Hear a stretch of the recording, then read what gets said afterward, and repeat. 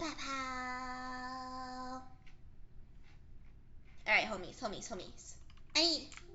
Oops. Homies. Hey, I need help.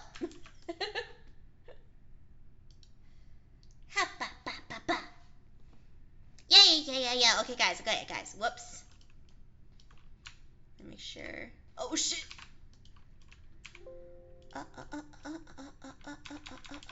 Whoops. God, I'm suffering. Okay. The scuffing. It just keeps happening. Hey, yo, it's a 3DO microphone. You know it. Alright, guys. I want to test out my 2 microphone setups right now. I want you to tell me which one's better. Alright. So this is a 3DO microphone. This is about what I would sound like if I'm just reading things naturally from where I'm sitting. Alright. Get ready for the other one. This is the other microphone. Which one? How's it going, little ass? What's up, homie? Grandpa and Moms, welcome back! Halfway yo birthday Reiyu rave and hopefully 1 month closer to bed frame Reiyu bunked. Hey, you guys want to hear hell? You guys want to know what hell sounds like?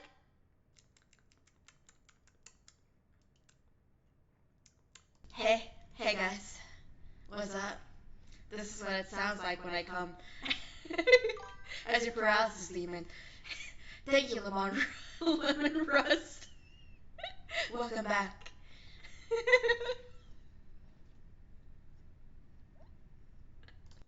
Alright. Because this is not the 3DO. This is just my Blue Yeti microphone. You can't tell any difference. You echo when you come. Yeah, dude. Do you not? Alright, this is the Blue Yeti microphone. Ha ba ba ba ba ba ba. This is the 3DO microphone. Ba ba ba ba ba ba ba. The only advantage to the 3DO microphone is I can kind of go from your left ear to your right ear. Ha ba ba. That's it. That's the only thing that changes, I guess. Tap tap tap tap tap. Tap tap tap tap tap tap. If you haven't come so hard, you echo, you are missing out on experience. Truly. Reiyu surround sound. I can scream in your left ear, I can scream in your right ear. Truly all things in balance. Alright, if you guys want the 3DO, you want the 3DO. But, I'm not responsible if I scream and destroy your ears. Faux disclaimer. Your ears is grass, and I'm gonna mow it. Alright, I'm gonna move my Blue Yeti microphone out of the way then. Blue Yeti is more consistent. That's fair. Because the thing is, since the 3DO microphone is meant to be for ASMR, so that you can hear me. It's actually 2 microphones, so you're hearing me twice in both your ears. So that can be a bit jarring. Slightly more background noise on the 3DO. That's fair. That's the thing about the 3DO microphone is you can hear everything. Basically, it's as if you're right here in front of me. Ba ba ba. If you are a floating pair of ears that I tap on. Alright, what's your preference, guys, though? I'm gonna put up a poll. Ha ba ba ba da ba da da da da da.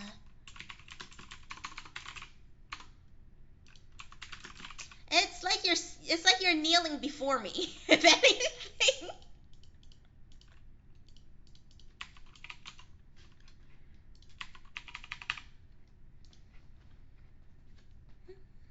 If I scream, it'll be a free alarm clock. Fair.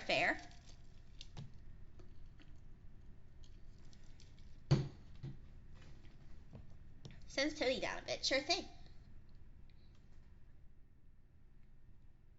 The sensitivity of this microphone has been turned down just a little bit. I wonder what's background noise you can hear. Curious. Because in this room, there's the AC going and there's a computer, and that's it. Alright, seems like it's overwhelming for the 3DO, so let's go ahead and move forward already. Alright guys, you ready to play? I've been looking forward to playing this since it came out. I'm so excited. Alright. Anyway, hopefully this is the experience you want with me using the 3DO microphone.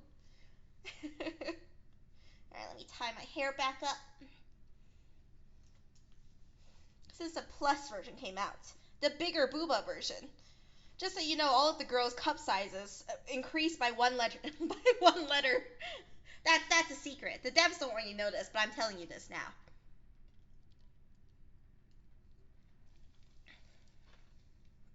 Okie dokie. So, heads up for those of you guys who don't know anything about Doki Doki Literature Club. It is a psychological horror, so it's covered in like warning labels so that you don't play it when you're in a rough spot. So if you're in a mental health rough spot, it's okay. You can take a break. You can leave. That's all right. This might not be the game for you, but if you enjoy psychological horrors, then this is really fun. It's a really nice visual novel that really broke ground with how you can mess with Ren'Py, which is the game system, the visual novel engine they use. Okie dokie dokie. But yeah, so if you're in a rough spot mentally, this might not be the game to watch and play. But we'll talk and we'll debrief through the whole thing, okay, homies? Self-medicate with Reiyu streams. Thanks, I got you. I'm the SSRI you need. SSRI inhibitor. I will send that dopamine straight to your brain. I got you. Here it comes. Let's go. Alright, in a second the music's probably gonna start. Oh. In a second the music's probably gonna start. So let me know if it's loud compared to my voice or anything. You wonder if there's gonna be any new scares? That'd be pretty pog, wouldn't it? Wouldn't it?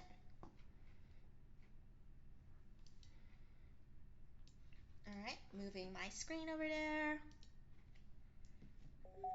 Beep boop. Make sure settings. Music. I really like the UI of this. I always like fake OS systems. Wait, is this actually my... Oh, you can drag! Can I right click? I can't right click. Files. Characters. What if I just delete all of them right now? What if I did that? Game. Saves. Poem words. Oh shit, it just straight up tells you? Oh my god! Hold on! Interesting. So I guess they have a built-in OS. Interesting. No. I won't spoil myself by going to the game files. Let's go straight to the Doki Doki. Alright, how's the music, guys? Too loud? Too quiet? Let me know. Doki.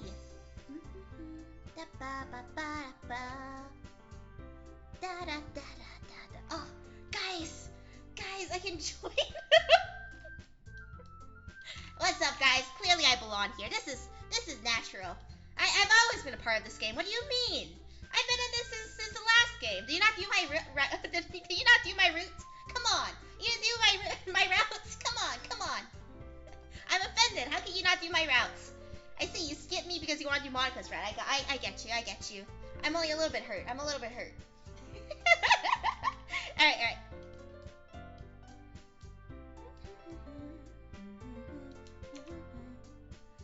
Just Reiyu.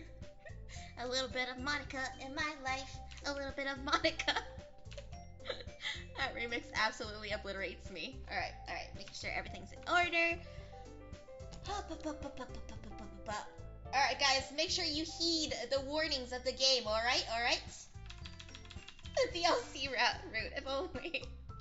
Routes. Alright, Reiyu.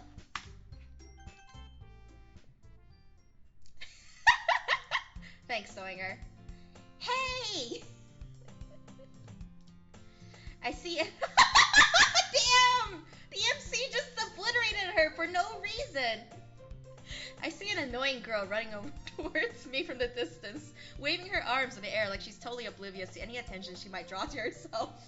Yo, why is he going off on her like this? Okay, hang on, guys. I have to move some stuff around on my screen. Move me over here. There's a chat box in the way a little bit. Let me move that too.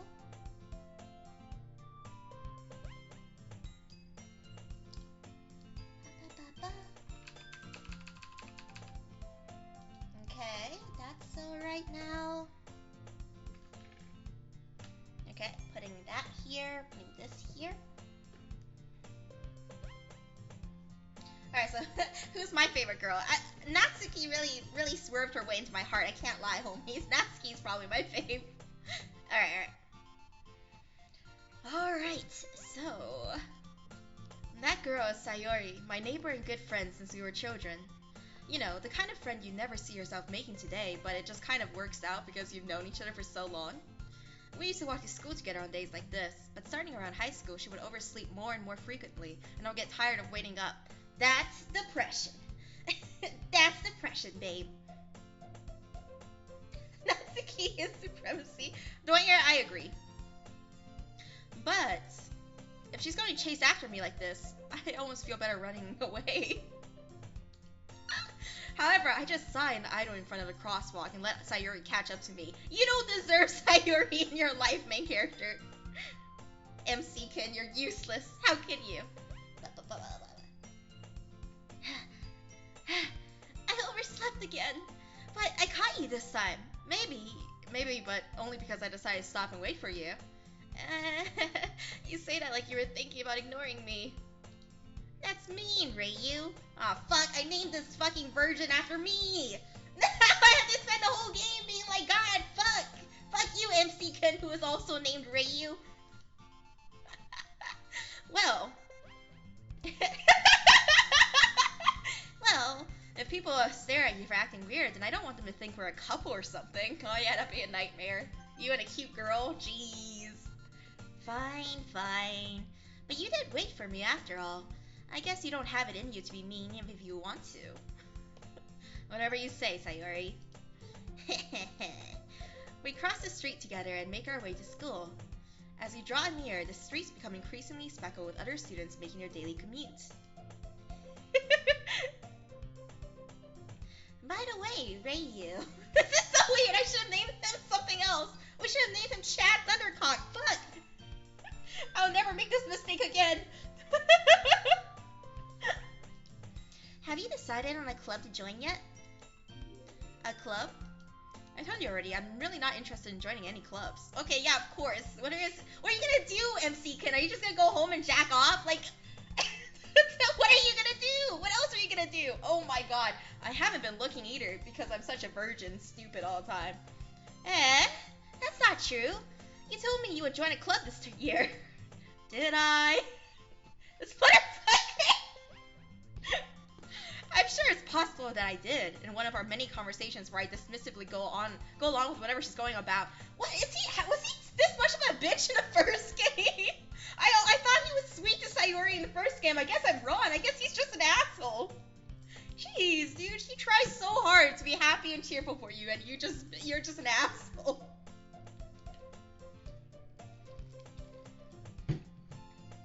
God, he's just terrible.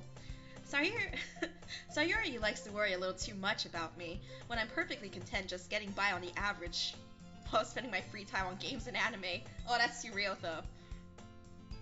He watches VTubers and now he only cares for 2D girls. That's why Monika's perfect for him. I was talking about how I'm worried that you won't learn how to socialize or have any skills before college. Okay, Sayuri, go off. Your happiness is really important to me, you know? Oh, and I know you're happy now, but I die at the thought of you becoming a NEET in a few years because you're not used to the real world. You trust me, right? Don't make me keep worrying about you. Alright. I'd die before I see you become a NEET. Guys, I feel like I'm gonna make like a joke that is really bad because of what's coming. God. I'll look at a few clubs if it makes you happy. No promises, though. Miss Forrest, welcome back, welcome back! Will you at least promise me you'll try a little? Yeah, I guess I'll promise you that. Yeah, yay, look how cute she is! Why do I let myself get lectured by such a carefree girl? More than that, I'm surprised I even let myself relent to her. I guess seeing her worry so much about me makes me want to ease her mind at least a little bit, even if she does exaggerate everything inside of her head. The school day is as ordinary as ever, and it's over before I know it. After I pack up my things, I stare blankly at the wall looking for an ounce of motivation. I love you, Miss Forrest. Clubs. Sayuri wants me to check out some clubs. Yeah, I got that. Let me just save real fast. There's an autosave. I guess I have no choice but to start with the anime club. Hello? Hello? Sayori? Sayori must have come into the classroom while I was spacing out. I look around and realize that I'm the only one left in the classroom. I thought I'd catch you coming out of the classroom, but I saw you just sitting here and spacing out, so I came in. Honestly, you're even worse than me sometimes. I'm depressed. I'm impressed. You don't need to wait up for me if it's going to make you late to your own club. Well, I thought you might need some encouragement, so I thought, you know, that'd be so cute. I wish I thought your voices with my sisters. Know what? Well, that you could come to my club. Sayori. Yeah? There is no way I'm going to your club. Me. Sayori is the Sayori is the vice president of the literature club. Not that I was ever aware that she had any interest in literature. Fuck me, man! Do you know anything? Do you care for anyone? Do you have any emotions or capability of empathy? In fact, I'm 99% sure she only did it because she thought it would be fun to help start a new club. Since she was the first one to show interest after the one who proposed the club, she inherited the title Vice President. That said, my interest in literature is guaranteed to be even less. Yeah, I'm gonna go to the anime club. Aw, come on, please? Why do you care so much anyway? Well, she's so cute. I kind of told the club yesterday I would bring in a new member. And Natsuki made cupcakes and everything. Don't make promises you can't keep. I can't tell if Sayori is really that much of an airhead or if she's so cunning as to have planned all of this out. I let out a long sigh. Fine. I'll stop by for a cupcake, okay? Yeah, let's go. And thus, today marks the day I sold my soul for a cupcake. That's pretty. That's surreal. I love that. I dejectedly followed Sayori across the school and upstairs, a section of the school that I rarely visit. Sayori, full of energy, swings open the classroom door. Everyone, the new member is here. I told you, don't call me a new member. I glance around the room. Is there no one here? Oh, and then there she is. Oh shit, what are we gonna do? What are we gonna do for her? For her? Welcome to the literature club. It's a pleasure meeting you. Sayori always says such nice things about you. Seriously? You brought a boy? Way to kill the atmosphere. Reiyu, what a nice surprise. Welcome to the club. All words seem to escape me in this situation. This club is full of incredibly cute girls. What are you looking at? Wait, I thought, what was I doing for her? Like Valley Girl? What are you looking at? If you want to say something, say it. Sorry, Natsuki. The girl with the sour attitude, whose name is apparently Natsuki, is one I don't recognize. Her small figure makes her look like a first-year student. She is also the one who made cupcakes, according to Sayori. You can't just ignore her when she gets moody. Sayori says that quietly into my ear and then turns back towards the other girls. Natsuki! Anyway, this is Natsuki, always full of energy. Always full of tsundere energy, more like. And this is Yuri, the smartest in the club. Don't say things like that. Yuri, who appears comparably more mature and timid, seems to have a hard time keeping up with people like Sayori and Natsuki. Oh god, I love them all so much! So I'm taking a sip of my water. In order to not spill water going up and down the stairs, I got like a thermos. Well, I had this thermos, but the thing is, it's so hard to drink water out of it.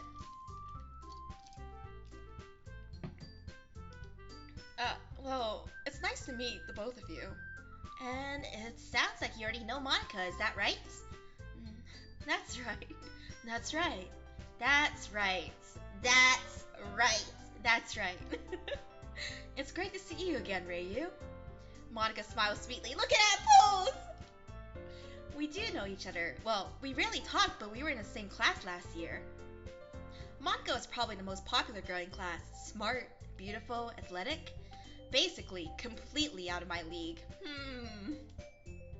So, having her smile at me so genuinely feels a little You too, Monica. Come, sit down, Reiyu. We made room for you at a table so you can sit next to me or Monica. I'll get the cupcakes. Hey, I made them. I'll get them. Sorry, I got a little too excited. Then, how about I make some tea as well? The girls have a few desks arranged to form a table. As Sayori mentioned, it's been widened so that there's one space next to Monica and one space next to Sayori. Alright, guys, our first choice. Let's pick Sayori. Fuck Monica. She's my favorite. I mean, they're all my favorites, but really Natsuki and Sayori top. Although Yuri is immediately my type, so the first time I played it, I immediately went for Yuri. They're all my type, okay? They're all cute. Natsuki and Yuri walked over to the corner of the room where Natsuki grabs a wrap tray and Yuri opens a closet. Still feeling awkward, I take a seat next to Sayori. Oh, you don't even let me pick. I see. Natsuki proudly marches back to the table, tray in hand. Okay, are you ready? Ta-da! Whoa! Whoa! What is that sound? Natsuki lifts the foil off the tray to reveal a dozen white, fluffy cupcakes decorated to look like little cats. Oh! The whiskers are drawn with icing, and little pieces of chocolate were used to make ears. So cute! I had no idea you were so good at baking, Natsuki. Well, you know. Just hurry and take one already. Sayori grabs one first, then Monica, and then I follow. It's delicious. Sayori talks with her mouth full and has already managed to get icing on her face. I lick it off. I lick it off with my tongue. I turned a cupcake. I turned a cock cake. The cupcock. I turned a cupcake around in my fingers, looking for the best angle to take a bite.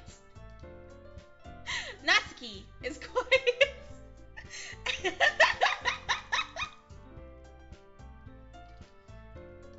I can't help but notice her sneaking glances in my direction. She's so cute and she's so pink. Is she waiting for me to take a bite? I finally bite down. The icing is sweet and full of flavor. I wonder if she made it herself. This is really good. Thank you, Natsuki. Why are you thanking me? It's not like I made it for you or anything.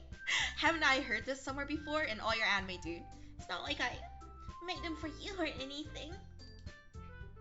I thought you technically did. Sayori said. Well, maybe. God, I love her. I'm gonna do her rap word first, you guys. I feel like she's like, I know that you guys say there's a lot of people who like Natsuki, but when I played this game when it came out, like not everyone was like, who even likes Natsuki? And I'm like, I do. I love her. But not, you know, you, dummy. Alright. I give up on Natsuki's weird logic and dismiss the conversation.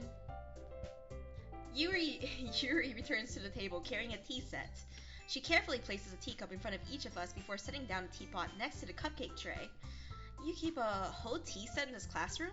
Oh, don't worry. The teachers gave us permission already. After all, doesn't a hot cup of tea help you enjoy a good book? I guess. I've only read manga and porn, but you know.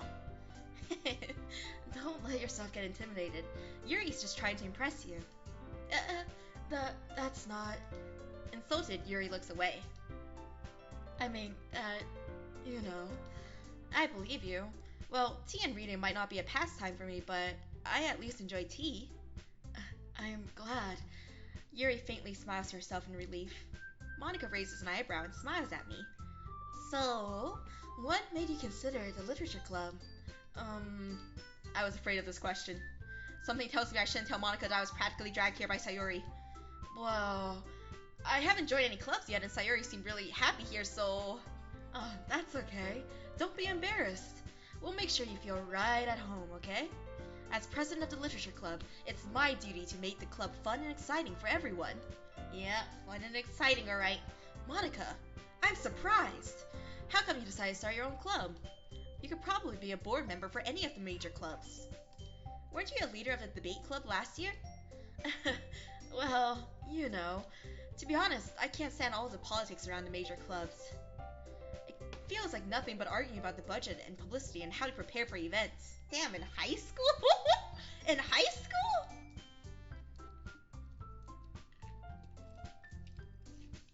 much rather take something I personally enjoy and make something special out of it. And if it encourages others to get into literature, then I'm fulfilling that dream. Monica really is a great leader. Yuri also nods in agreement. Then I'm surprised there aren't more people in the club yet. It must be hard to start a new club. You could put it that way. Not many people are very interested in putting out all of the effort to start something brand new. Especially when it's something that doesn't grab your attention like literature. You know what, Draconis? You're right. You're right. High schoolers chase that clout harder than anybody else. The drama of high school. Tension.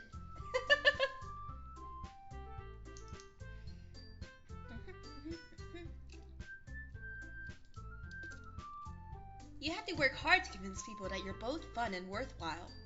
But it makes school events like the festival that much more important. I'm confident that we can all really grow this club before we graduate. Right, everyone? Yeah. We'll do our best. You know it. Over too. Guys, this is just gonna be me like cry over how cute they are for like the next few hours. Everyone enthusiastically agrees. Oh, guys, I want to be there. I want to be there. I want to be with them. Let me be with them. I want to be here. I want to be here with them. It's not the same. Why can't I be there with them? All right.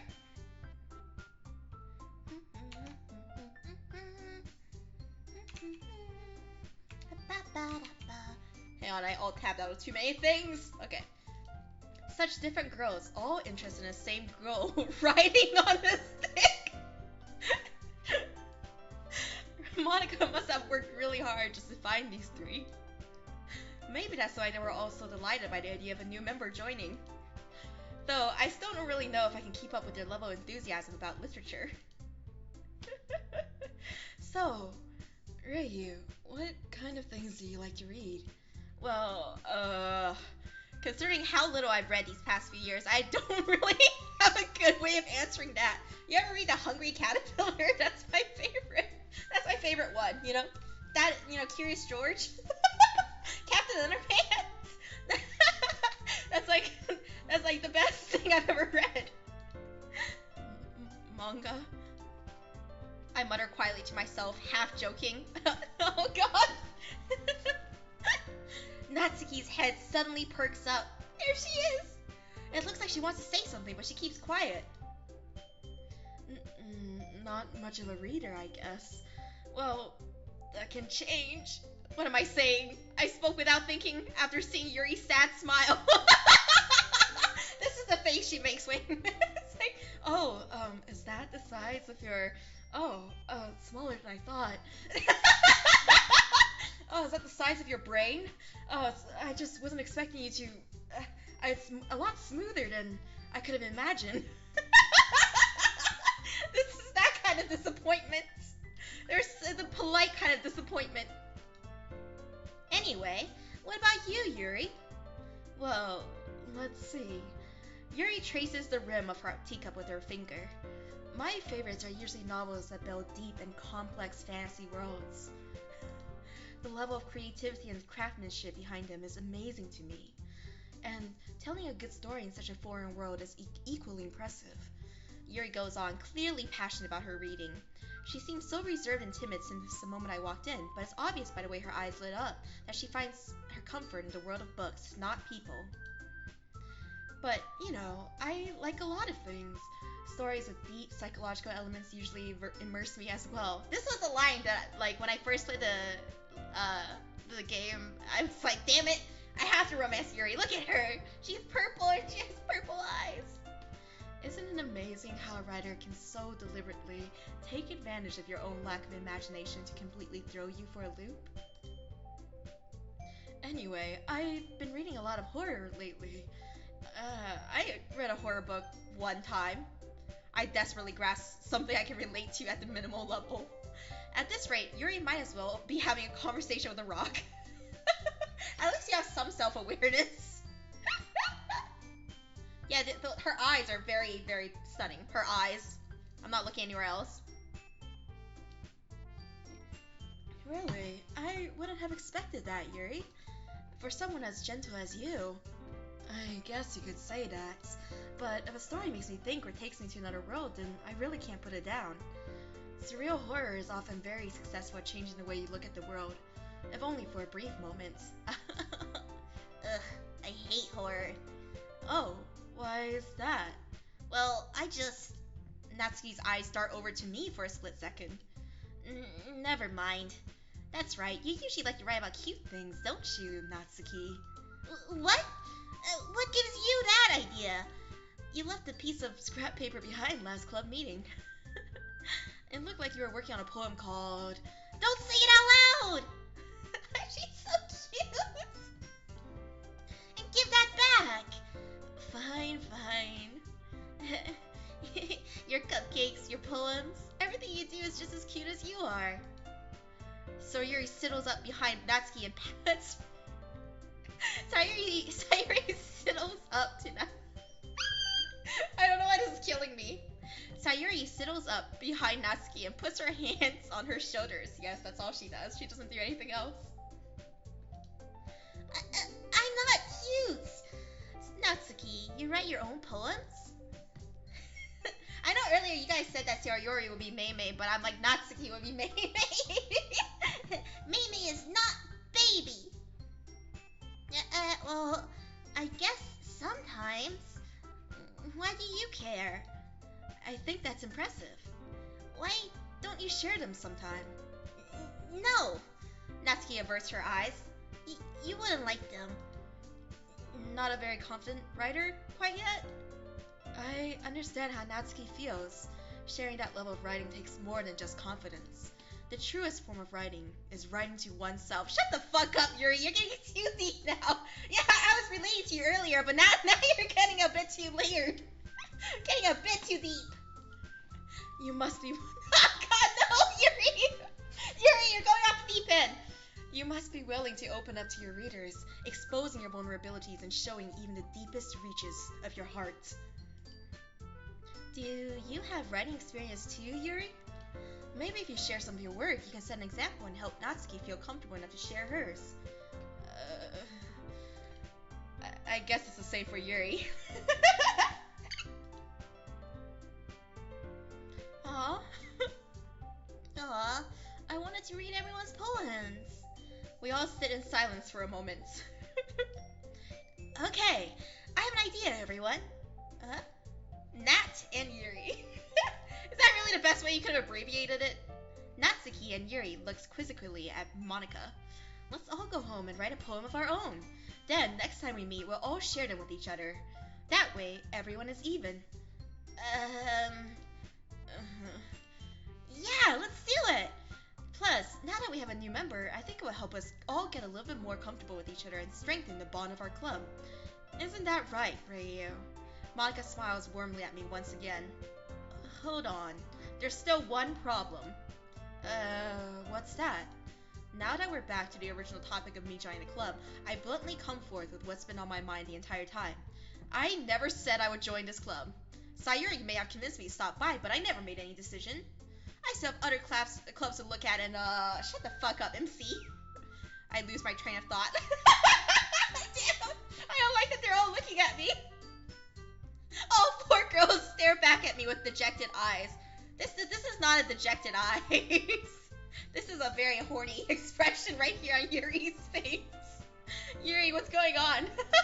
Everyone else is like, oh no, why won't he join our club? And Yuri's like, I wonder what's in his pants. How big is that bulge? But, I'm sorry. I thought, Reiyu? You all, I'm defenseless against these girls. Same. How am I supposed to make a clear-headed decision when it's like this? That is, if writing poems is a price I need to pay in order to spend every day with these beautiful girls. Right. Okay, I've decided then. I'll join the literature club. One by one, the girls' eyes lit up. Yes, I'm so happy. Sayuri wraps her arms around me, jumping up and down. Hey, you really did scare me for a moment. If you really just came for the cupcakes, I would be so pissed. Then that makes it official. Welcome to the literature club. Literature club. Literature is one of those words I slur a lot. Welcome to Literature club. Thanks, I guess. Okay, everyone. I think with that, we can officially end today's meeting on a good note. Everyone, remember tonight's assignments. Write a poem to bring to the next meeting so we can all share. Alright, homies, it's poll time. It's poll time. Who are we gonna romance first? You got 5 minutes. Hang on. I'm typing it up. Which route? I am adding one, but you can't really. I don't know if you can do it. Doesn't matter. It doesn't. It just, if you go to sleep early, you won't be able to see the rest of them. Sayori, Natsuki, and Yuri. There we go. Yeah, 5 minutes. Go, Natsuki. Write a poem to bring to the next meeting so we can all share. Monica looks over at me once more. Reiyu, I look forward to seeing how you express yourself. Yeah. Can I really impress the class star Monica with my mediocre writing skills? I already feel the anxiety welling up inside me. Meanwhile, the girls continue to chit-chat as Yuri and Natsuki clean up their food. Hey, Reiyu, since we're already here, do you want to go walk home together? That's right, Sayuri and I never walk home together anymore because she always stayed after school for clubs. Sure, might as well. Yeah. With that, the two of us depart the club room and make our way home. The whole way, my mind wanders back and forth between the four girls. Grammar fact, it's among the four girls. Between is only used between two things. It has to be two things. If it's more than two, you use among. Damn. Study your Among Us, homie. Sayori, Natsuki, Yuri, and of course Monica. What are you guys all doing on my walk home from school? Will I really be happy spending every day after school in a literature club? Perhaps I had a chance to grow closer to one of these girls. He's so fucking horny. Alright. I just need to make the most of my circumstances, and I'm sure good fortune will find me. And I guess that starts with writing a poem tonight. Alright.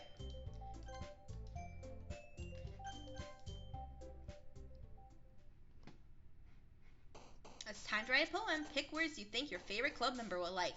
Something good might happen with whoever likes your poem the most. Interesting. Alright. Entropy, grief, memory, tragedy, massacre, awesome. Massacre!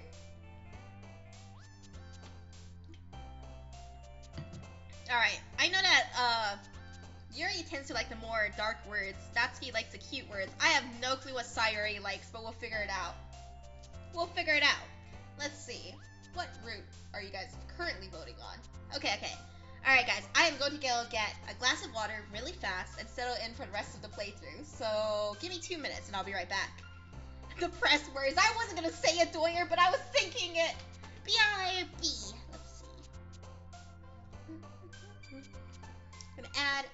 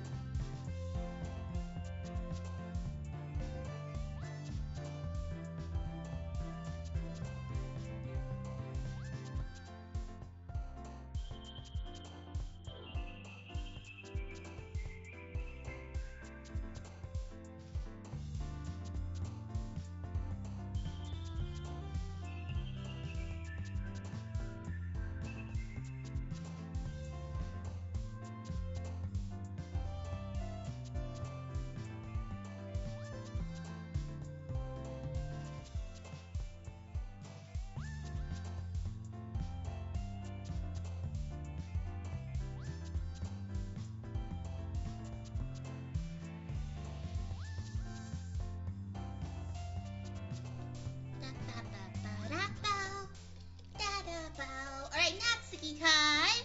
Let's do it.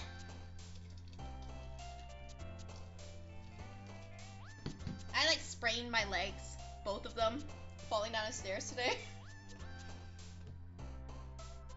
I forgot how much pain I was in until I was walking back down the stairs, and I was like, oh god, send help. God, I need one of those, like, it hurt, that shit hurted, you guys. I twisted my right ankle and I sprained something in my left leg. And I just started bicycling again is the worst part, so now I have to be like, guys, I can't bicycle for 3 days. Shit hurted. I warned you about the stairs, bro, I told you.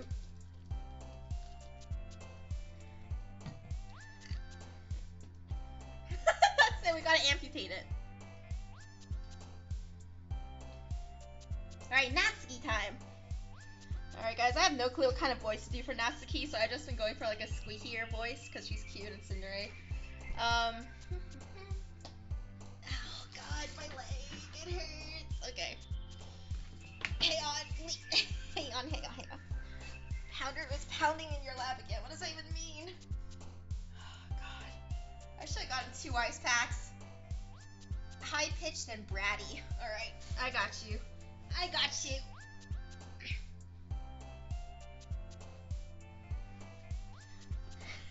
My legs, my knees. Okay.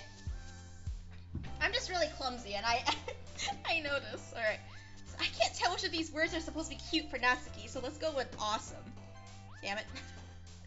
We're gonna fuck this up. Melody. Yeah, look at her bows. She's so cute. Suicide. Oh god. Oh no. Guys. Oh man. Cloud sounds cute. Lucky sounds cute. Cage, peaceful. Lucky sounds cute. Oh fuck. God damn it. Skipping sounds cute. There we go. Vivid, vanilla, pink. Pink for sure. Existence, universe, candy. Boop, sweet. No! God damn it, Sayuri! I'm trying to get with Natsuki. Kitty. Kawaii. Laugh. Cute.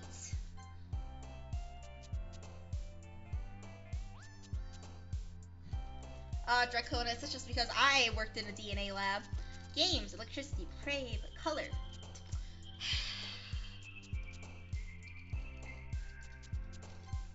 Chocolate, unrequited. If I remember, unrequited was either her word, it was her word when I thought it was Yuri's word when I first played. Heartbeat. Smile, misery, desire, daydream. Smile? God, I am really suck at picking Natsuki's words. Sayuri really is turning into JTR. Sensation, love? Fuck! Get out of here, Sayuri! Okay, guys, I don't even know what my points are right now. Hot, vertical, hopeless, puppy. I'm trying! It's not my fault, she keeps cucking me. Ribbon, embrace. Ribbon sounds cute. There we go. There she. I think we got maximum. Like the highest we got was probably Natsuki. I hope. Hi again, Reiyu. Glad to see you didn't run away on us. Ha ha ha. Nah, don't worry. You'd probably find me. It'd be really awkward if you did. This might be a little strange for me, but I at least kept my word.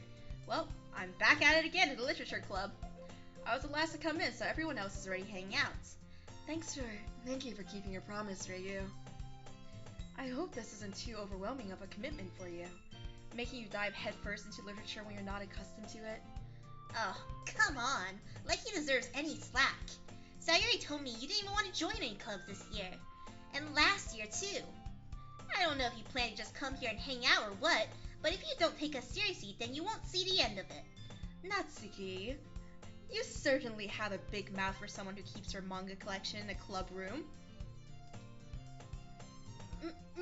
What? Natsuki finds herself stuck between saying Monica and manga.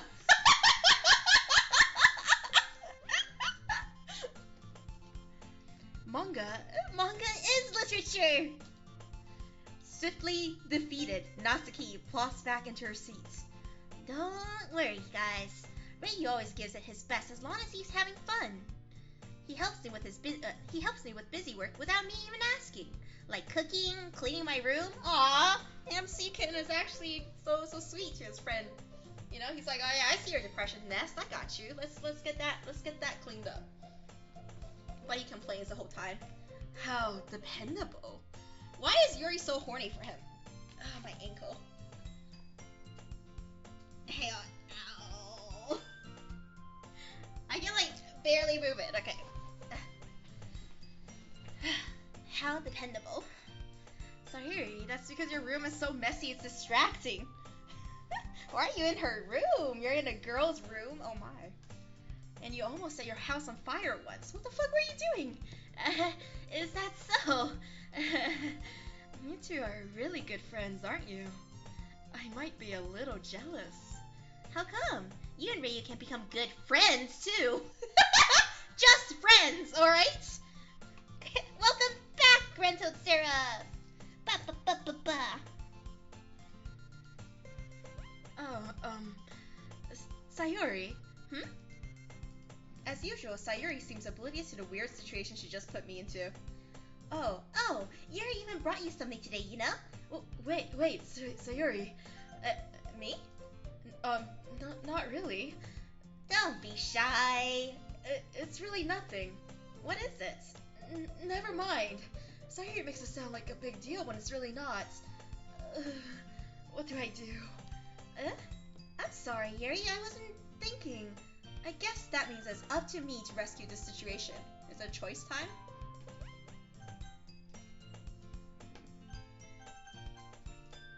Hey, don't worry about it. First of all, I wasn't expecting anything in the first place. So any nice gesture from you is a pleasant surprise. It will make me happy no matter what. Is that so? Yeah, I won't make it a big deal if you don't want it to be. Oh, alright. Well, here. Yuri reaches into her bag and pulls out a book. I didn't want you to feel left out, so I picked out a book that I thought that you might enjoy. It's a short read, so it should keep your attention even if you don't usually read. And we could, you know, discuss it if you wanted to. This is... How is this girl accidentally being so cute? She even picked out a book she thinks I'll like despite me not reading much. Yuri, thank you. I'll definitely read this. I enthusiastically take the book. Well, you can read it at your own pace. I look forward to hearing what you think. It's a short read, she says. She hands you a 1,200-page book with literally no pictures in it. It's a short read, she says, handing me a fucking encyclopedia.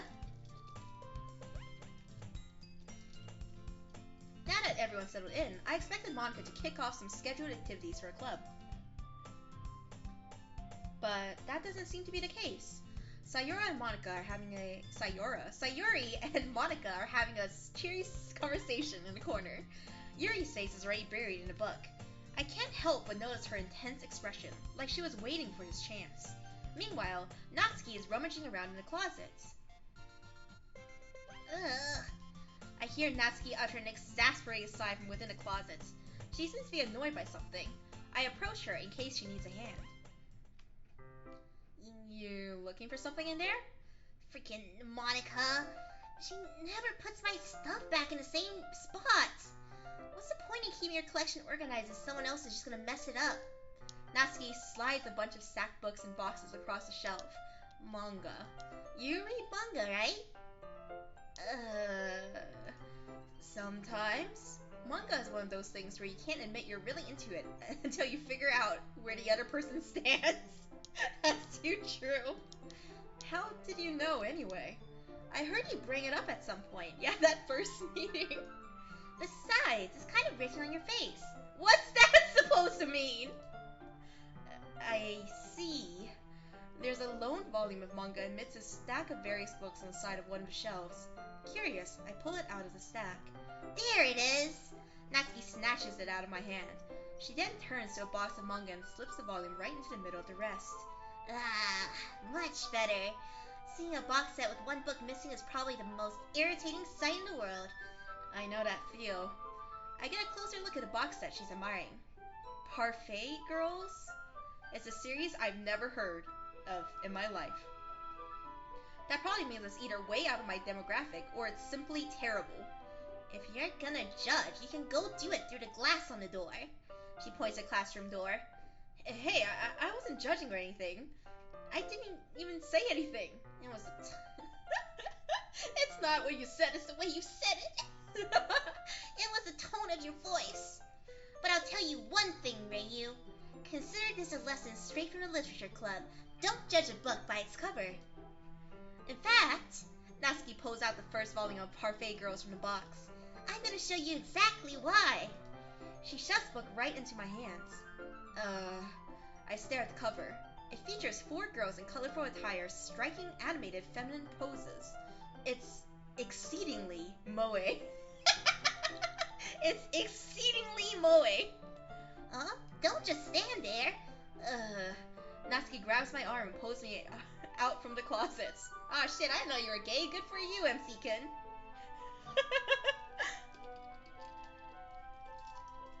She then takes a seat against the wall beneath the windowsills. She pats on the ground next to her, signaling for me to sit there. There are like 50 desks in here and she just sit on the floor. Wouldn't chairs... Oh, that's what I'm saying. Wouldn't chairs be more comfortable? I take my seat. Chairs wouldn't work. We can't read at the same time like that. Why's that? I guess it's easier to be close together like this. Don't say it like that. You'll make me feel weird about it. Natsuki crosses her arms and scooches an inch away from me. Sorry. I didn't exactly expect to be sitting this close to her either. Not that I can say it's a particularly bad thing. I open the book. It's only a few seconds before Natsuki once again inches closer, reclaiming the additional space, while she hopes I won't notice. Oh, I love her. I can feel her peering over my shoulder, much more eager to begin reading than I am. Wow. How long has it been since I read the beginning? You don't go back and flip through the older volumes every now and then? Not really. Maybe sometimes after I've already finished the series. Hey, are you paying attention? Huh? I am, but nothing's really happened yet, so I can talk at the same time. It looks like it's about a bunch of friends in high school. Typical slice of life affair.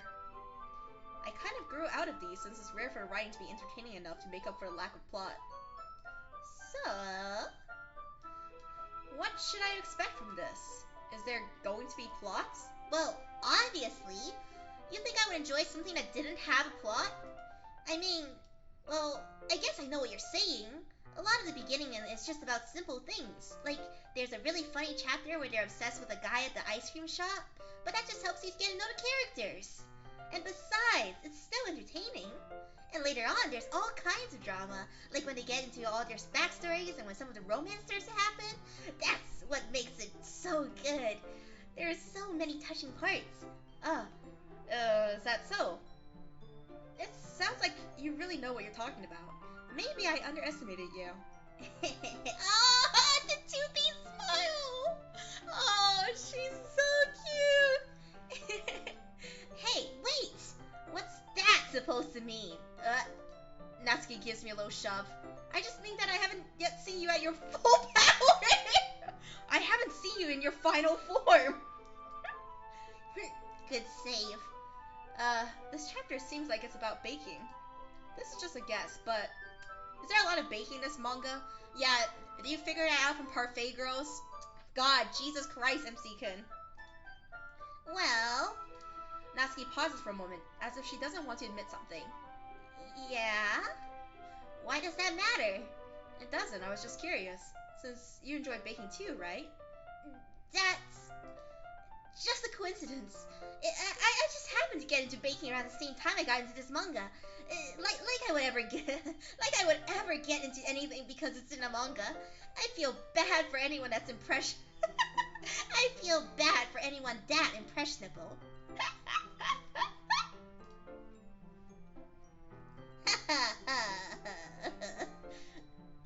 Definitely not a coincidence. I guess that explains Natsuki's interest in baking. Still, of all the hobbies to pick up from manga, that's definitely one of the better ones. Me, I just picked up my crippling masturbation addiction from hentai. Fucking MC-kun. Not to mention she's really good at it, so who am I to judge? She's so cute!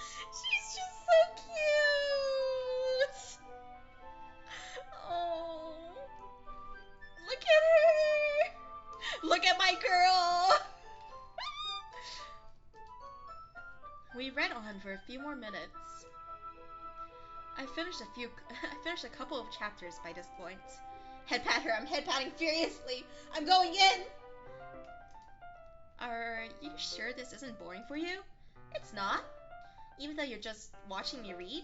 Well, I'm fine with that. If you say so. I guess it's fun sharing something you like with someone else. I always get excited when I convince any of my friends to pick up a series that I enjoy. You know what I mean? You don't? That's not... Well, I wouldn't really know. What do you mean? Don't you share your manga with your friends? Could you not rub it in? Can you not rub in the fact that I don't have friends?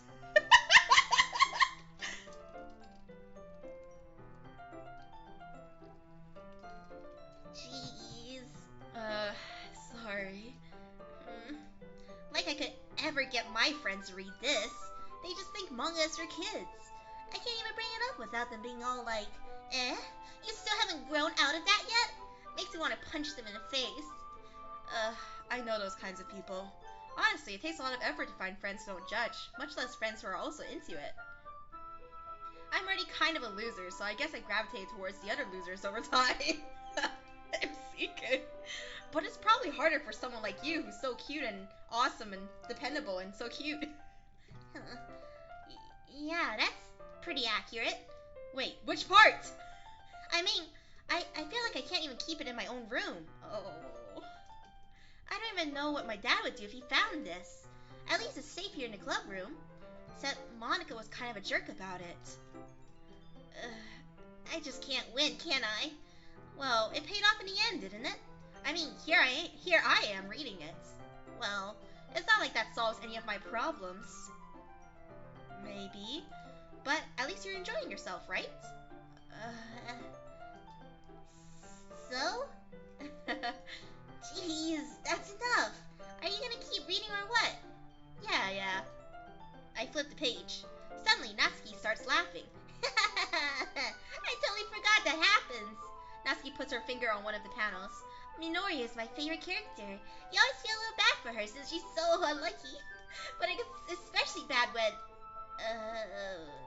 I shouldn't be talking about that yet. Just finish the chapter. Natsuki's voice sparkles with excitement. It's a stark contrast to her usual bossy tone. But if she's not used to sharing her favorite manga with her friends, I can understand why. It's hard to express in words the feeling you get when connecting with someone like that.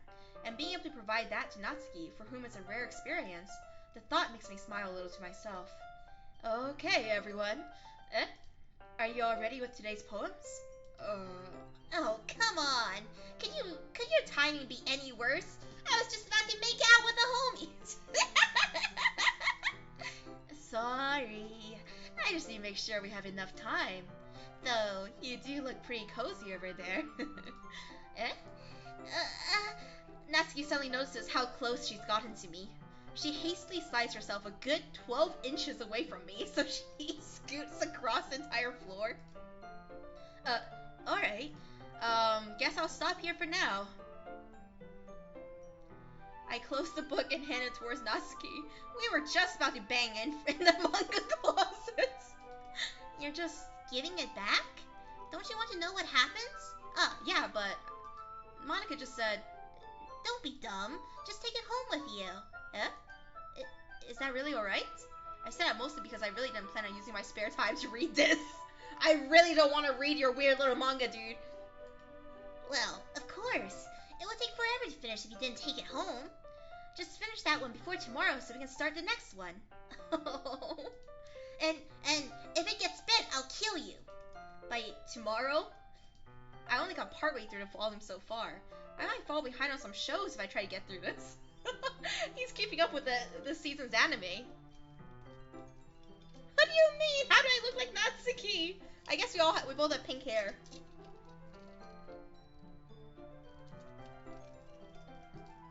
But I suppose that's a necessary sacrifice in exchange for seeing Natsuki's enthusiastic face. Or am I more scared of what will happen if I don't finish it? Alright then. I stand up.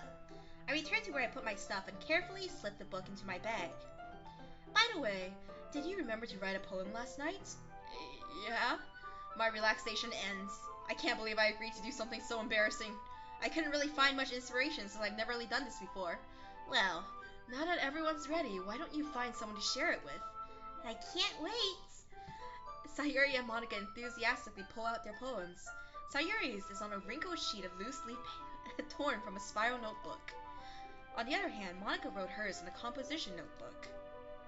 I can already see Monica's pristine handwriting from where I sit. Natsuki and Yuri reluctantly... Shirara! Welcome, welcome, welcome! Welcome, welcome! How drunk are you, homie? How drunk are you? My dumpling! We're playing Doki Doki Literature Club!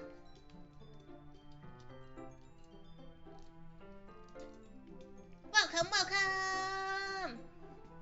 What have you guys been up to? My name is Reiyu and I like to play games, and today we're going to be catching... Well, I played the first Doki Doki Literature Club, but this is the plus version, so new stuff.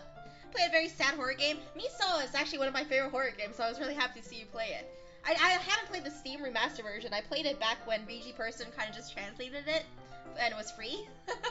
And it's so good, isn't it? Yeah. Do you beat it? Do you guys see the ending? Do you get the ending? Chihuahua? Alright. Natsuki and Yuri reluctantly comply as well, reaching into their bags. I do the same myself. Oh yeah! Shirara! Okay. Alright, let's show our poem to Natsuki. I told Natsuki I was interested in her poems yesterday. It's probably only fair if I shared mine with her first. Okay, well, let's start with the things I don't like.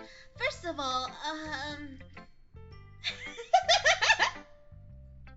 Oh, she hasn't got a truth ending yet. Okay, Shirara, you gotta get a truth ending. You gotta!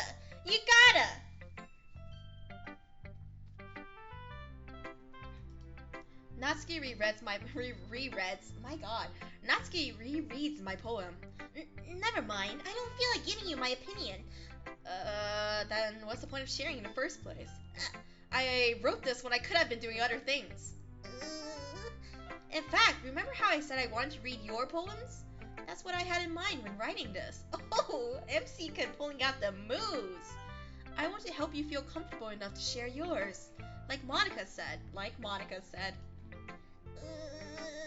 Well, I would be more comfortable sharing my poem if yours was really bad. You were supposed to show me some dumb poem and make... me go, ha, well, it's not that great, but let me show you what real literature looks like. And you went and ruined it. I hope you're happy. Oh my god, Natsuki, calm down! Natsuki's about to jump us! 99% horny, goddamn, Natsuki!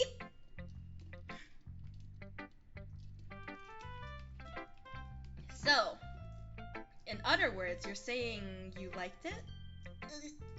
Natsuki's retort gets caught in her throat. You're so... You don't understand anything, do you? I already told you that. You don't have to go announcing it to the world like you're all self-important. Pretty sure you never actually said that. I say that mostly to myself. Natsuki must really hate me or something.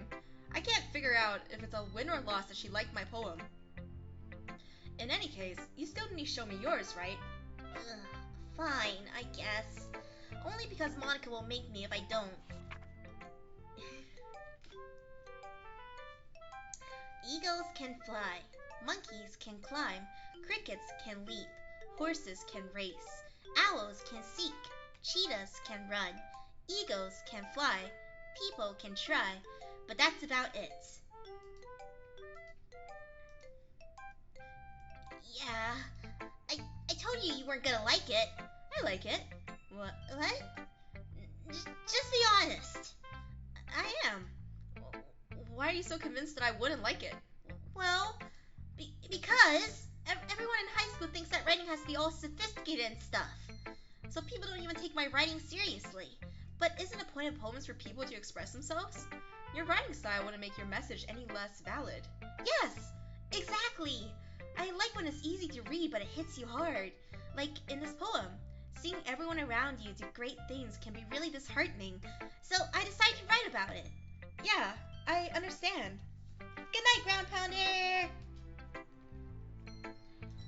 But the other nice things about simple writing is that it puts more weight on the wordplay. Like I set up for a rhyme at the end, but then make it fall flat on purpose. It helps bring out the feeling in the last line. So you did. I guess more went into it than I realized. That's what it means to be a pro. I'm glad you learned something. Didn't expect that from the youngest one here, did ya? Yeah, guess not. I decided to humor her with that last comment. I don't really care how old everyone is, but if Natsuki's feeling proud, then I won't take that away from her. Who should I show my poem to next? Let's go for Sayori. Actually, you can go through all the girls, right? I'm pretty sure you can. This is a good poem, Reiyu. Are you sure it's your first time? Of course. It's not that good. Am I the kind of guy who would be writing poems in his spare time? I guess you're right, but that's why it impressed me. Well, to be honest, I was afraid that you wouldn't do it seriously, or that you wouldn't write one at all. I'm really happy that you wrote one. It just reminds me of how you're really a part of the club now. Not to mention the fact that I'm standing in front of you in the club room. Well, of course. I'm not really into it yet, but that doesn't mean I'll break my promise. See? It's like I said before, Reiyu. Deep down, you're not selfish at all, you know? Trying new things like this for other people, that's something that only really good people do. Thanks, Sayori. I'm not sure if Sayori sees the full picture of my motive here. Then again, I can't deny she's part of the reason I joined. Knowing how much that means to her and all. Yeah, and I'm gonna make sure you have lots of fun here, okay? That'll be my way of thanking you. Alright, I'm gonna hold you to that then. Yay! Now, you'll read my poem too, right? Don't worry, I'm really bad at this. We'll see about that. Oh. Dear sunshine, the way you glow through my blinds in the morning, it makes me feel like you missed me. Kissing my forehead to help me out of bed, making me rub the sleepy from my eyes. Are you asking me to come out and play? Are you trusting me to wish away a rainy day? I look above, the sky is blue. It's a secret, but I trust you too. If it wasn't for you, I could sleep forever. But I'm not mad. I want breakfast. Oh god! MC Sunshine. Okay. No, Sayori, I love you so much. I love her so much. Sayori, this is just a guess, but did you wait until this morning to write this? No, just a little bit. You can't answer just a little bit to a yes or no question. I forgot to do it last night. Well, at least that makes me feel a little better about myself. Don't be mean. I still tried my best. Yeah. I didn't mean to say it was a bad poem. It came out nice, or how should I put it? It sounds just like you. Really? Yeah. Especially that last line. I made eggs and toast. Even though you were late to school? It's bad to skip breakfast. I get all cranky. Well, I guess there's no point in arguing. Anyway, thanks for showing me. This was so much fun. Monica's the best. Yeah, but next time I won't forget. And I'm gonna write the best poem ever. Well, I guess I look forward to it. Who should I show my poem to next? So for Monica, because I know Yuri's gonna be upset because this poem is too cute for her. Hi Reiyu. Having a good time so far? Yeah, good. Glad to hear it. By the way, since you're new and everything, if you ever have any suggestions for the club, like new activities or things we can do better, I'm always listening. Don't be afraid to bring things up, okay? Alright, I'll keep that in mind. Of course I'll be afraid to bring things up. That's anxiety. I'm much better off just going with the flow until I'm more settled in. Anyway, want to share your poem with me? Fuck, I fucked up the... Want to share your poem with me? It's kind of embarrassing, but I guess I have to. Don't worry, Reiyu. We're all a little embarrassed today, you know? But it's that sort of barrier that we'll all learn to get past soon. Yeah, that's true. I hand Monica my poem. I like it, Reiyu. Really? It's a lot cuter than I expected. Oh, jeez. No. It kind of makes me think of something Natsuki would write. It looks like you wrote this just to impress Natsuki, but that can't possibly be what you've done, right? Right, Reiyu?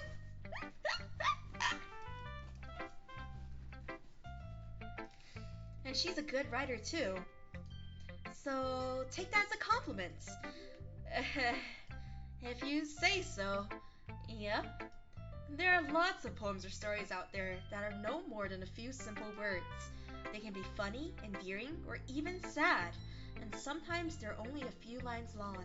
They might even feel like they're written for kids, but if you think about them, they can express views of the world that would apply to anybody. I see. So you're saying that Natsuki is kind of like that? Sort of. Maybe she's not an expert, but you probably won't find much filler in her poems. They might be easy to write, but they're super challenging to get the meaning though. So I can see why it would be your kind of poem to explore. I'm sure I'll end up trying different things a lot. It could take a while before I feel comfortable doing this. That's okay. Let me adjust my pillow. She knows, boy. She knows who I'm trying to seduce. That's okay. I'd love to see you try new things. Like me. My name's New Things. That's the best way to find a kind of style that suits you. Everyone else might be a little bit biased towards their own kinds of styles, but I'll always help you find what suits you the most. So don't force yourself to write the way everyone else wants you to write. It's not like you have to worry about impressing them or anything. God, Jesus Christ! Is this a threat? Ha ha ha! Anyway, do you want to read my poem now? Don't worry, I'm not very good. You sound pretty confident for someone who claims to not be very good. Well, that's because I have to sound confident. That doesn't mean I always feel that way, you know? I see. Well, let's read it then. Hole in wall. It couldn't have been me. See the direction the what is a spackle? See the direction the spackle protrudes? A noisy neighbor? An angry boyfriend? I'll never know. I wasn't home. I peer inside for a clue. No, I can't see. I reel, blind, like a film left out in the sun. But it's too late. My retina's already scorched with a permanent copy of the meaningless image. It's just a little hole. It wasn't too bright. It wasn't too deep. I would know because I pegged it, stretching forever into everything, a hole of infinite choices. I realize now that I wasn't looking in. I was looking out, and he, on the other side, was looking in. So, what do you think?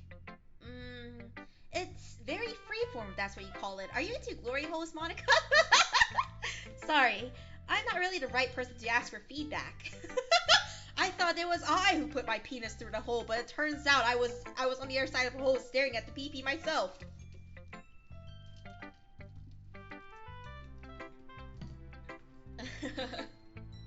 It's okay. Yeah, that kind of style has gotten pretty popular nowadays. That is, a lot of poems have been putting emphasis on the timing between words and lines. When performed out loud, it can be really powerful. Oh shit, now I feel called out. Was it powerful, guys? Did I make it powerful enough? What was the inspiration behind this one? Well, I'm not sure if I know how to put it. I guess you could say that I had some kind of epiphany recently. It's been influencing my poems quite a bit. An epiphany? Yeah, something like that. I'm kind of nervous to talk about deep stuff like that because it's kind of coming on strongly. Maybe after everyone is better friends with each other. Anyway, here's Monica's writing tip of the day. Sometimes when you're writing a poem or a story, your brain gets too fixated on certain points. If you try so hard to make it perfect, then you'll never make any progress. Just force yourself to get something on the paper and tidy it up later. This is good advice. Good wisdom. Another way to think about it is this. If you keep your pen in the same spot for too long, you'll just get a big dark puddle of ink. So just move your hand and go with the flow. That's my advice for today. Thank you for listening. Who should I show my poem to next? Ugh, Yuri, you're just gonna roast me because you are not a true connoisseur.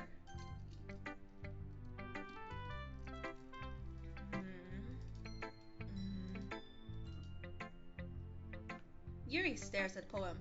A minute passes, more than enough time for her to finish reading. Oh, sorry, I forgot to start speaking. It's fine, don't force yourself. I'm not. I just need to put my thoughts into words. Hold on. Okay. This is your first time writing a poem, right? Damn, you must be inexperienced to write this hot piece of trash. Yeah? Why do you ask? I'm just making sure. I guess that it might be after reading through it. So it's that bad, huh? No. Did I just raise my voice? I'm so sorry. Yuri buries her face into her hands.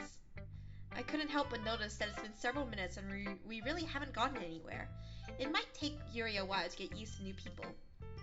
It's fine. I really didn't notice. What were you saying? Right. It's just that there are specific writing habits that are usually typical of new writers. And having been through that myself, I kind of learned how to pick up on them. I think the most noticeable thing I recognize in new writers is that they try to make their style very deliberate. In other words, they tend to pick a writing style separate from the topic matter, and they form fit the two together. The end result is that both the style and expressiveness are weakened. Once Yuri finds her train of thought, it's as if her demeanor totally changes. Her stammering is completely gone and she sounds like an expert. Of course, that's not something you can be blamed for. There are so many different skills and techniques that go into writing even a simple poem. Not just finding them and building them, but getting them to work together is probably the most challenging part. It might take you some time, but it all comes with practice and learning by example and trying new things. I also hope that everyone else in the club gives you valuable feedback. Natsuki can be a little bit biased though. Biased? How? Well, never mind. I shouldn't be talking about people like that. Sorry. It's fine. I'm not really sure if Yuri's apologizing to herself, to me, or to Natsuki.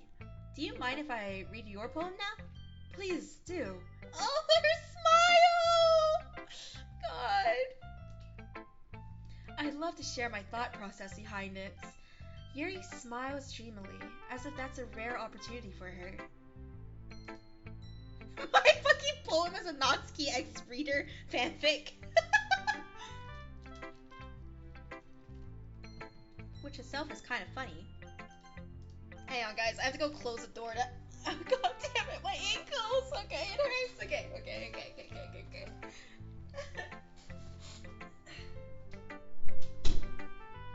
I'm like limping across the room.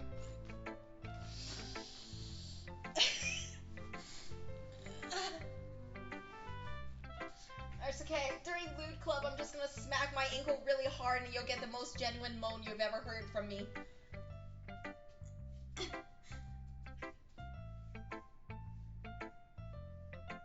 Shit hurt it? Okay, we're good. Oh God, please don't. What if I'm into pain? What if I'm into pain, homies? What if this is what I get off on? Smacking my wound.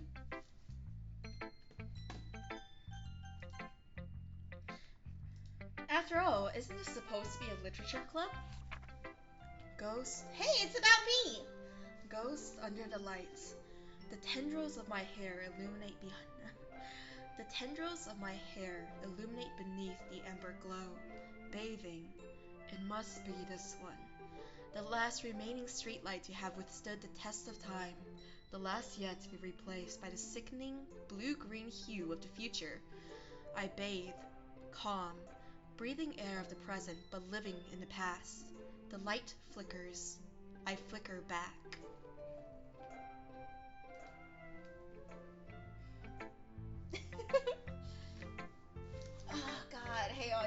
sorry, you guys. I have to adjust, like... I have to adjust my position. Ow. This ghost has never seen light. She's always on her PC. Why are you calling me out, Glinger? This is not true. I saw the lights when I died.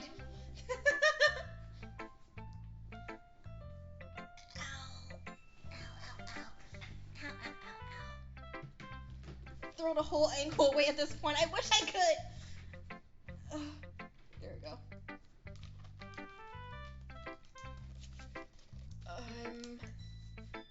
Buy a new ankle from Costco wholesale.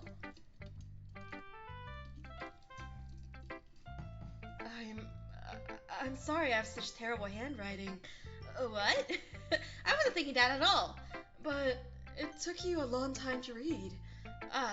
Well, I just don't read script very often. I actually think your handwriting is very pretty. That's a relief. Also, I like the poem. Even though it's short, it was really descriptive. It wasn't too short? I usually write longer poems. Not at all.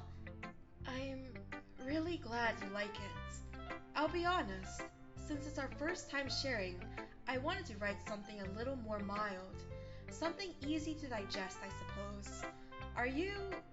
Oh god, Yuri, are you into ghosts? I am asking you, this is Reiyu. Are you into ghosts, Yuri? Yuri, please, tell me. DM me right now. I'm signing into your DMs, please. Are you into ghosts, Yuri? What does that mean, Yuri?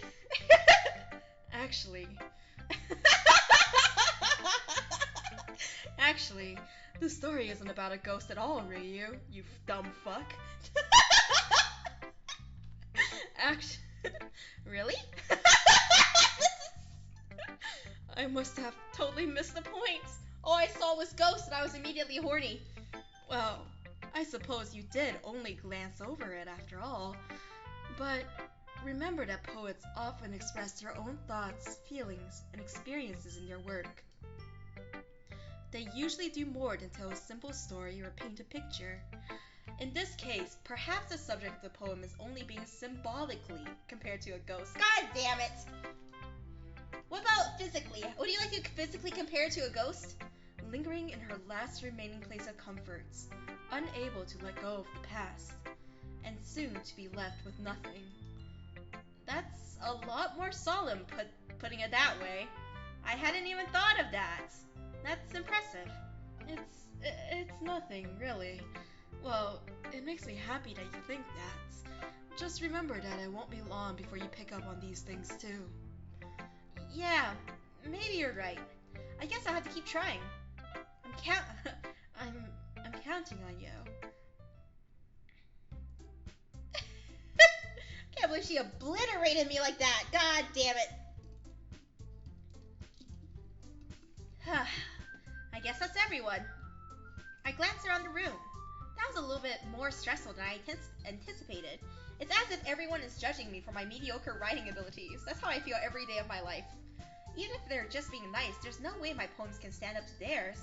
This is a literature club after all. I sigh. I guess that's what I ended up getting myself into. Across the room, Sayuri and Monika are happily chatting. My eyes land on Yuri and Natsuki. They gingerly exchange sheets of paper, sharing their respective poems. As they read in tandem, I watch each of their expressions change. Natsuki's eyebrows furrow in frustration. Meanwhile, Yuri smiles sadly. There it is again! Oh, that's how big it is? I see. Face. What's with this? What's with this language? Did he say something? Oh, it's nothing. Natsuki dismissively returns the poem to the desk with one hand. I guess you could say it's fancy. Thanks. Yours is cute. Yep.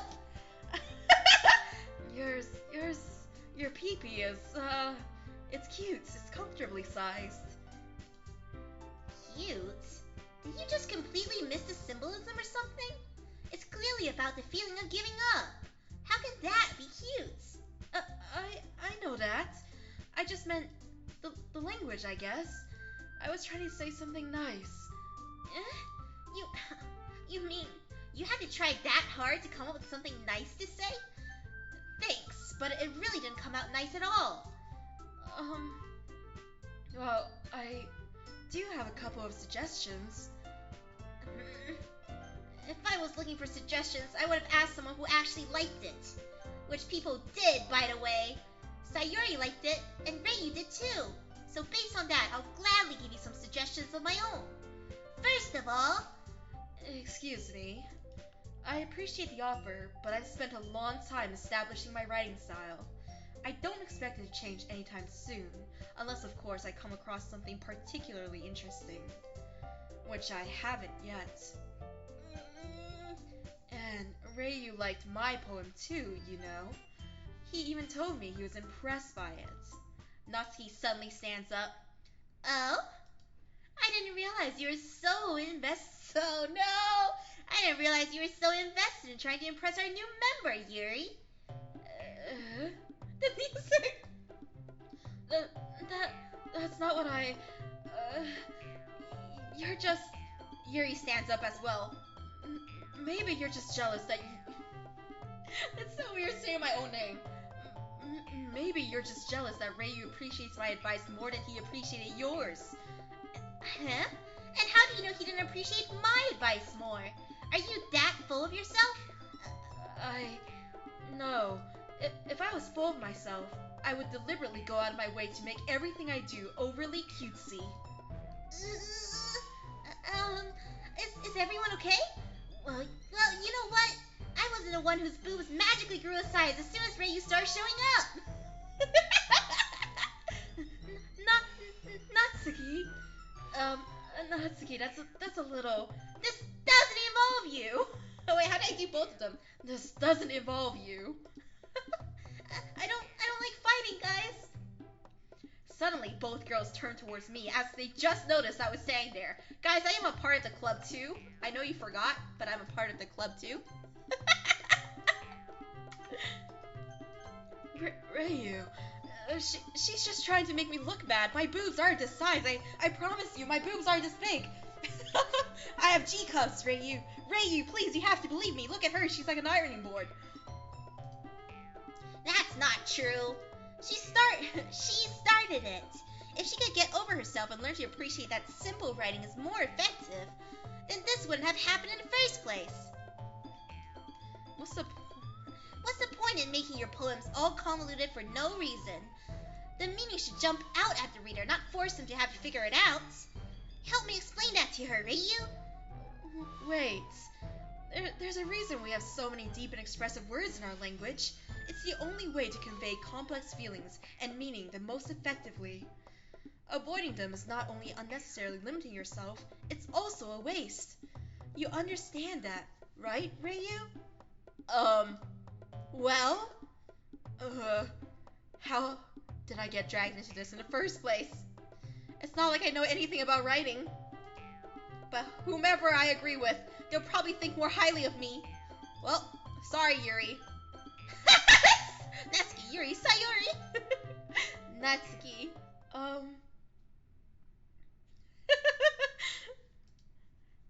Yuri.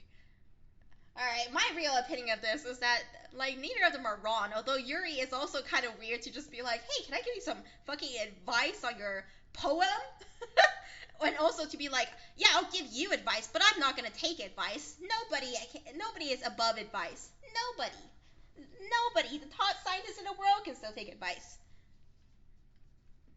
Yuri, you're really talented. Well, I love this pose so much. I love it so much. The way she fiddles with her hair. Oh. But Natsuki has a point. I think that I rack my brain in an attempt to back myself up. I think that conveying feelings with few words can be just as impressive as well. It lets the reader's imagination take over, and Natsuki's poem did a really good job at that. Yeah, it did, didn't it? Shows how much you know. That's not... Natsuki, I think that's enough. Stop rubbing it in, yeah. Huh? Me? But she was so mean to me. Natsuki's voice whines. Look, what we talked about yesterday was right. Writing is a very personal thing, and sharing it can definitely be hard. It looks like we learned that today. Even small criticism can lead to something pretty heated. I glance over my shoulder. Sayuri is nodding vigorously. Yeah, so you don't need to feel threatened. You're a great writer, Natsuki. Natsuki's voice gets caught in surprise. Thanks for noticing. She finally mutters that, barely audible. Yuri. Yuri looks at me dejectedly. With a face like that, I can't help but feel bad for her as well. I'm sure that Natsuki didn't mean everything she said, so you don't need to feel threatened either. Well, if you say so. Hey, it's not like you need to apologize for me, Reiyu. Sheesh. There it is! The sheesh! Natsuki takes a breath. The thing about... Natsuki glances around the room. Would everyone stop staring at me? Unsurprisingly, Natsuki has a harder time with it than she boasted. Sayuri and Monica look away. They actually look away! Anyway, the thing about your boobs, I didn't mean it, okay? That's what you didn't mean! She. Michael, you fucked that up. I love it though, she. Damn, dude. All my water keeps I keep chugging my water and it just disappears so fast. Sheesh. That's all. Natsuki looks away, avoiding eye contact with anyone. Yeah, you're naturally beautiful, Yuri. Sayuri? I'll go make some tea. I was just trying to help. I'm sure she appreciated Sayuri. I pat Sayuri on the shoulder. Pat her head. Pat her right now. Well, now that we're past that, everyone's read each other's poems, right? I hope that it was worthwhile for everyone. Especially you, Reiyu. And to be honest, it's a nice change of pace from the lazing around we got a little too used to. So my joining the club was responsible for ruining the atmosphere. No, not at all. There's still some time before we go home, so we'll all relax for a bit. Of course, besides chatting, we do literature-related things in the club room, so maybe you can take the chance to pick up a book or do some writing. After all, that's what the club is for. I disagree, Monica. About what? That's not the most important thing about the literature club. The most important thing is having fun. Of course. Well, I guess that's why you're the vice president, Sayuri, and I'm the president, you bitch. How dare you try to talk over me. In the end, though, Monica's right. Being in the literature club probably means I can't spend all my time doing nothing. But in the end, it doesn't even matter. I guess it's been worth it so far. Okay, everyone. It's just about time for us to leave. How did you all feel about sharing poems? It was a lot of fun. Well, I'd say it was worth it. It was alright. Well, mostly. Reiyu, how about you? Well, yeah, I'd say the same. It was a neat thing to talk about with everyone. Awesome. In that case, we'll do the same thing tomorrow. And maybe you learn something from your friends too. So your poems will turn out even better. I think to myself, I did learn a little more about the kinds of poems that everyone likes.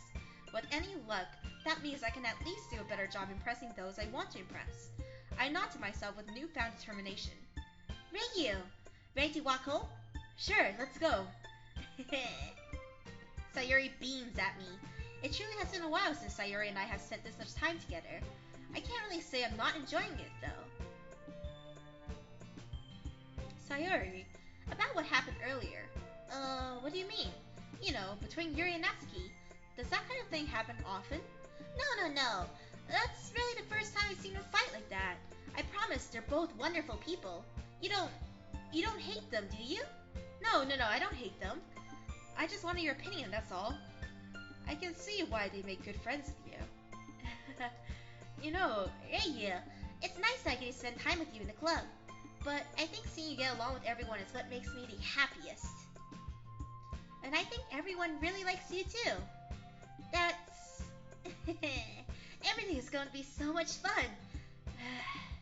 It looks like Sayuri still hasn't caught on to this kind of situation that I'm in. Sure, being friends with everyone is nice, but I want to smash.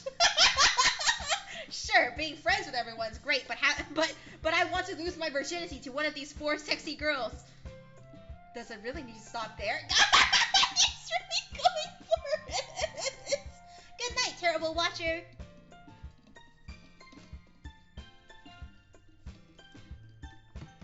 We'll just have to see what the future holds, Sayuri. I pat Sayuri on the shoulder. I say that more to myself than her, but it's easy to use Sayuri as an internal monologue sometimes. You're so mean, MC-kin. Okay. Yeah. Let's do this. Alright, cute words for Natsuki. Climax! Fireflies. No. Vibrant puppy. Puppy is cute. Puppy is cute. Doki Doki is cute. Forgive, grief, bed, explode. Cheer sounds like it's Natsuki though. Explode. Starscape. No, that's Yuri. God, I can't find it. Explode? Vivacious? Let's do Starscape. No! Lucky. Fuck! I suck at this! Natsuki! Sparkle has to be not... Who are you? No! Sayuri, can you go home? I thought Natsuki liked the cute words. I'm trying to go for Natsuki. Parfait. There we go. Marshmallow. Ribbon. No. Dream. Ribbon. Yeah, ribbon. Bunny. Why are we getting so into art? Sticky. Imagination. Twirl. Passion. Twirl's cute. Joy. Cheeks. Kiss. Jumpy. Effulgence. Portrait. Waterfall. Fester. These all look really sad. Waterfall? Yeah. Rose. Villa. Bouncy. Crimson. Loud. I didn't mean to do this. I'm trying to go for Natsuki. I'm doing my best. Peaceful. Maybe? No. Lollipop. Clouds. Love.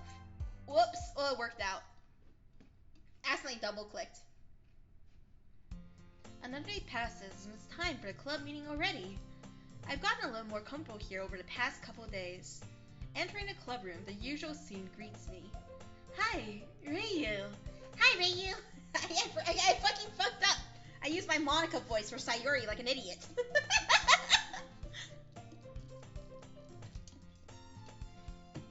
Hi, Reiyu. Yo, Sayuri. Looks like you're in a good mood today. I'm just still not used to you being in the club, that's all. I see. That's a pretty simple thing to get you in a good mood. But I guess it's always the simple things with you anyway. Speaking of which, I'm kinda hungry. Will you come with me to buy a snack? No thanks. Wow, MC-kin, so mean. Oh shit, it's the ground pounder of dads. Ground pounder, where are you? You're here. Your match is here.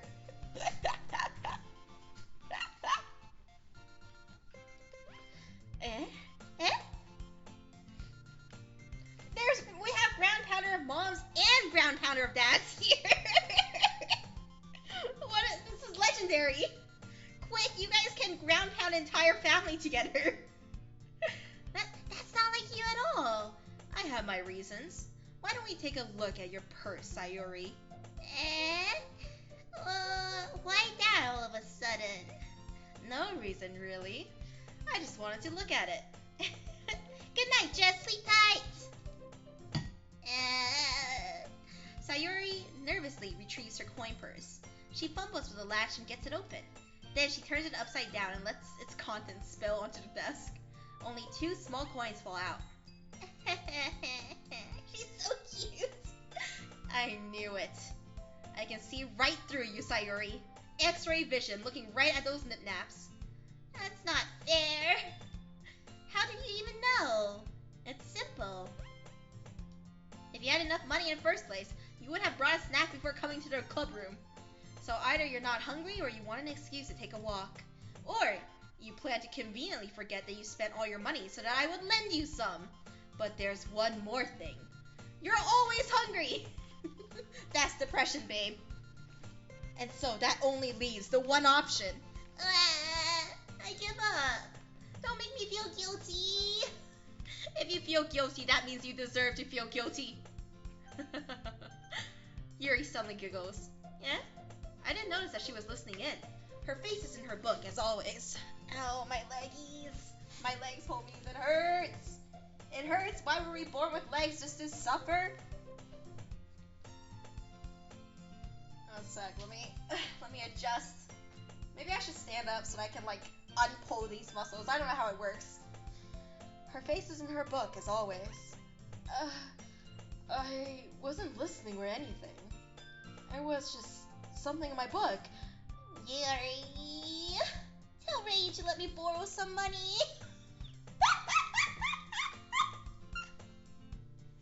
Alright, hang on. I'm like trying to, I don't know, straighten out my ankle. As if that will make it feel better. Okay. There we go. That's... Don't get me involved like that, Sayuri. Besides, you should only buy what you can responsibly afford. Don't at me. Don't at me. Don't even at me. And frankly, after pulling a mischievous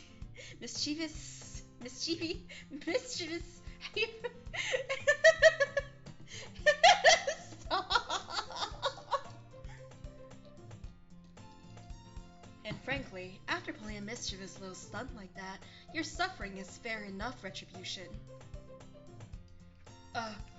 Did I just... I didn't mean that. I got too absorbed in my book. I really like when you speak your mind, Yuri. It doesn't happen much, but it's a fun side of you. There's no way you could think that. You're right, though. I did something bad, and now I have to accept the revolution. The revolution? What? What? Sayuri, I don't know if that's the word you're looking for.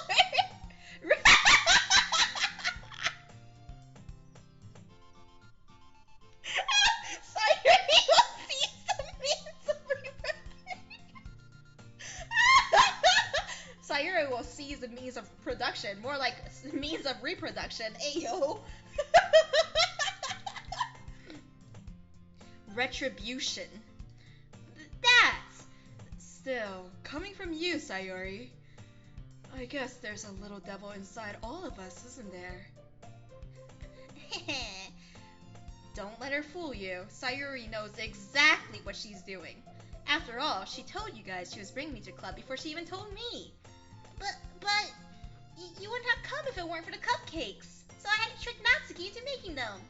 Come on, give me more credit than that, Sayuri. Out of nowhere, something smacks Sayuri in the face and tumbles onto the desk. True suffer, just remembered I had my prime left. X-Skyrim, welcome back, my Ghostling! What? Ow. What was... Eh? A cookie? Sure enough, it's a giant cookie wrapped in plastic. Sayuri glances around. Is this a miracle? God? It's because I paid my restitution.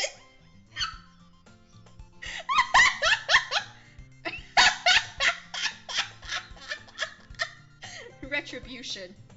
Actually, that one almost worked. I was just gonna give it to you, but then I heard you blab about the cupcakes.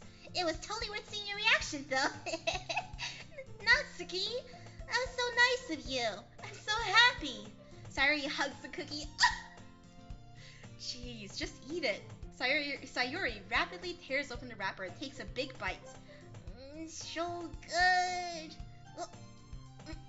Sayuri suddenly clasps her hand over her mouth. I bit my tongue. You're going through a lot over just one cookie. Natsuki takes a bite of her own cookie. Oh, yours looks really good too, Natsuki. Can I try it? Jeez, beggars can't be choosers. But yours is chocolate. Yeah, why do you think I gave you that one? Fine. Still, I'm really happy that you shared this one with me.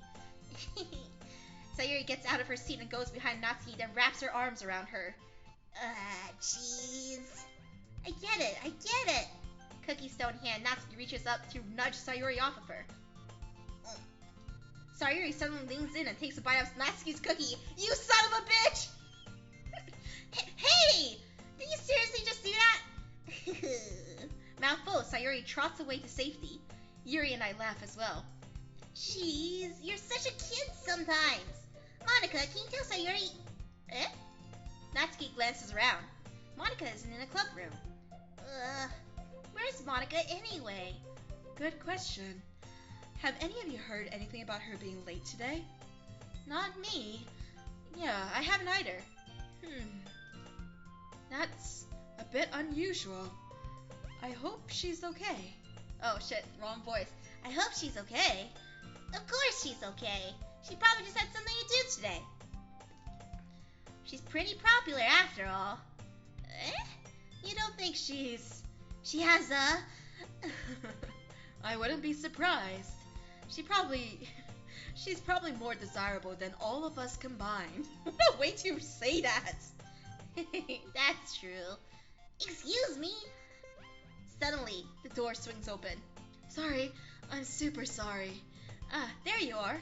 I didn't mean to be late. I hope you guys weren't worried or anything. Monica chose a club Monica chose a club over her boyfriend after all. You're so strong-willed. But boyfriend? What on earth are you talking about? Monica quizzically glances at me. Ooh, she wants some. Never mind that. What held you up anyway? Well, my last period today was study hall. To be honest, I kind of just lost track of time. That makes no sense, though. You would have heard the bell ring at least. I must not have heard it since I was practicing piano. Piano? I wasn't aware you played music as well, Monica. Wow, Yuri. Yuri just gotta sneak that in there. Just a little humble brag. I, too, play music.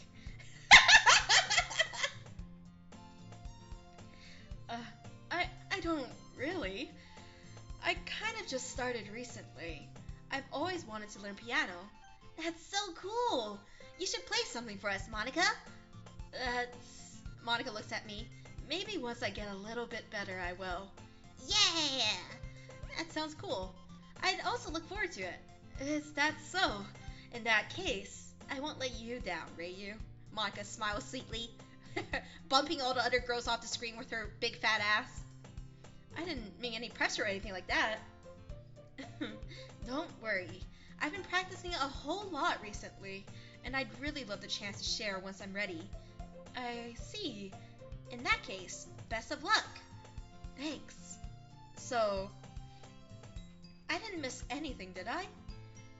No, not really. I choose to leave out Sayuri's mischievous escapade. I'm sure Natsuki will end up complaining to her anyway. It looks like everyone has already settled down. Sayuri somehow already finished her entire cookie. Yuri is back to her book, and Natsuki disappeared into the closet. There she is! We followed her because we love her. It's not long before Natsuki comes up to me expectantly. She loves us. Yeah, don't worry, I kept my promise. I pull the first volume Parfait Girls out from my bag. Natsuki takes it from my hands, then quickly turns it over, presumably to check for wrinkles. Hey, I'm not that careless. I handle manga all the time, you know. Just don't look at the cum stains on page 25. I just wanted to make sure. Can you blame me for being paranoid? I don't give people my manga every day, you know. That's true. I don't blame you. Well, yeah, one time I lent my manga to my homie and he came inside it.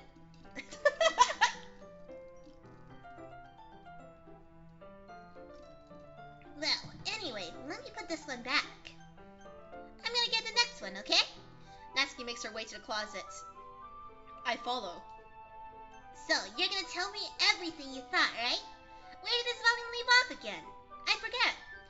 The chapter ended when Minori and Alice found... Monica! Natsuki's voice resonates out from inside the closet. Eh? I peer inside. All of Natsuki's books are lined up on the top shelf. Did you move my manga again? Sorry. The teacher got mad at me for taking so much space in your closet, so I had to move some stuff around and clean up a little bit. It's all still here, I just had to organize it a bit. The top shelf is far above Natsuki's head. Natsuki! You ever just use your kum as glue? I hear ya, Glitch Wizard. She makes a futile hop, trying to figure out how to reach her manga.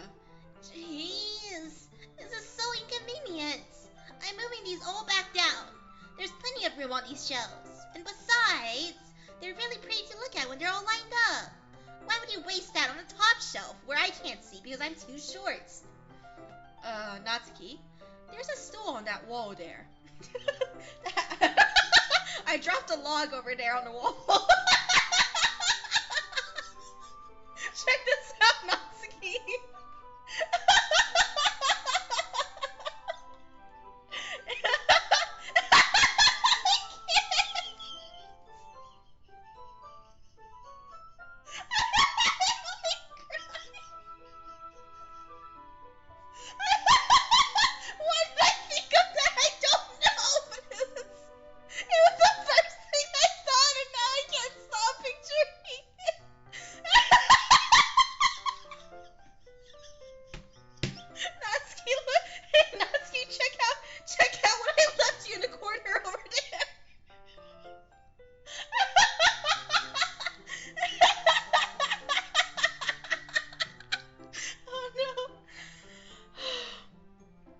In the closet, there's a collapsible stool that's hanging on the wall.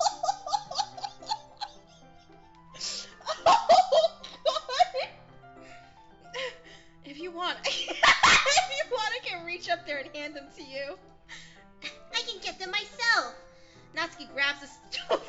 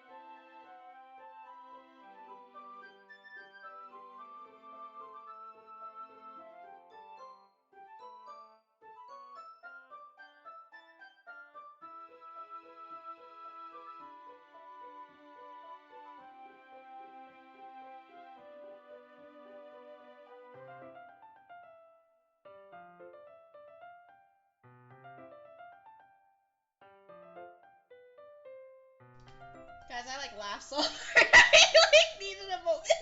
Hey, I'm back. Natsuki. Oh God. Natsuki grabs the stool from the wall and unfolds it. You think I'm too short or something? I mean. But I knew it! Well, you know what? Just watch me! Natsuki hops onto the stool, which ends up being a little wobbly because of its collapsible design. I did fast forward through this section. Careful. I know what I'm doing. Standing on the stool, Natsuki's fingertips reach the top shelf. The stool would be enough for me to easily grab the books, but Natsuki is being stubborn as usual. Natsuki uses her fingers to scoot one of the smaller boxes to the edge of the shelf. See?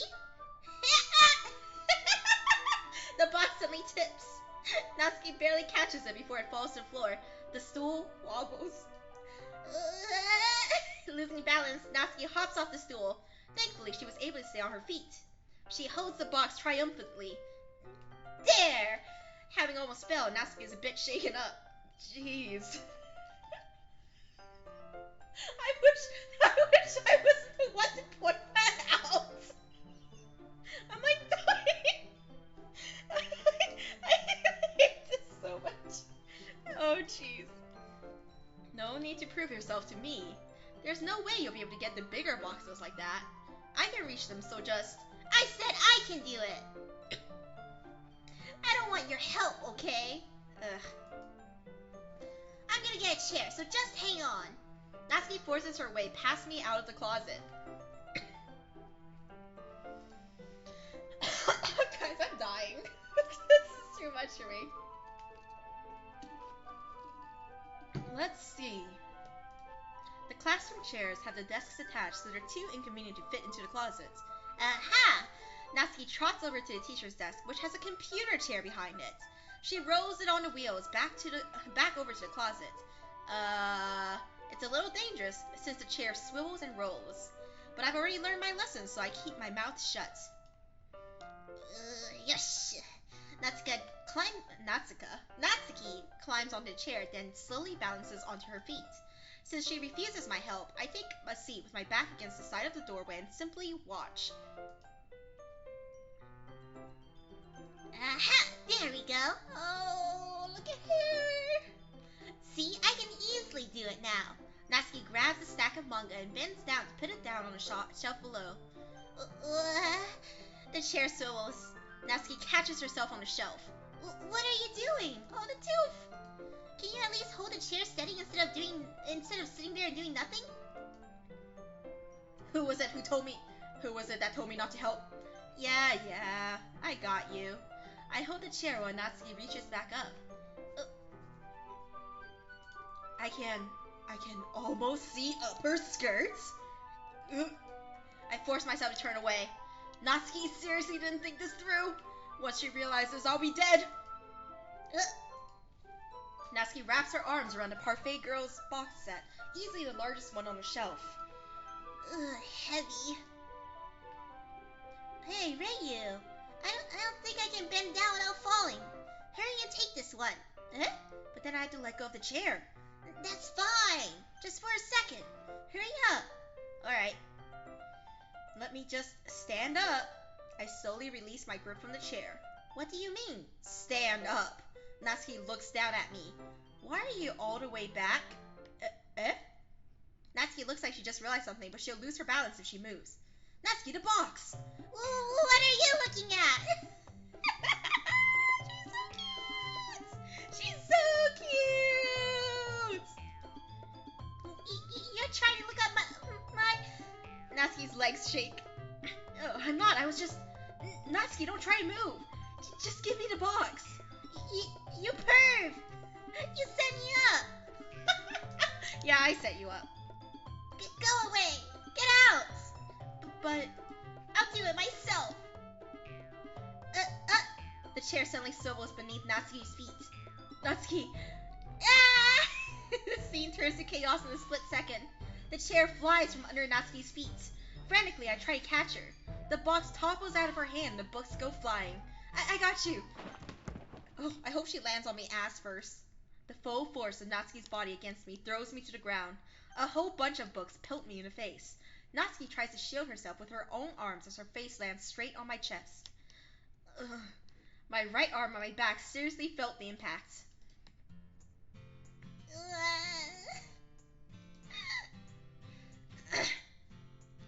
Slowly, Natsuki comes to her senses. She presses her arm straight into me to prop herself up. Natsuki seems to realize it's not the floor that's beneath her. Gross! A fist pounds into my chest. Natsuki then hoists herself to her feet. What were you thinking? You sicko? Is everything okay over here? I heard a loud noise. Monica suddenly peers in. Monica? See what happens when you put the manga on top shelf? Are you trying to kill your club members or something? Jeez. Sorry.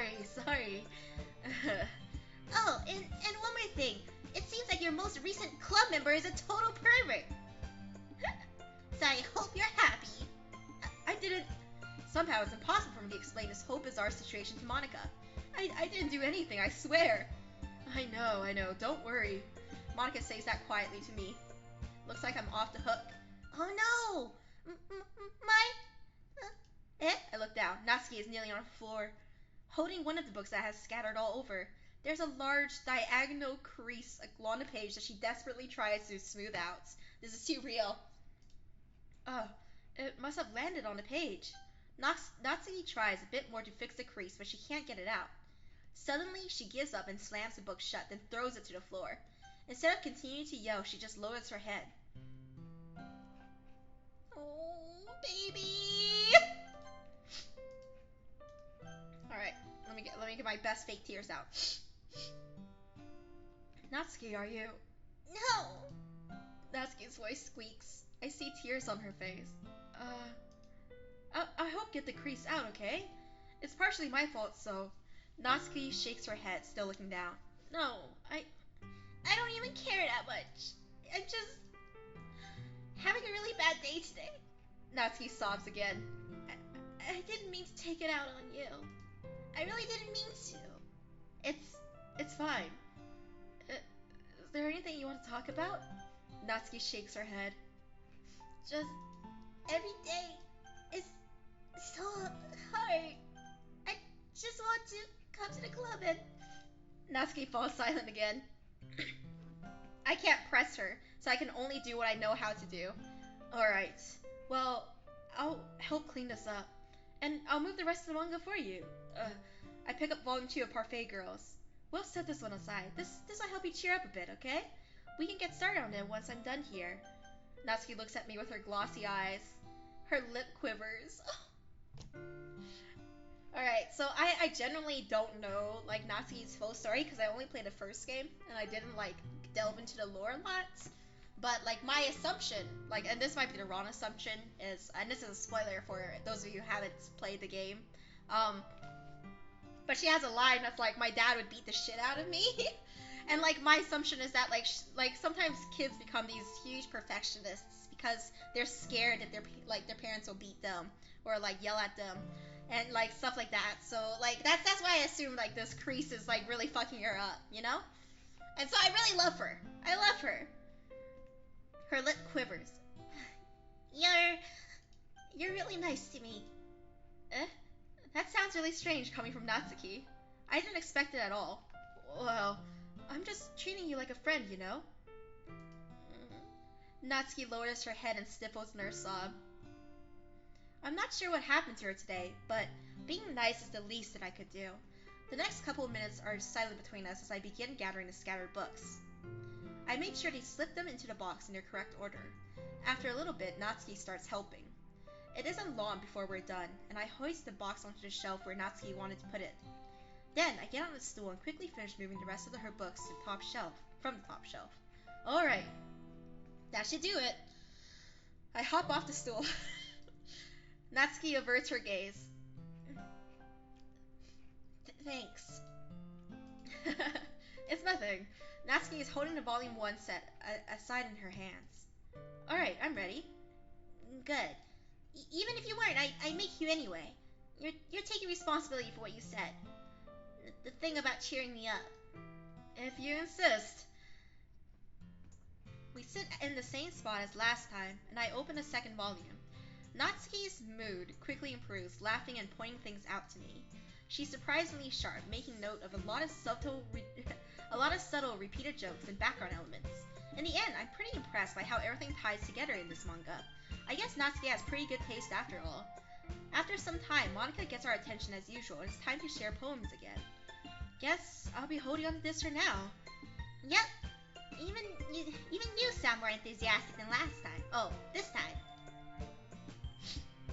Well, I'm starting to get into it, you know? Told you. Yeah. I return to my seat and slip the book into my bag. Who should I show my poem to first? Of course, best girl Natsuki! I love her so much! God, I love her so much! God, no, I love her so much! Natsuki reads my poem. She keeps glancing at me, then back at the poem. By now, she must have read it more than once. Is it that bad? No, it's not. It's good. It's really good, okay? There, I said it. This wasn't supposed to happen at all. Why can't you just be bad at this? My poems are supposed to impress you, not the other way around. You're trying to impress me? Obviously. You think I'd let you enjoy Yuri's writing more than mine? Give me a break. Well, in that case, what's the problem with me trying to impress you? I'll tell you. Natsuki's face freezes, like she just realized something. You're trying to impress me? Natsuki vigorously scans her eyes over my poem one more time. Then the poem slips out of her hand and flutters to the floor. I had to use the bathroom. I gotta go jack off really, really fast. Red-faced, Natsuki quickly walks out of the room. Hey, Reiyu, did you do something to Natsuki? I just saw her rush out like that. You didn't do anything terrible, did you? No. I just told her that. My voice gets caught in my throat. There's no way I could tell Monika that I'm trying to impress Natsuki. Monika sees the poem lie on the floor and swiftly picks it up. She reads through it, her smile not fading from her face. I see. You wrote this for Natsuki, didn't you? I mean, not really. In fact, didn't she like your poem a lot the other day too? I'm surprised you know her taste so well already. Are you sure you're not cheating, Reiyu? Cheating? What do you mean by that? Oh, never mind. I'm just kidding. I don't understand Monika's joke at all. Well, I did not look at the word list. I just know she likes cute words, so I am not cheating. I don't understand Monika's joke at all. Anyway, how do you think Natsuki feels about you? I hope she feels great things about me.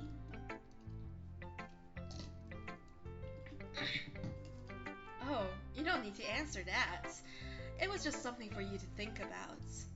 Hey!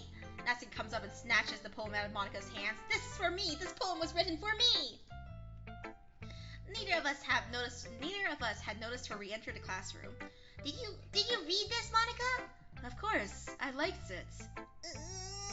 You should really stop reading things that aren't for you, you know? Oh, I see. You have a bad habit of doing that. Eh? But Reiyu wrote this poem, and we're supposed to share with everyone, right? Yeah, that is true. Natsuki freezes. She apparently forgot my poem is technically for everyone to read. Okay, well, I think Reiyu's done sharing this poem with everyone. It's not like anyone would want to read this anyway. In fact, I'm just going to hold on to this. Just say you like it, you want to keep it. Oh, if you insist. What? Why are you looking at me like that? Like what?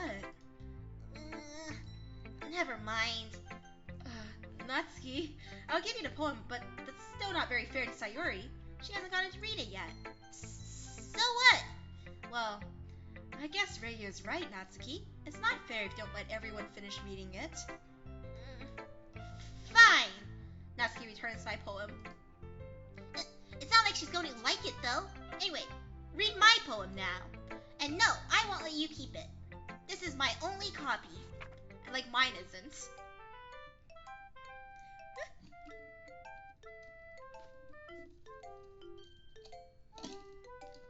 Amy likes spiders. You know what I heard about Amy? Amy likes spiders. Icky, wriggly, hairy, ugly spiders. That's why I'm not friends with her. Amy has a cute singing voice. I heard her sing my favorite love song. Every time she sang the chorus, my heart would pound to the rhythm of the words. But she likes spiders. That's why I'm not friends with her. One time I hurt my leg really bad. Amy helped me up and took me to the nurse. I tried not to let her touch me. She likes spiders, so her hands are probably gross. That's why I'm not friends with her. Amy has a lot of friends. I always see her talking to people. She probably talks about spiders. What if her friend starts to like spiders too? That's why I'm not friends with her. It doesn't matter if she has other hobbies. It doesn't matter if she keeps it private. It doesn't matter if it doesn't hurt anyone. It's gross. She's gross. The world is better off without spider lovers, and I'm gonna tell everyone. I love her so much, God. Not bad, right? It's quite a lot longer than yesterday's. Yesterday's was way too short. I was just warming up. I hope you didn't think that was the best I could do. No, of course not. Anyway, the message is pretty straightforward in this poem. People hate me for reading manga. They keep thinking that all the manga I read is just hentai. They keep telling everyone that I read weird NTR stuff, but it's not true. I doubt I have to explain it. Sometimes you can explain complicated issues with much simpler analogies. And it helps people realize how stupid they're being. Like anyone agree that the subject of this poem is an ignorant jerk. Do you know people like that? Of course, this is how about how everyone thinks my... That doesn't matter. It can't be about anything. I'm relatively easy to relate to. Everyone has some kind of weird hobby or guilty pleasure. Something that you're afraid if people find out they'll make fun of you or think less of you. For me, it's that I really like NTR and I can only come to it. But that just makes people stupid. Who cares what someone likes? Who cares what someone likes as long as they're not hurting anyone and it makes them happy? I think people really need to learn to respect others for liking weird things. Well, you're definitely right. At least I can relate to that. And I'm sure a lot of people can too. You know, I'm glad you can appreciate this kind of writing. I mean, I know I was talking about it yesterday, but I've been enjoying sharing my writing with you, so consider yourself lucky, okay? Well, Thanks for being honest. what's that supposed to mean? I'm always honest. Jeez. Just look forward to tomorrow too, okay? Alright, I will. Who should I show my poem to next? Sayori. That blank stare. Oh, I like this one, Reiyu. It has some nice feelings in it. Oh, I'm glad. Does that mean it's better than yesterday's? Let me think. I don't know. I guess I like them both. That's not very helpful, you know. Well, I'm not very good at figuring out if poems are good or bad, but that's why I just go by my heart. If it makes me feel things, then it must be a good poem. I'm not sure that's exactly how it works. Then again, I guess conveying feeling is a pretty important part of this whole thing. Yeah, maybe. Honestly, I don't even know what kind of writing you like in the first place. Yeah, me neither. Why don't you at least try giving it some thought? Aw, you want to write something? You want to write something for me? That's so sweet. Yeah, right. But you're always thinking about other people. You need to think about yourself once in a while. If you don't, you might end up getting hurt at some point. Eh? Well, I don't really know what you mean, but I'll try to keep it in mind. Well, whatever. Anyway, let's see. I guess I like happy poems. Wait, sometimes I like sad poems too. Sometimes a little bit of both. There's a word for that, right? Bittersweet. What's the word I'm looking for? Bittersweet. Yeah, I like things that are happy and things that are sad. Happy and sad. I can't see you liking something sad, Sayori. Well, I like happy the most. But sometimes when you have a little rain cloud in your head, a sad poem can help get... But sometimes when you have a little rain cloud in your head, a sad poem can help give the rain cloud a little hug and make a nice happy rainbow. Sayori, that's unexpectedly poetic. It is? Maybe I'm getting better at expressing my feelings after all. Thanks, Reiyu. I should go write that down then. You can read my poem now, okay? Glitch Wizard, I'm curious. Like, the extra poem, do I have to do something special to get to it? You can read my poem now, okay? Ugh. Bottles. I pop off my scalp like the lid of a cookie jar. It's a secret place where I keep all my dreams. Little balls of sunshine all rubbing together like a bundle of kittens. I reach inside with my thumb and forefinger and pluck out one out. It's warm and tingly, but there's no time to waste. I put it in a bottle to keep it safe, and I put the bottle on a shelf with all of the other bottles. Happy thoughts, happy thoughts, happy thoughts in bottles, all in a row. My collection makes me lots of friends. Each bottle is starlight to make amends. Sometimes my friends feel a certain way. Down comes a bottle to save the day. Night after night, more dreams. Friend after friend, more bottles. Deeper and deeper my fingers go, like exploring a dark cave, discovering the secrets hiding in the nooks and crannies. digging and digging, scraping and scraping. I blow dust off my bottle caps. It doesn't feel like time elapsed. My empty shelf could use some more. My friends look through my locked front door. Finally, all done. I open up and in come my friends. In they come in such a hurry. Do they want my bottles that much? I frantically pull them from the stuff one after the other, holding them out to each and every friend, each and every bottle. But every time I let one go, it shatters against the tile between my feet. Happy thoughts, happy thoughts, happy thoughts in shards all over the floor. They are supposed to be for my friends who aren't smiling. They're all shouting, pleading, something, but all I hear is echo, echo, echo, echo, echo inside my head.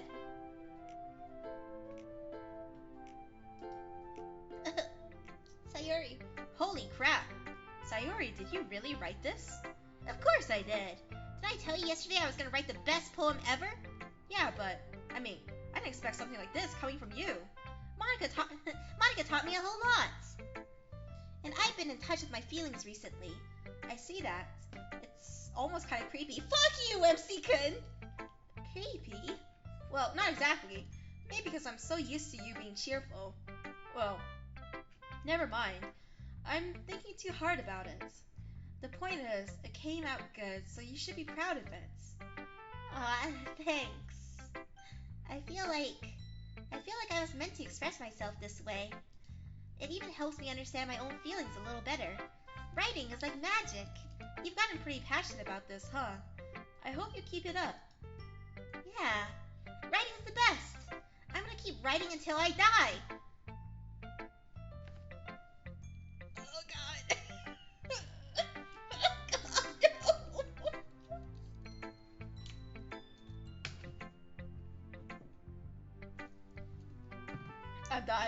I'm dying, homies. I can't dying, homies. Don't get ahead of yourself.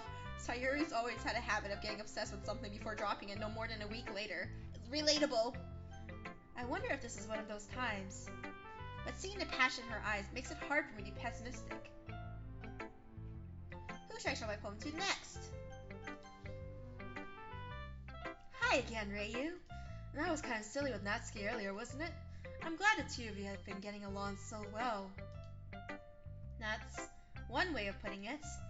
Anyway, I already read your poem, but you can go ahead and read mine now. I like the way this one turned out, so I hope you do too. Save me. Save me. The colors, they won't stop. Bright, beautiful colors. Flashing, expanding, piercing. Red, green, blue. An endless cacophony of meaningless noise. The noise, it won't stop.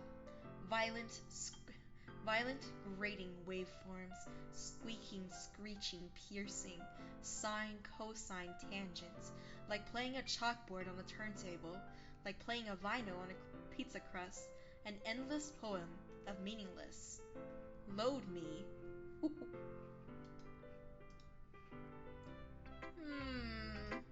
It's even more abstract than your last one, huh? I have no clue what the fuck this means, Monica. Yeah, I got you. I'll blast a load in you. I got the meaning. I figured it out.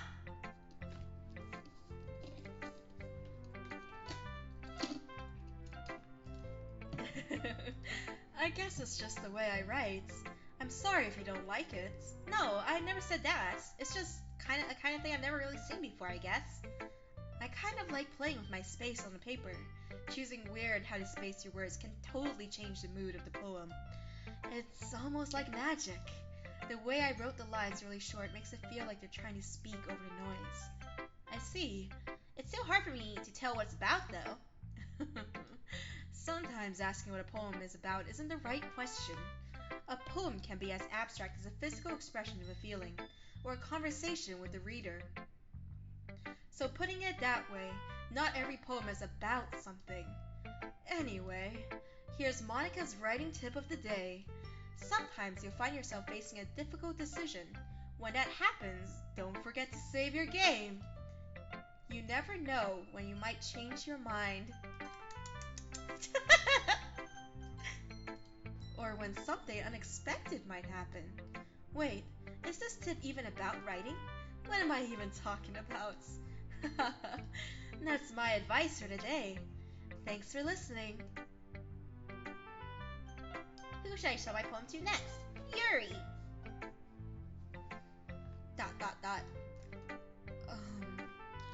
Are you still mad at me?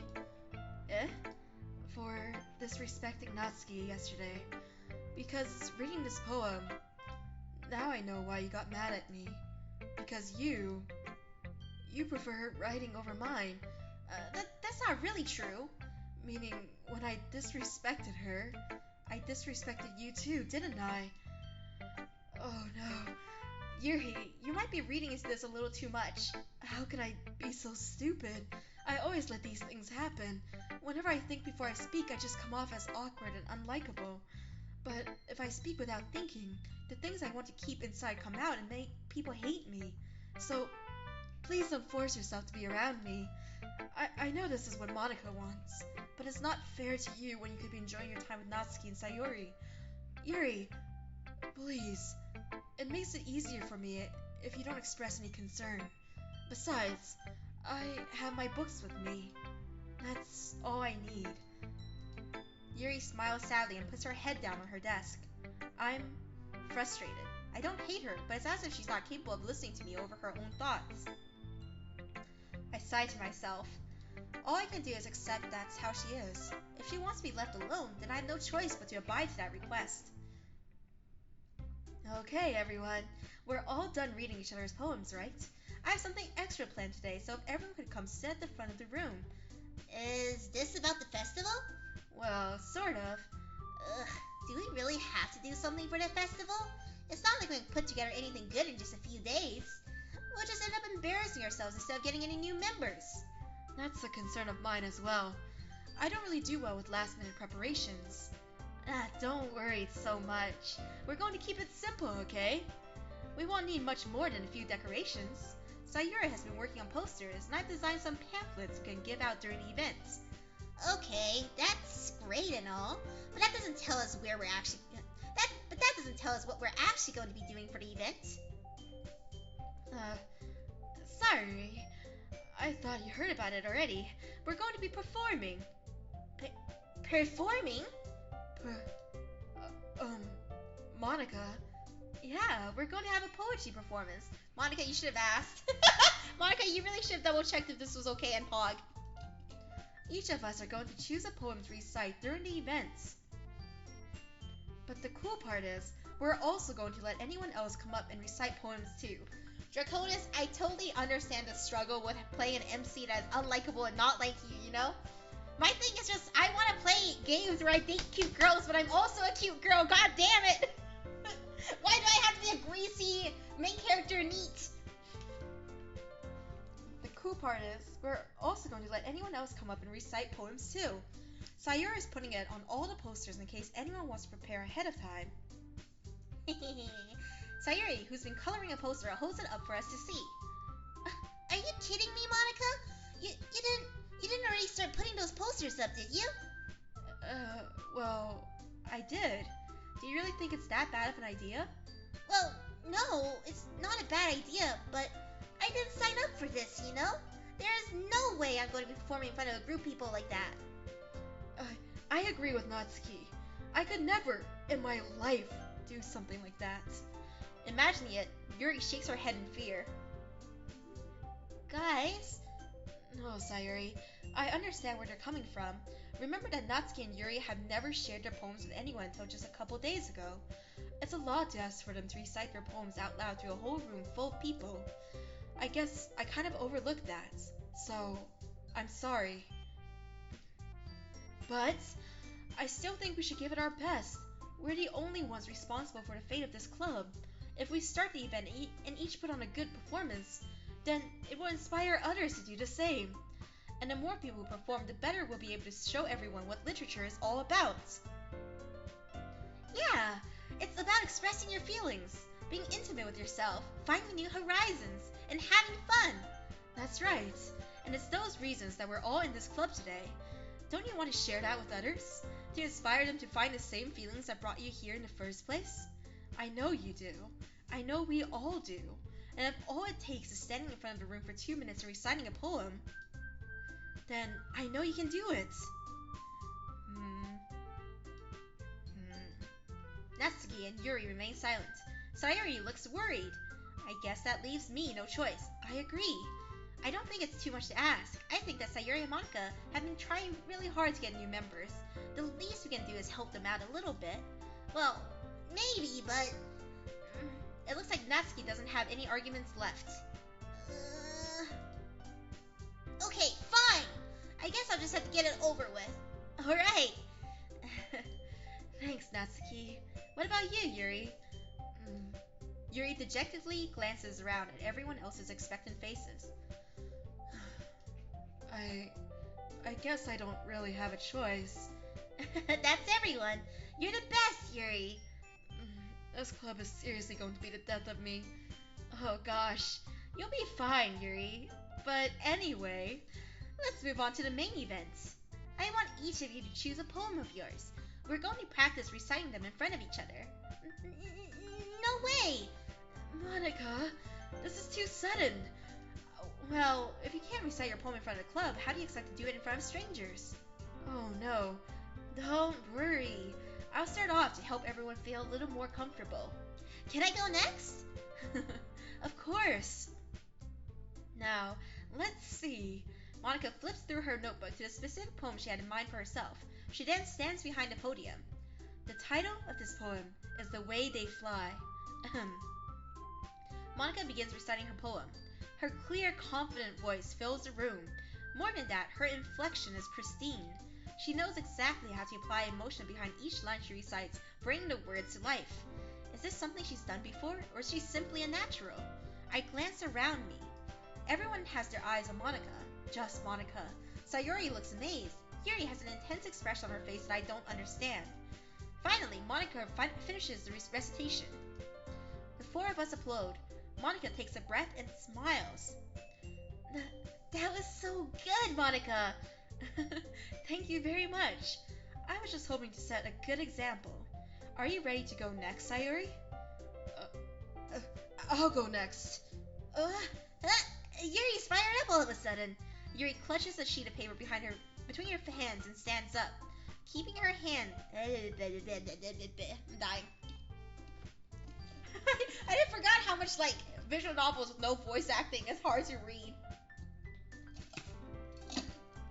And I'm trying to do voices too, even though I only have one voice.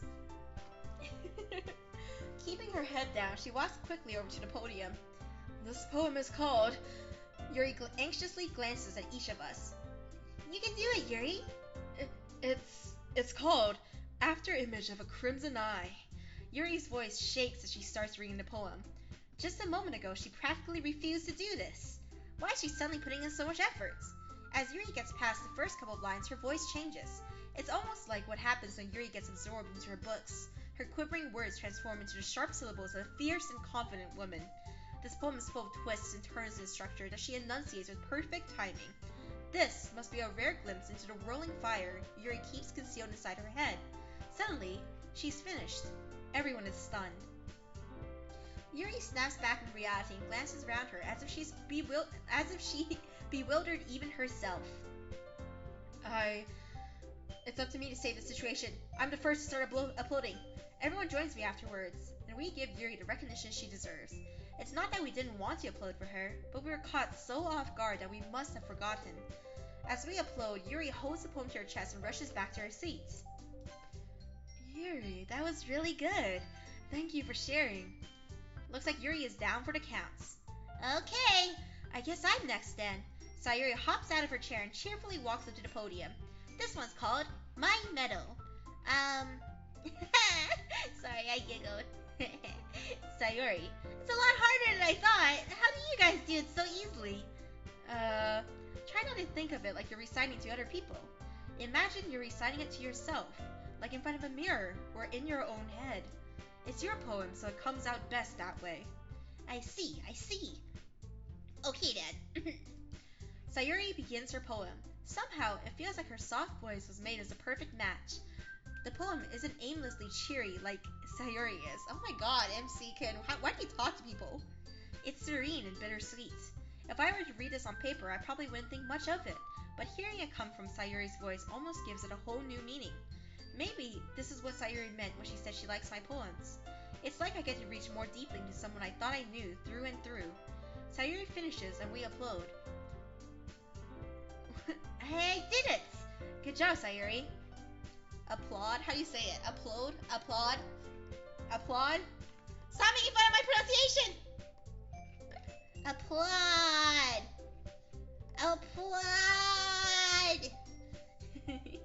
Even Reiyu likes it. I guess that's a good sign. What does that even mean? It came out nicely, Sayuri. The atmosphere of the poem fits you really nicely, but it might be the other poems wouldn't work quite as well with that kind of delivery. I don't really understand. In other words, I've seen poems of yours where that sort of gentle delivery wouldn't work as well. They might need a little more force behind them, depending on what you're reading. Oh, I know what you mean. Well, I've been practicing that kind of thing. It's just embarrassing to do it in front of everyone. Then, next time, I'm going to make you pick a poem that challenges you a little more. We don't have much time before the festival, you know? Okay. Now, who's next? Natsuki? Don't make me go before Reiyu. It's not like I can compare to you guys anyway. Might as well let Reiyu lower everyone's standards a little before I have to do it. Damn. Natsuki? It's fine. I might as well get it over with. But it's not like I have much of a selection of what to read. I just have to go with what I wrote for today. I stand up and step in front of the podium. Everyone has their eyes on me, making me feel terribly awkward. Once again, Yuri's expression is just sheer horny. Just very, very horny. I recite my poem. Since I'm not exactly confident in my own writing, it's hard to put energy into it.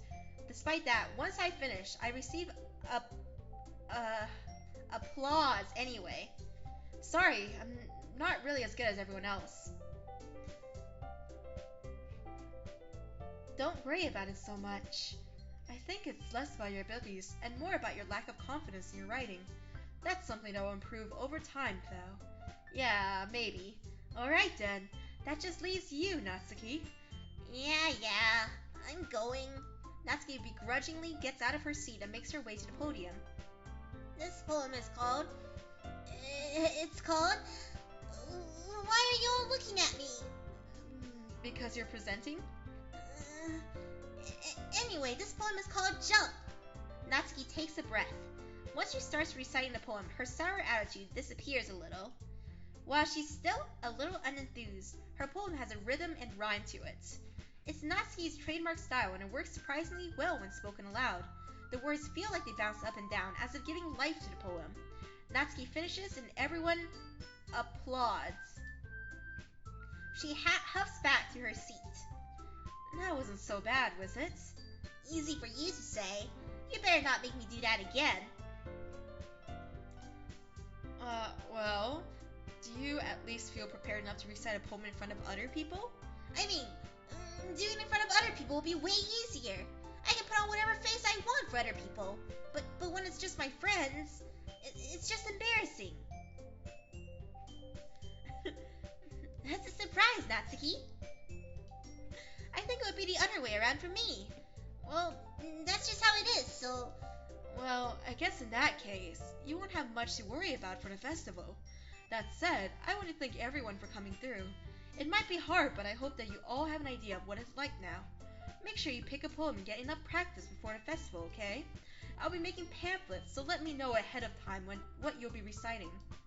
Jeez, I should probably find some other poems to recite. That's fine too. It doesn't have to be your own. I'm already pleasantly surprised that you're putting in all this effort for the club. It makes me really happy. Well, no problem. Okay, everyone. I think that's about it for today. I know the festival is coming up, but let's try to write poems for tomorrow as well. It's been working out really nicely so far, so I'd like to continue like that. As for the festival, we'll finish planning tomorrow, and then we'll have the weekend to prepare. Monday's the big day. I can't wait. I can do this. Alright. I stand up. There's no way I'll be able to find the same enthusiasm as Sayuri and Monica, but I'll do my best to get through it. If it's for the sake of the club, and impressing Monica, Then I'll have to do my best. Ready to go, Sayuri? Yep. Look at you two, always going home together like that. It's kind of adorable, isn't it? Jeez, guys. Don't make such a big deal out of it. It must be a little nice, though. Well, how am I supposed to respond to that? It's okay, Reiyu, you don't have to say it. Whatever, let's go already. I walk home with Sayuri once more. Even though it's only been a few days, a lot of things have already changed. But today, Sayuri is being a little quieter than usual on the way home. I love her so much, you guys. Hey, Sayuri. Sorry, I was spacing out. No wonder. I was thinking about something earlier. I like how we get to... Sayuri fumbles with her words. So let's just say that one day, Natsuki asked to walk home with you. Huh? What would you do? What kind of question is that? You're kind of putting me on the spot here. Well... Oh, guys, this is all... I don't know what to say here. What should we do? Should we say Natsuki or should we say Sayuri? I want to say Sayuri, but at the same time, it doesn't... I'm gonna fucking destroy her. This is NTR time. It's NTR time. I'm fucking NTRing you, Sayuri. I didn't do this my first time playing. But I'll see it now. I'll walk home with Natsuki. Walking home with Natsuki, huh? Why does the thought of that make my heart pound? I think I would be afraid of what she'd do to me if I turned her down.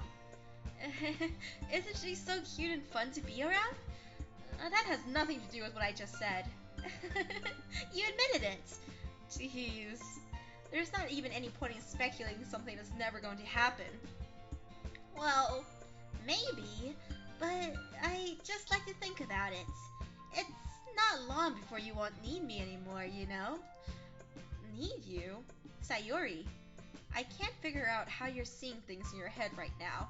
Oh god, he's about to say something stupid like, I don't need you, and then I'm gonna cry.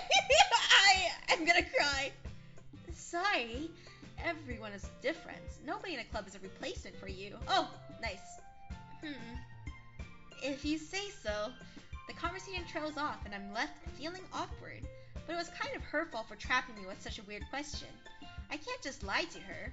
But if there's something that makes her happy, I would hate to take that away from her. That's why I said there's no point in speculating. Then again, the festival is only a few days away. Who knows what will happen that time? Maybe I'll get my dick wet.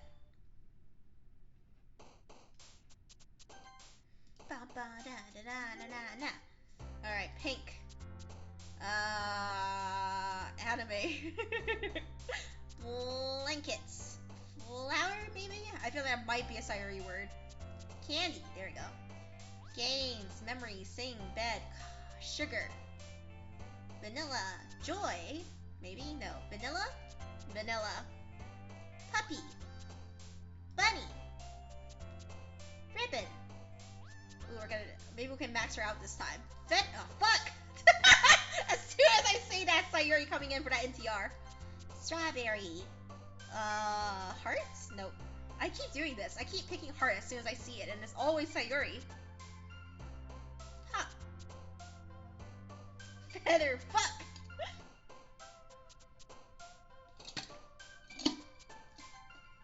Valentine. Pure. Melody. Giggle. Fun. Oh, fuck. Fun was the wrong one. Bubbles.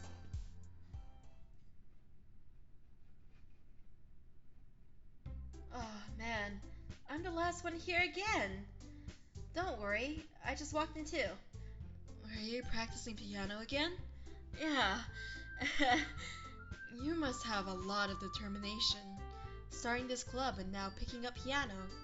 Well, maybe not determination, but I guess passion. Remember that the club wouldn't be here if it wasn't for all of you. And I'm super happy that you're all willing to help out for the festival too. I can't wait for the festival. It's gonna be great. Eh?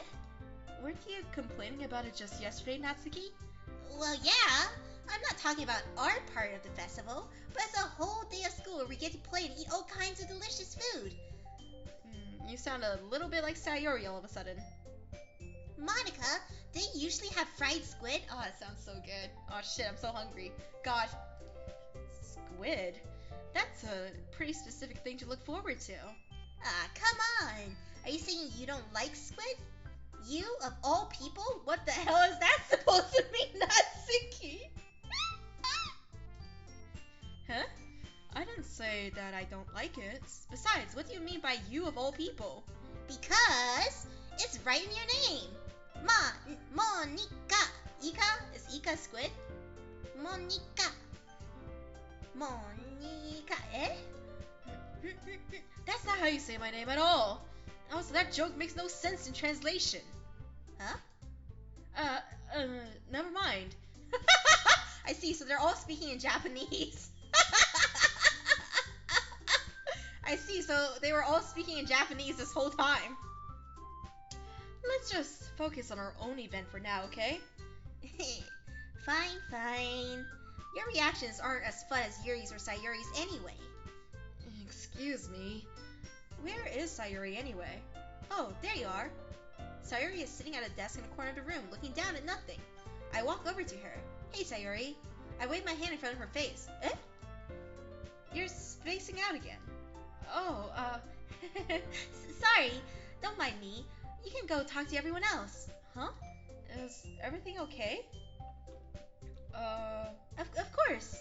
Why wouldn't it be? It just feels like you're a little off. Sorry for assuming things.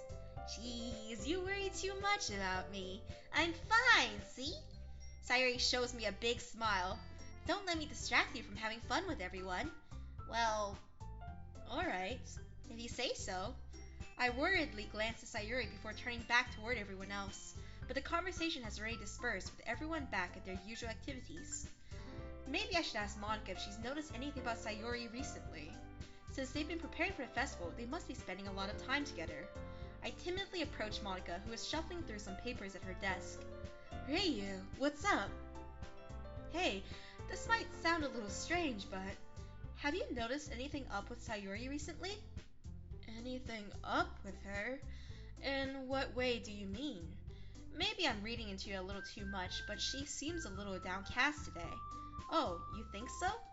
I can't say I've noticed anything about her. Monica peers across the room at Sayuri, who is idly dragging a rubber eraser up and down her desk. She's like, that's normal. That's normal right there.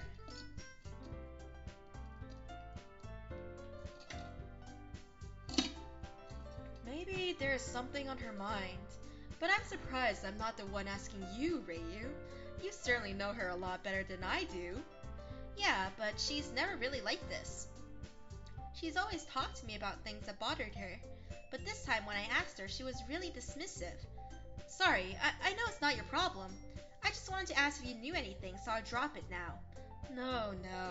It's important to me too. I mean, I'm also friends with her, and I also care about the well-being of my club members, you know? Maybe I'll try talking to her myself. Are you sure about that? She seemed like she wanted to be left alone. Are you sure? Maybe she just had a hard time bringing it up with a person of interest. Person of interest? What do you mean by that? I'm saying that maybe the thing on her mind is you, Reiyu. Me? How on earth would you come to that conclusion? Well, because I'm not a dumb fuck who's oblivious to everything. I probably shouldn't say too much, but Sayuri talks about you more than anything else, you know? Huh? She's been so much happier ever since you've joined the club. It's like an extra light was turned on inside of her. What? No way. Sayuri is always like that. She has always been full of sunshine. It's not any different now than it always has been. You're so funny, Reiyu. You little dumb himbo. Have you thought that maybe you've always seen her as so cheerful? Because that's just how she is when she's around you? I said too much. I'm sorry. What do I know anyway? I didn't mean to jump to conclusions, so you should just forget about what I said. I'll try to talk to her, so try not to think about it for now. Okay. Monica smiles meaningfully. I know she said to forget about it, but I already know that I won't be able to get her words out of my head. Monica stands up from her desk and walks across the room to where Sayuri is sitting. I watch her kneel down to Sayori and gently talk to her, but she's keeping her voice so quiet that I can't hear her from here. I sigh and sit myself down. I know Sayori told me not to worry about her and to have fun with everyone else, but that's impossible to do when she's behaving like this. Exactly how much do I care about her that I'm letting this weigh me down so much? Now it feels like I'm the one behaving out of the ordinary. You care for a homie, there's nothing wrong with that. But there's nothing I can do besides wait for Monica. Yeah, there's nothing you can do because you're useless. Hey, you! Eh? I look up to see Natsuki next to me. Are you just gonna sit there and keep staring at nothing? There isn't that much time, so... Sorry. I didn't mean to make you worry or anything. It's not like I'm worried. I was just... Natsuki glances down at her side. She's holding a volume of manga in her hand.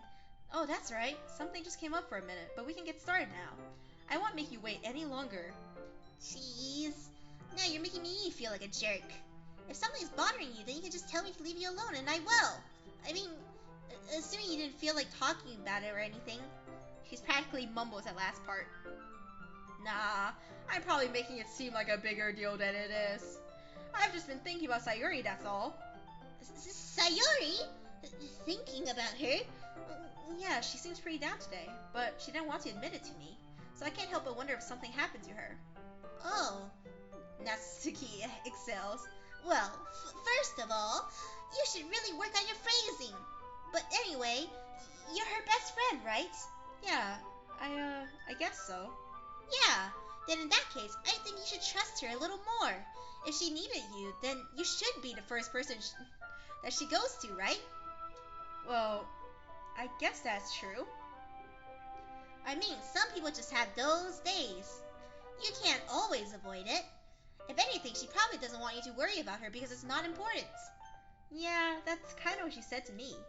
Maybe it's not right for me to go against her wishes. Exactly. If she needs you to worry about her, then it'd be a lot more obvious. Yeah, I should have thought of it that way from the start. Natsuki fiddles with the books she's holding in her hands. She really means a lot to you, doesn't she? Don't get the wrong idea or anything. We've just been friends for a long time. It's normal to be worried about your friends. Yeah, that's what I'm saying, MC. I mean, you were worried about me, so... I was not. Geez, if you're fine, then let's hurry and get started already. Yeah. Okay, everyone. After some time passes, Monica calls out to the club room. Why don't we share our poems now? Before I know it, everything is back to normal. Everyone goes to retrieve their poems, and I do the same. I make eye contact with Monica, and she smiles at me. I wonder what she was talking about with Sayori. Who should I show my poem to first?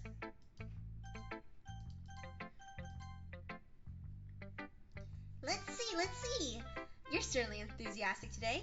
Of course I am. You know I like your writing. I'm just surprised. It seemed like you had a lot of trouble admitting that before. Well, of course. I just had to put you in your place a little bit. It's not like I was shy or anything stupid like that. Or jealous. I really wasn't jealous. Just because you happen to be a good writer, pshaw, it's such a dumb thing to get jealous about. Natsuki. What? You're not very confident about your writing, are you? What are you talking about? My writing is obviously the best, right? It took me a while to figure out, but I think I finally did it. Maybe Natsuki acts so arrogant because she's trying to make up for her own insecurities. Do you just figure that out? That's the reason most people act arrogant. Damn, now my cup is just ice. If she acts like she's the best, then other people might think that way too. Right? Reiyu, please just tell me you like my poems. I don't care if you hate them. Just please tell me I'm the best. I just really need to hear that from someone.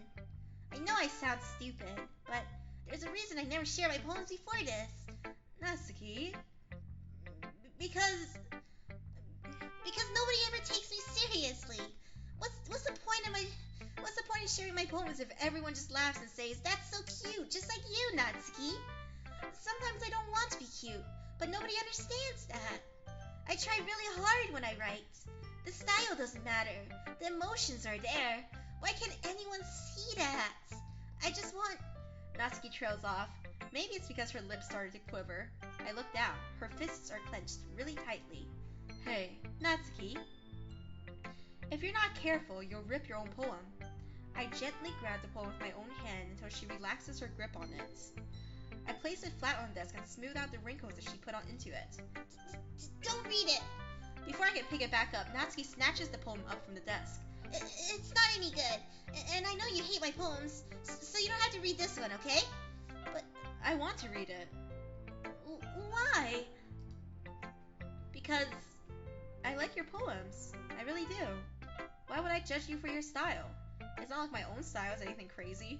I mean, it's true that the first time I read one of your poems I didn't look much into it, but I know you better now, and it's wrong for you to think your style is more amateur than hers.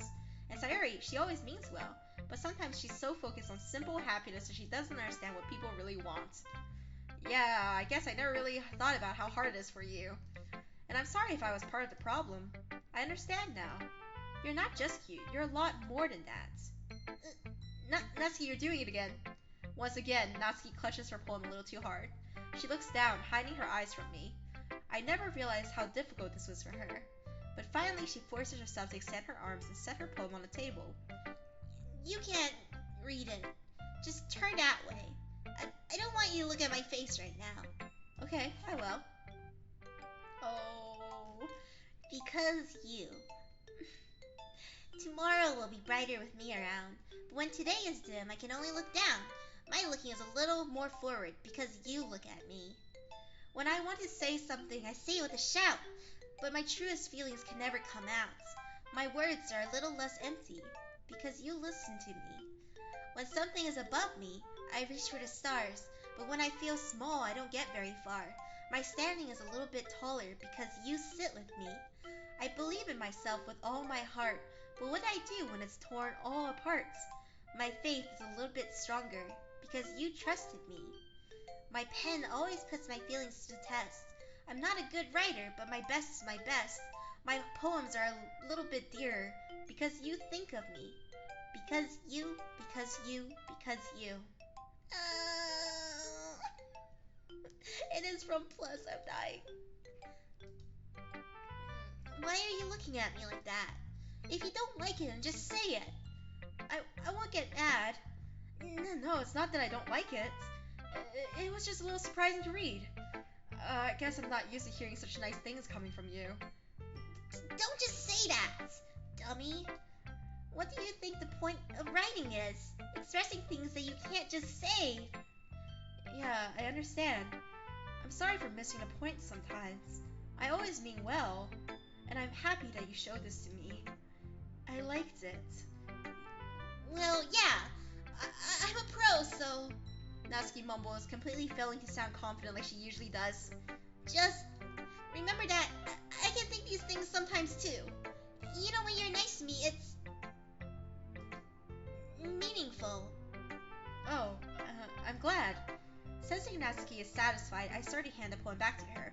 But as I do so, Natsuki takes my hands and pushes them back away. Is she gonna tell me to keep them? She wants to keep the poem. You wrote this poem for me. Oh my god! Her small, soft hands surprise me with their assertion. I don't want it. Why not? I just don't. Jeez. I realize what Natsuki is doing. Unable to be honest, she's trying to give me the poem in a roundabout way. Well, in that case, I'm going to keep it. Instead of teasing her, I choose to go along with it. Good. If you didn't, I would...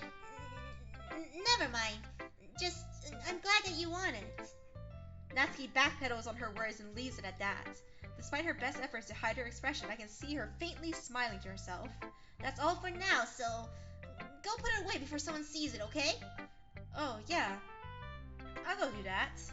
With that, I return to my seat so that I can put away Natsuki's poem. Natsuki is hella horny. You feeling bad, Sayuri? Oh god. It's nice, I guess. Come on, I can already tell you don't like it. Well, you don't need to worry about what I think. After all, you wrote this for someone else, didn't you? Oh god. Probably Natsuki. I didn't write this for anyone specifically. Maybe. That's not really what I meant, though. But it's okay. You're making new friends, just like I was hoping. That makes me really happy. And you're happy too, right? In this club? Well, of course I am. Good. That's all that matters to me. Thank you, Reiyu. Sayuri, is there something wrong? Huh? No, nothing. I'm just a little tired today. Alright, just tell me if you need anything. I will. Don't worry about me, okay? You can go play with everyone else now. If you insist. Yay! I'm gonna go home a little bit early today. Sayuri, tell Monica I wasn't feeling well, okay? I'll see you tomorrow. Before I can say anything, Sayuri cheerfully walks out of the classroom, humming to herself. Oh god. Hi, Reiyu. Have you thought about what you want to submit to perform at the festival? Well, being in this club is one thing, but performing in front of a bunch of people, I'll have to give it some more thought. Okay, no pressure. But whatever you do, I'm sure it'll turn out great. It would also make me happy to see. Anyway, let's take a look at today's poem. Sure, I let Monica take the poem holding in my hands. Sticking with the Natsuki style once more, I see. You really like Natsuki, don't you? That's... Oh, come on, Reiyu. It's awfully suspicious, you know, spending time with her in the club every day, pretending to like the manga that she's into. I do like it. You know how Natsuki is. If I don't indulge her, she'll end up hating me. Huh? No, I think you're misunderstanding, Reiyu, you dumb himbo. It's not like Natsuki just hates anyone who doesn't give her what she wants. Yeah, she's assertive, but she's not that selfish. In fact, I think you're the only one who's indulged her as much as you have. Is that so? I kind of knew that, but I just didn't want to admit it. So, I just need to ask one thing of you. Be careful, please. Natsuki is kind of unpredictable. A lot of times, she doesn't even know what she wants. After all, she's the youngest one here. She might not know how to handle her own feelings properly. What I'm saying is, if something bad happens, then it could end up damaging the club too. And you wouldn't do that to me, right? I'm not sure how to respond to Monica. While I care about her in the club, it's also kind of unfair to bring that up. True.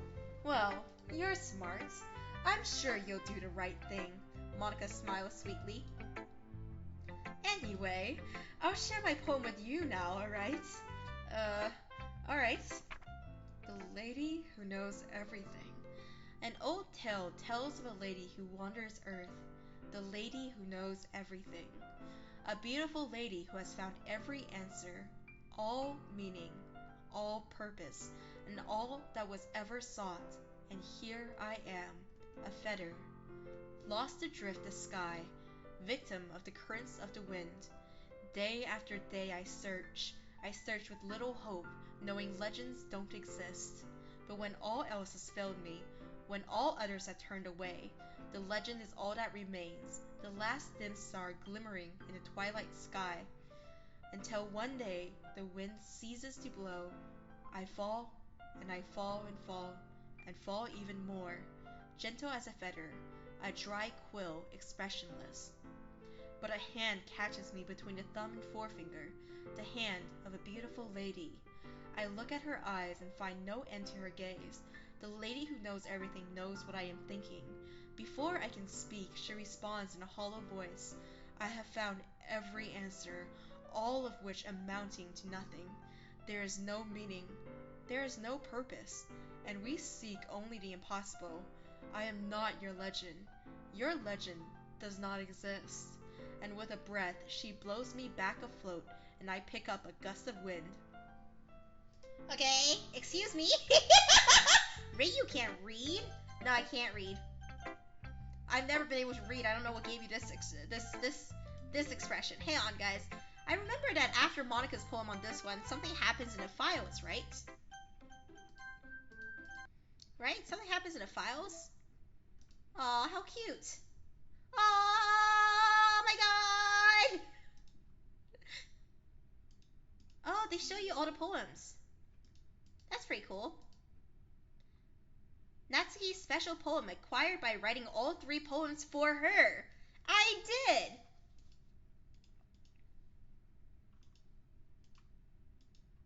This is cute. This is cute. Anyway, I thought the file was changed around this time, right?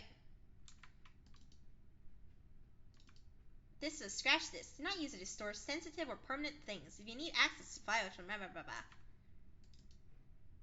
Meeting notes 1. There's so many files. How interesting. How interesting.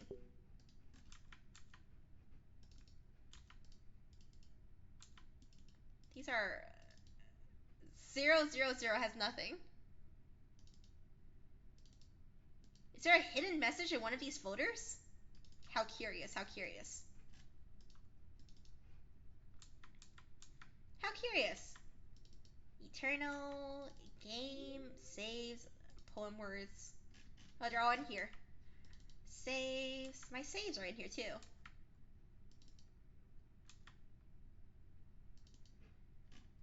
I'm trying to see if I can figure out the code. Oh, probably shouldn't have just random clicked that. Oh, hey, side stories.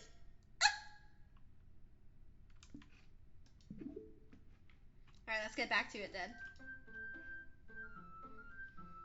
Can't just be a mouse. Wow, wow, wow, wow. Doki, Doki. Look at them go. They're so cute. You know, I feel like learning and looking for answers are sort of things that give life meaning. Not to get too philosophical or anything, but it was kind of on my mind, so that's what I wrote about. I see. I never really put much thought into it. In a way, it's almost paradoxical. Because if we had all the answers, wouldn't the world start to lose its meaning? You know, there's one thing I noticed. It seems like everyone in the club prefers writing about things that are more sad than happy. Are you surprised? I mean, if everything was okay, we wouldn't really have anything to write about, would we? Humans are two-dimensional creatures. Yeah. Humans aren't two-dimensional creatures. I think you know that better than anyone. You mean one-dimensional?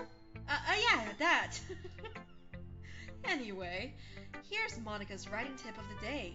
Are you ever too shy to share your writing because you're afraid it's not that good? It can be really disheartening to get a lukewarm response to something you put so much into. But if you find other people who enjoy writing, then sharing becomes a lot easier. Because instead of just telling you that your writing is good or okay or bad, they'll want to focus more on everything that went into it and the things you can work on. It's much more encouraging that way, and it will make you want to continue improving. It's almost like having your own little literature club, don't you think? And that's my advice for today. Thanks for listening. Who should I show my poem to? How do they do it for the console ports? I'm kind of curious. Is it also like an OS, or is it different for each system? Yuri. Yuri doesn't look too enthusiastic about spending time with me. I guess if she changes her mind, she'll come to me, but I should leave her be for now. Oh, I can't even show her my poem. Okay, you three. We're all done sharing poems, right? Why don't we start figuring out... Hold on a second. Is it just me, or did you just say something really strange just now? Something did sound a bit unusual. What'd she say? You three? You deviated from your usual catchphrase when addressing the club. Catchphrase? I don't have a catchphrase. Jeez. Why is this mood so... Why is this mood so weird today? Look, even Yuri isn't immune to it. Stagnating air is common foreshadowing that something terrible is about to happen. In your books, maybe. Look, the only thing different is that Sayuri isn't here. It seems you're right. Sayuri always lightens the mood up a little bit, doesn't she? It's almost like everyone's balance is thrown off a little when she's not around. Where the heck did she run off to anyway? I thought she just went to pee. Natsuki, please, show some decency. Oh, come on. She actually wasn't feeling too well, so she went home early. Is that so? I hope she's alright. Seriously? Of all the times to not go with her, you picked the time she's not feeling well? That's true. That's true. That's true. So much for you two being lovey-dovey. No. First of all, stop misunderstanding my friendship with Sayori. And second, she's kind of been avoiding me today, so I don't want to force it. That curious expression coming from Yuri of all people? Calm down, guys. I talked to her earlier and everything is fine. What did she say? Anyway, we need to figure out the rest of the festival preparations, so let's decide what everyone will be doing this weekend. I already know what I'm doing. Baking. That's right. Natsuki will be making cupcakes. But we might need a lot of them in different flavors. Can you handle that all by yourself, Natsuki? Challenge accepted. And as for myself, I'm going to be printing and assembling all the poetry pamphlets. Sayori will be helping me design them. And as for Yuri, you can,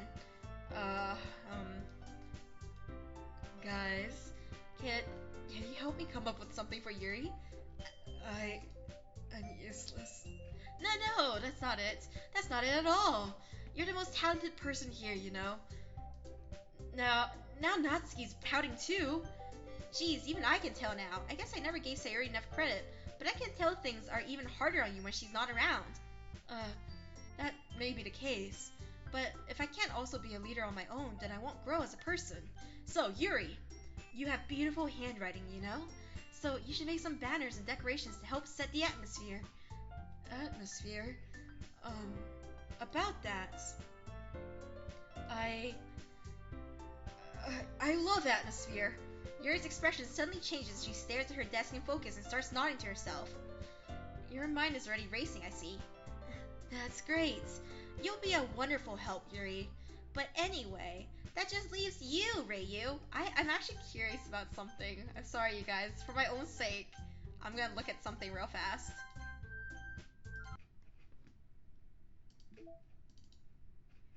Okay.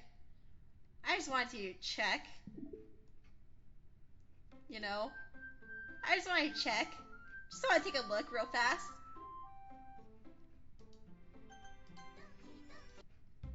That just leaves you, Reiyu. The one who is truly useless. Yep, true. At least MC can have some semblance of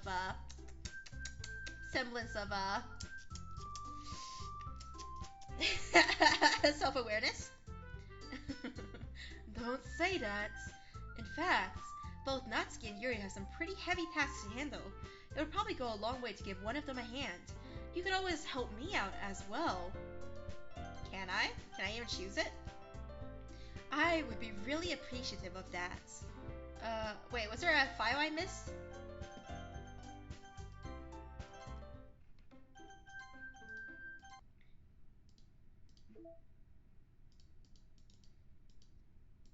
I don't think I missed a file.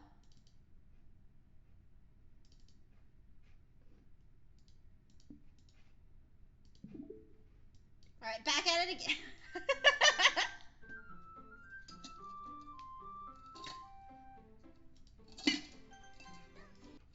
You could always help me out as well. I would be really appreciative of that. Is Monica suggesting I spend the weekend with one of my club members? How on earth are they going to respond to a suggestion like that? I suppose I wouldn't mind a bit of help. Well, even if you don't know how to bake, let's 420 it. Let's get baked. Well, even if you don't know how to bake, there's always some dirty work I could give to you. It's not like Monica's going to give me a choice, and you shouldn't be sitting on your butt anyway. Natsuki tries to mumble a bunch of excuses like that. If I recall, Natsuki, you mentioned that you would like to handle the baking on your own. Reiyu may not like to be around if you only make him out to be a nuisance.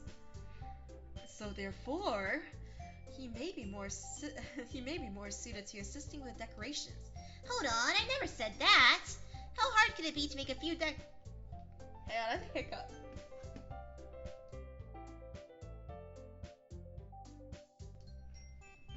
I was too self-conscious to like hiccup with the mic, with the 3DO mic on, because I'm like, you can hear every sound.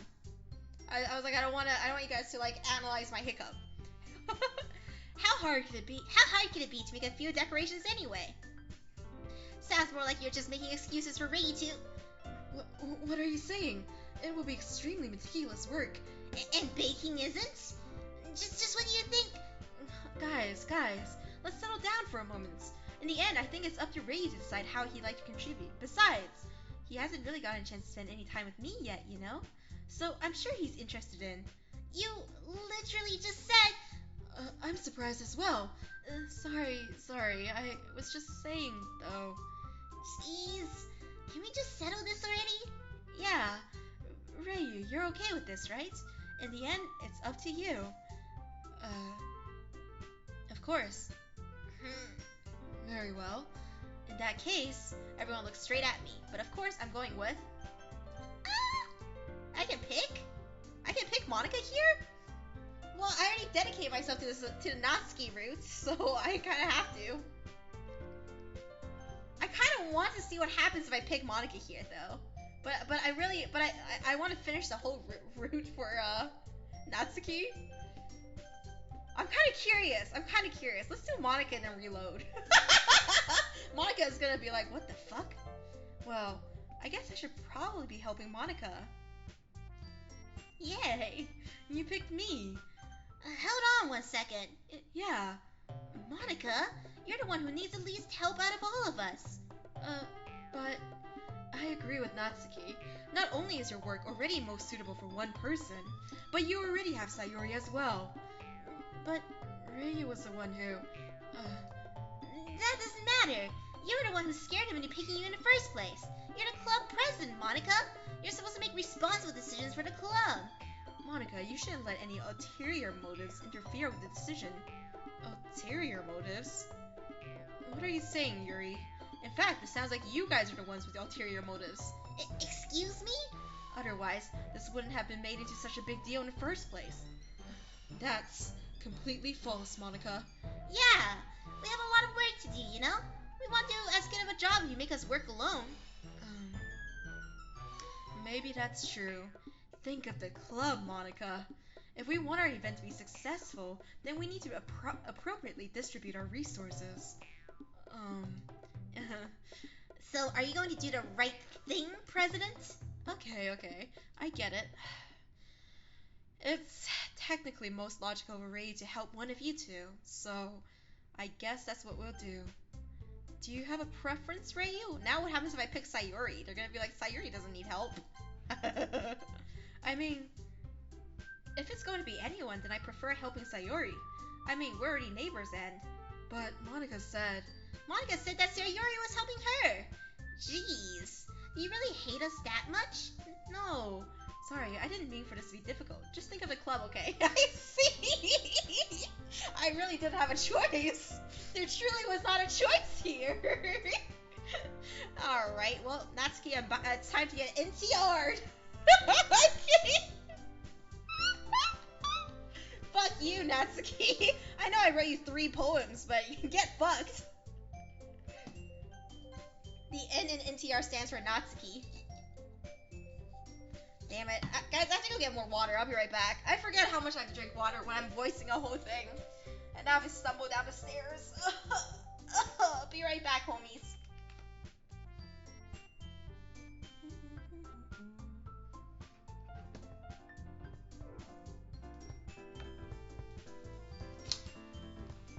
Oh man, a little S. I made that exact joke many times.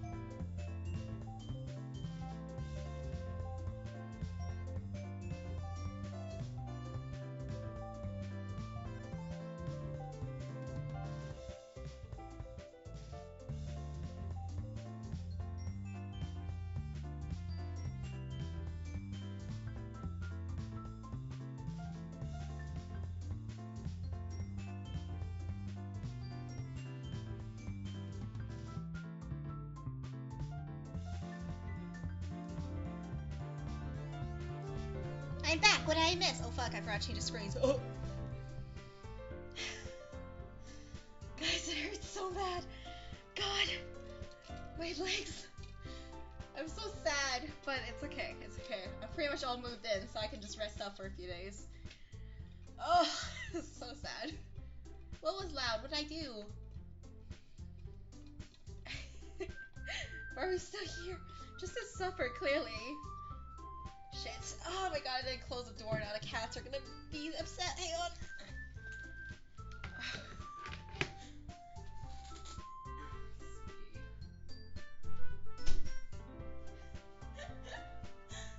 You guys are spamming dance emotes. Nice. Very powerful. Well, I twisted my ankle, so this has been my struggle since it happened. It was so stupid too, because I twisted it right before stream. Like, I was like, oh, I gotta go get some water, and then I fucking tripped and almost fucking died. Shit hurted! It still hurts. Oh, fuck! I'm so sorry. I'm so sorry. I'm so sorry. I'm so sorry. I'm so sorry. I'm very clumsy. I am a danger to myself and everyone around me.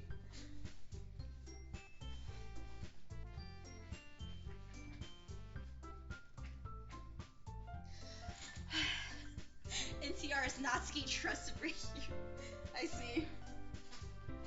God. No, I'm in pain.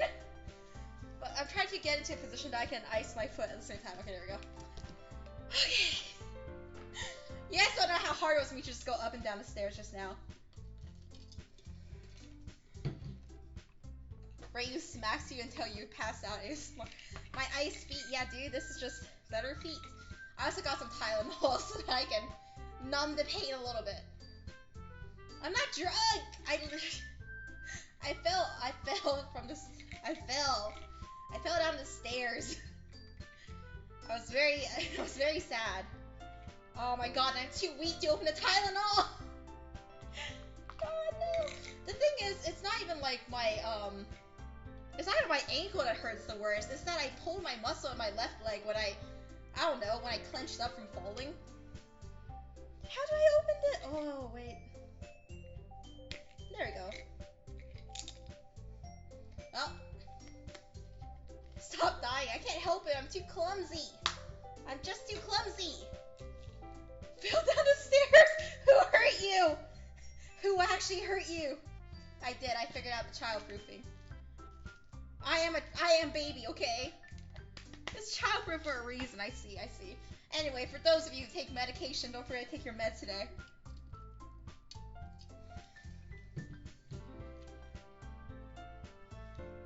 Who told you to say you fell down the stairs? Alright.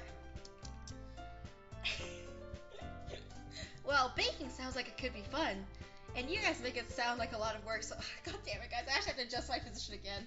This is not working. I don't have a footrest, so I don't know how to put ice on my leg like this. Okay, one second.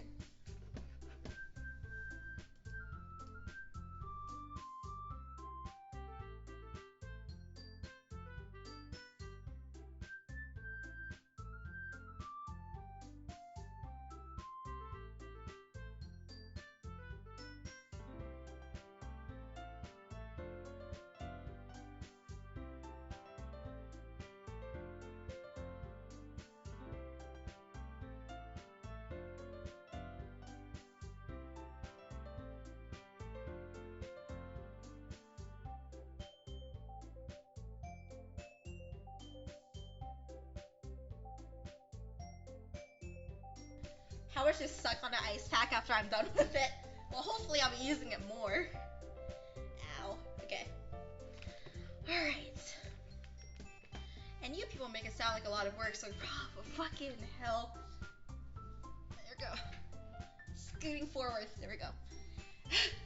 I'm dying. Shit hurts. Okay.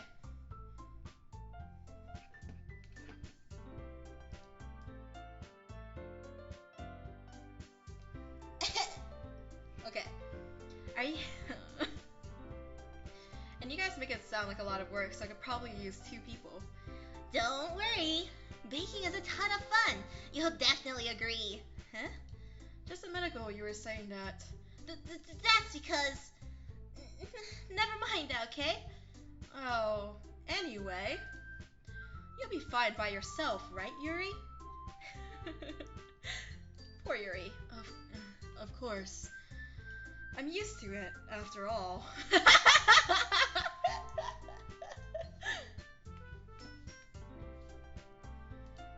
Dot dot dot. Dot dot dot. That's good. Even though Yuri is being melodramatic, it's a little hard to not feel bad. So, that's everything, right? Anything else you need to talk about? No, I think that's it. Are you guys excited?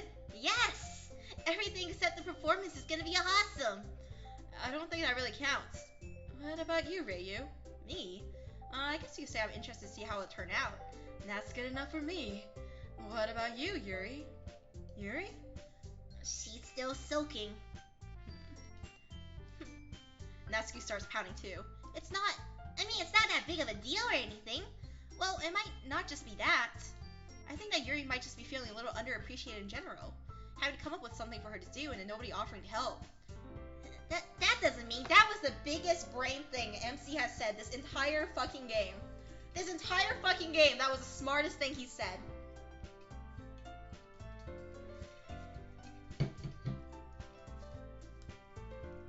Okay. That doesn't mean... Natsuki glances back and forth between everyone with a worried expression. I'm on everyone, goddamn. Look, Natsuki goes over and puts her hands down on Yuri's shoulders. Yuri. You really are the most talented one here. And you're gonna help make this event even more fun and welcoming. I mean, the cupcakes will probably help a lot too, but you're gonna make the atmosphere special.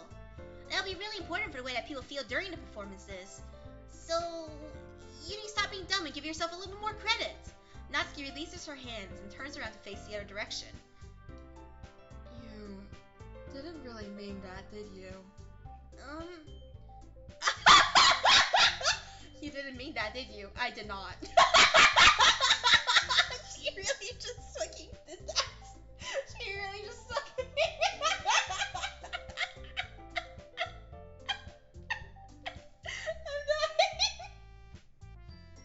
Yeah, no, I didn't mean it.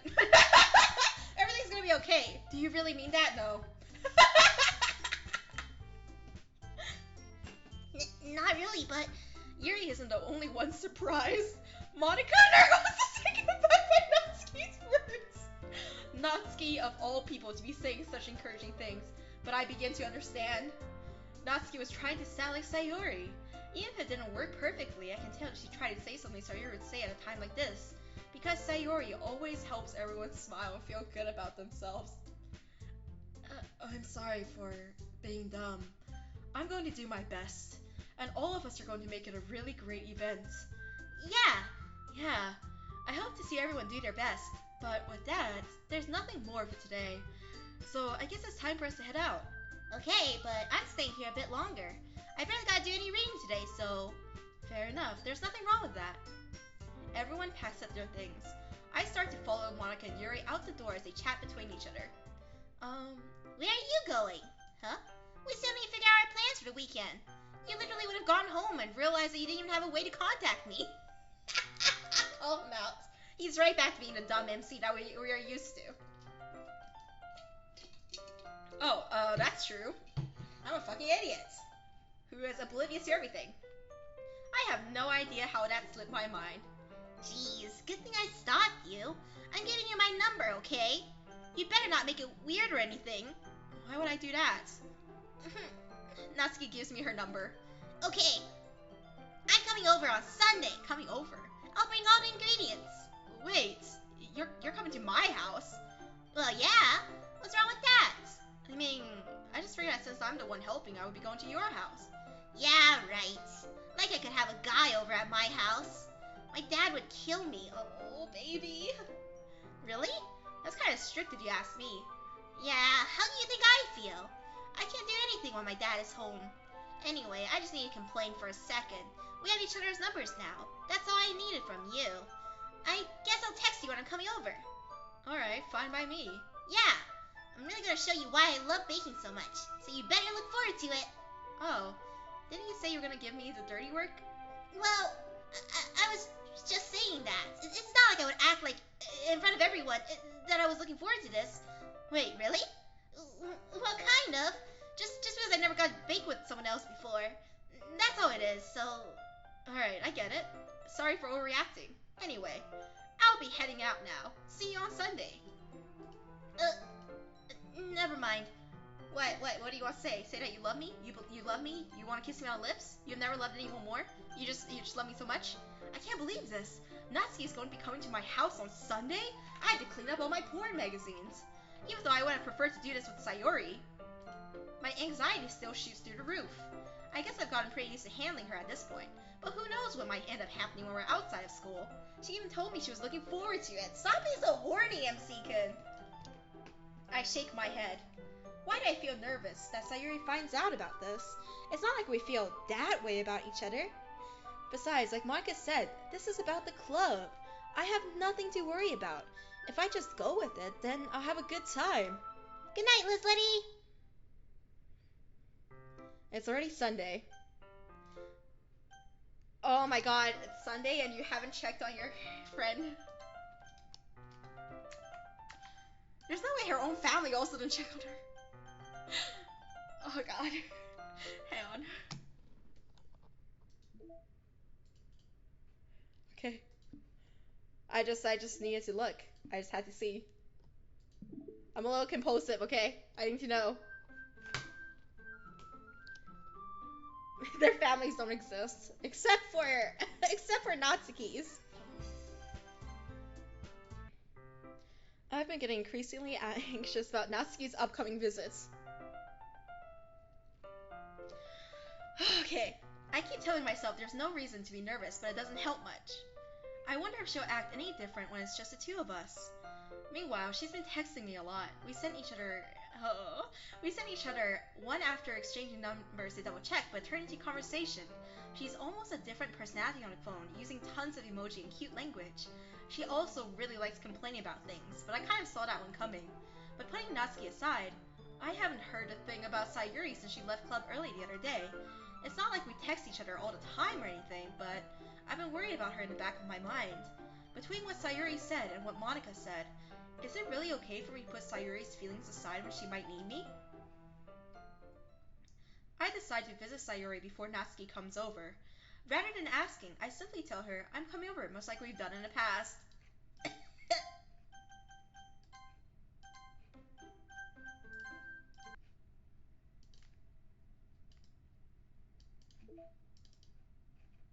Huh. Oh man, huh.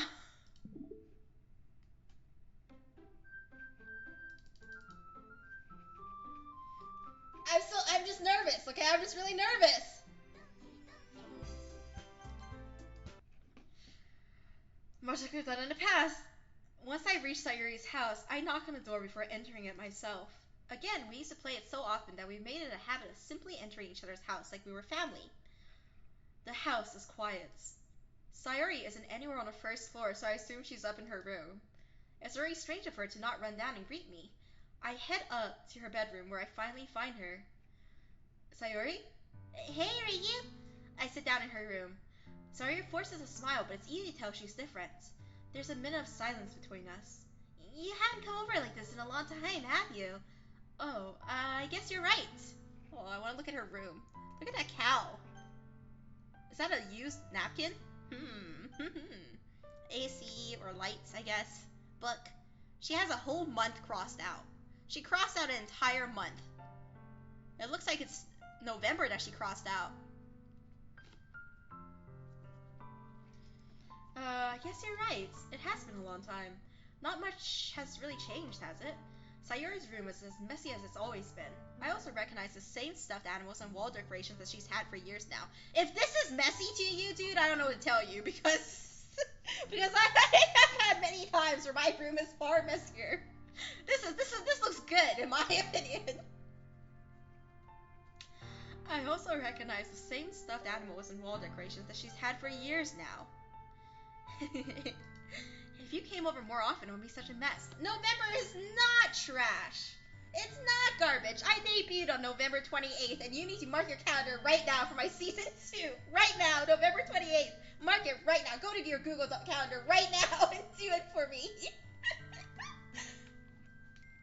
If you came over more often, it wouldn't be such a mess. That's because I end up cleaning it for you. How come you suddenly wanted to come over today? Aren't you supposed to see Natsuki today? Yeah, but wait, how do you know that? Sayuri had already left by the time we decided that last meeting. Monica told me. It's only natural for her to keep me informed about the festival preparations, right? Oh, that's true. But what about you? Aren't you going to be helping Monica today?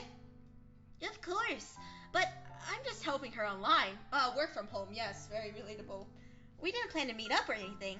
Oh, so it's just me and Natsuki then? Yep. There's more silence between us. Hang on, homie's gotta plug in something. Man, I wish I never had to move my legs. It hurts. Alright. There's more silence between us. Sayuri stares in a random direction. Everything about her behavior is really uncharacteristic. I finally get to the point. I just wanted to see how you were doing. After you left on Friday. When something's wrong, you can't hide it from me. I know you too well. So, Sayuri smiles, shaking her head. That's no good, Reiyu. Why can't it just be like it's always been? This is all my fault. If I didn't get so weak and accidentally express my feelings, if I didn't make that stupid mistake, then you wouldn't have been worried about me at all. You wouldn't have come here. You wouldn't have even been thinking about me right now. But this is just my punishment, isn't it? I'm getting punished for being so selfish. I think that's why the world decided to have you come over today.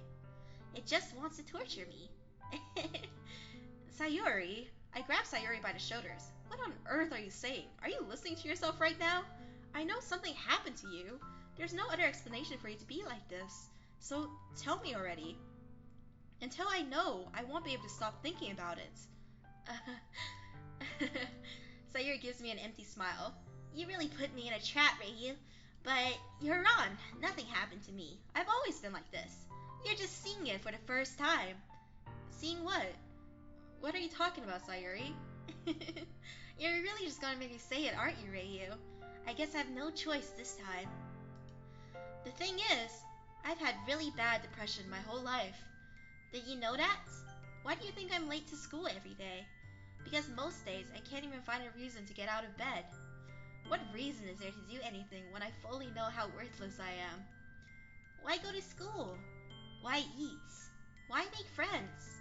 Why make other people put their energy and care into waste by having them spend it on me? That's what it feels like. And that's why I just want to make everyone happy, without anyone worrying about me. I'm in shock. I can't even figure out how to respond. How is it possible that Sayuri kept this from me this entire time that I've known her? Because you're oblivious and stupid! My man! Because you ignore every sign! Did she really want so badly for me to just not think about her? Why, Sayuri? Huh? Why is it that you never told me about this? It almost feels like I've been betrayed as your close friend. Because if I knew, I would have done everything I could to support you. Even if there's only so much that I could do, I would have tried a little bit harder to make every day a little better for you. That's why I'm your friend. All you had to do was tell me. You don't understand it at all. Why do you think I didn't tell you? Because if I told you, then you would have to waste effort caring about me instead of doing important things. I don't want to be cared about. It's bittersweet when people try to care about me. It feels nice sometimes, but it also feels like a bat being swung against my head. That's why I wanted so badly for you to make friends with everyone else.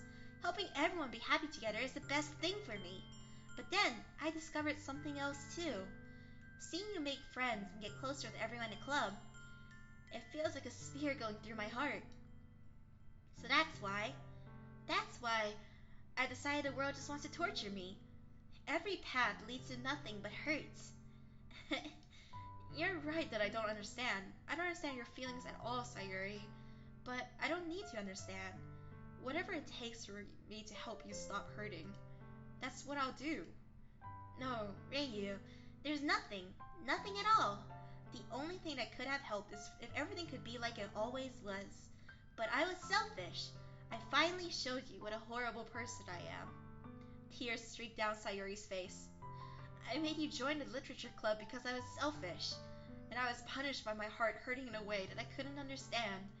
And now you came here and I made you hurt too.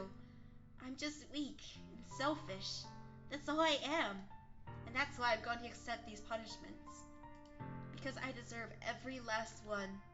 Without thinking, I once again grab Sayuri's shoulders. Oh shit, I tear off her clothes. This time I pull her into a tight embrace. Reiyu, Sayuri, I don't care if you feel selfish. I'm really happy that you convinced me to join this club. Seeing you every day makes it worthwhile enough. If I make friends with everyone else, then that's just a bonus. But please never underestimate how much I care about you. I wouldn't have it any other way. Reiyu. Sayuri isn't hugging me back. Despite my arms being wrapped around her, Sayuri's arms remain at her sides. She starts sobbing next to my ear. No, don't do this to me. Please, don't do this. Reiyu, Sayuri barely manages to speak between her sobs.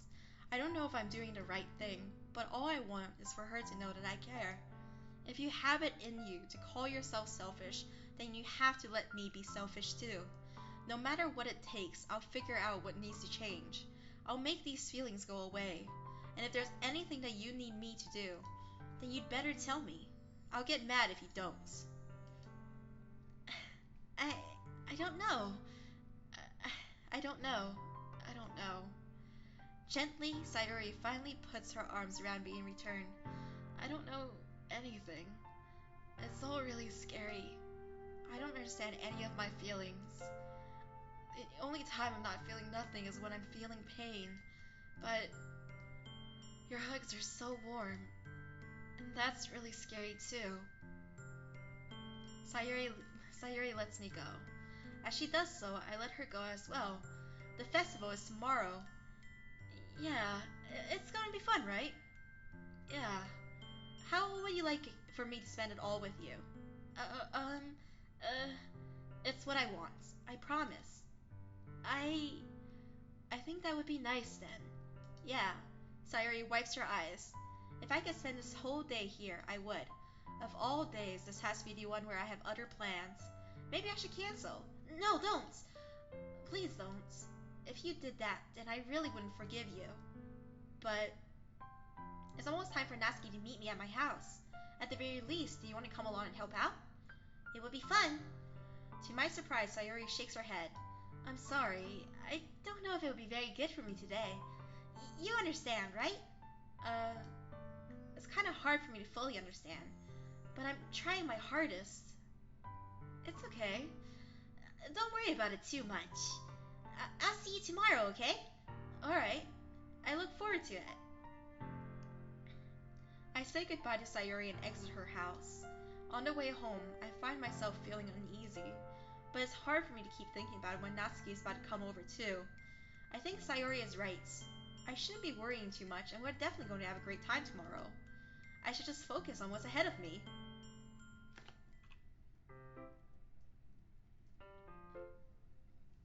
Oh, homies. I spend only a few minutes back at home anxiously awaiting Natsuki's arrival. Before I know it, she texts me to let me know she's outside the front door. Without delay, I open the front door to let her in. Damn, MC Kid lives in a house. His parents are stacked. Hey, I don't know what I was expecting, but seeing her asking something other than her school uniform totally threw me off. It's so cute. Seeing her in such cute clothes make the uniform seem totally unfitting in comparison. Jeez, don't make it feel so awkward already. It's gonna be a long afternoon, so don't be weird just because you're not used to seeing me outside of school. Anyway, I'm coming in. I see you brought a lot of stuff.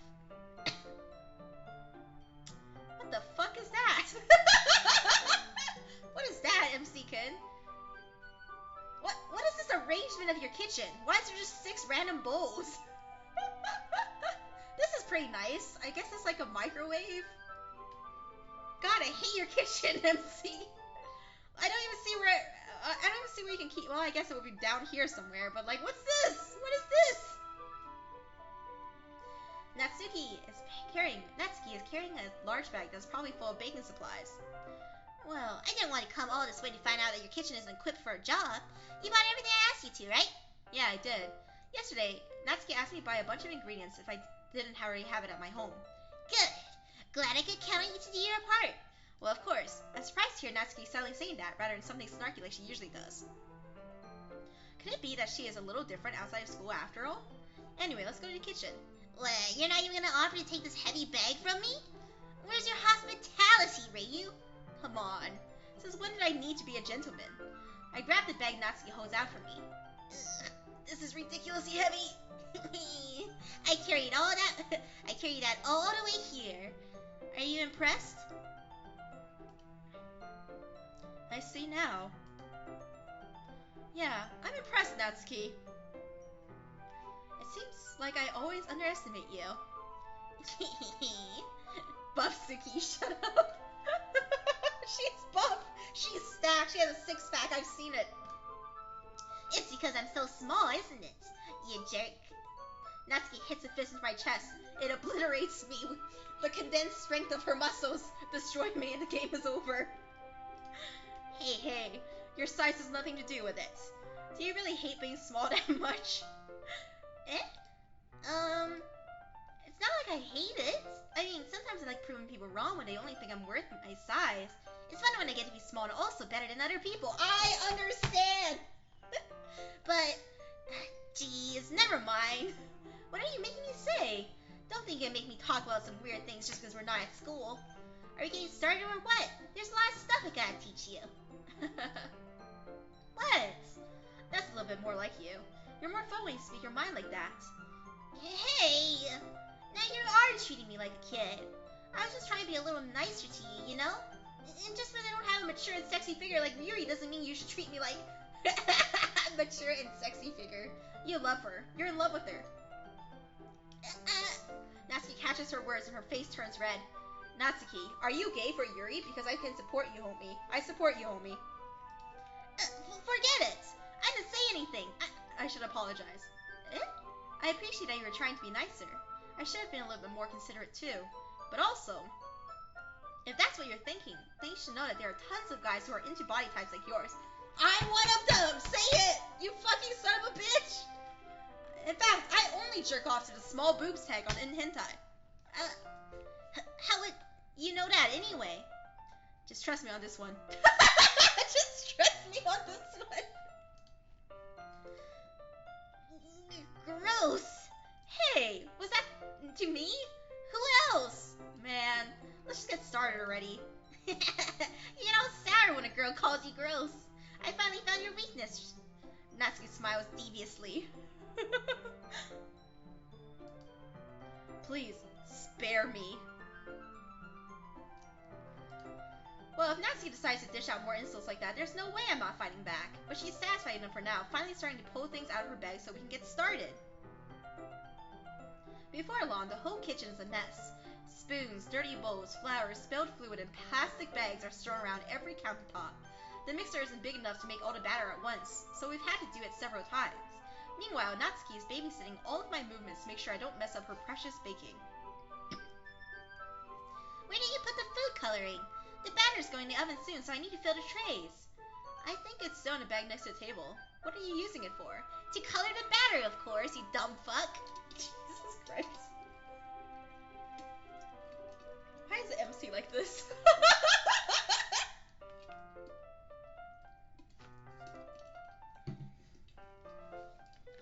I'm making each tray a different color. That way, even if the flavors aren't different, everyone can still pick their favorites. Aw, that's a cute idea. Are we doing anything like that with the icing? Do you want to? You're asking me? I don't really have a preference, so... Come on, you're not putting any heart into this at all. Can't you at least try to have fun? I'm having fun. I'm not really sure what Natsuki is trying to get out of me. Meanwhile, I see her separate the batter into smaller bowls and put a few drops of food coloring to each. That does look pretty cool. See? It's not like baking is just about following instructions. There's presentations where you get to be creative and have the most fun. It's like a million times more worth it in the end if just looking at it makes everyone's eyes lighten up. Aww. It's so cute.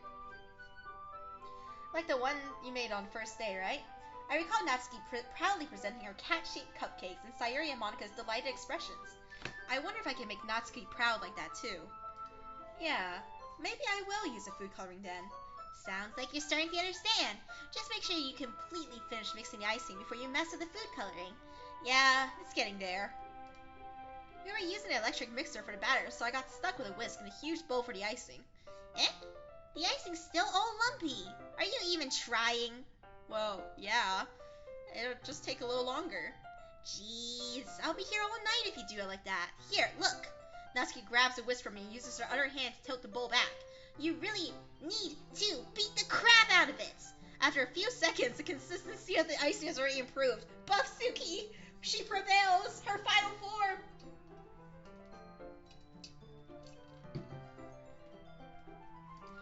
See? As if to emphasize, Natsuki sticks a finger in the icing and pops it in her mouth. I reluctantly start to do the same. Hey! Natsuki suddenly grabs my wrist. I don't want your gross fingers in my icing. Your icing, eh? Are you forgetting who did all the work? I started to fight back, trying to inch my finger towards the bowl.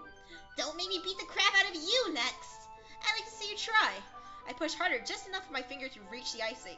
I triumphantly scoop some with my finger, just as Natsuki tugs with all her might. The force of Natsuki pulling me causes me to stumble, making her stumble in turn. Gross! You got it on my face! Whose fault is that? There's a big glob of icing on Natsuki's cheek. Lick it off. Lick it off. She tries to reach it with her tongue, but it's too far away. Oh, I wish I could see that. Jeez.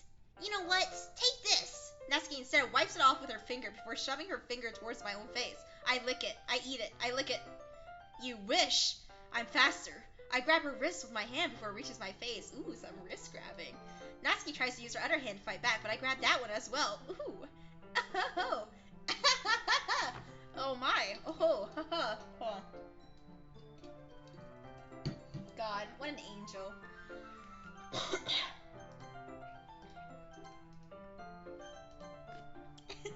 Stop! Not until you apologize for calling me gross. Fine. I'm sorry for calling you gross. You know I don't mean it. It's just fun seeing you react to it. You do that to me all the time, you know? Saying dumb things just to get a reaction out of me. You really shouldn't tease girls like that. Is that so? In that case, I probably shouldn't do this either. Oh God, what are you gonna do? Oh. I take Natsuki's finger and put it in my mouth, licking off the icing. What? Did you seriously just... Natsuki is so surprised she can't even figure out how to get mad at me. Her face is entirely red. Reiyu. You really shouldn't do that kind of things to girls unless you really like them. You know that, right? I know. What kind of question is she asking me just like that? How did the mood turn to this so quickly? Because you licked her fingers! Because you sucked her fingers! Natsuki gazes at me in silence. I notice her shallow breaths. Why am I starting to feel dizzy? Why am I starting to feel horny? Out of nowhere, the fire alarm starts going off. No, the cake! Natsuki rushes over to the oven. Is something burning? I thought you didn't put the cupcakes in yet. No wonder. You left a dirty tray in here, dummy. How can you make a mistake like that? You should have checked before turning the oven on. Don't blame me for your mistakes. Jeez. Natsuki uses an oven mitt to grab the blackened tray out of the oven. Okay, why is your tray blackened? Like, if there's nothing on the tray, then and it's normally in the oven, that means that the tray is made for the oven. It shouldn't just burn up. It shouldn't just burn up. This is inconsistent.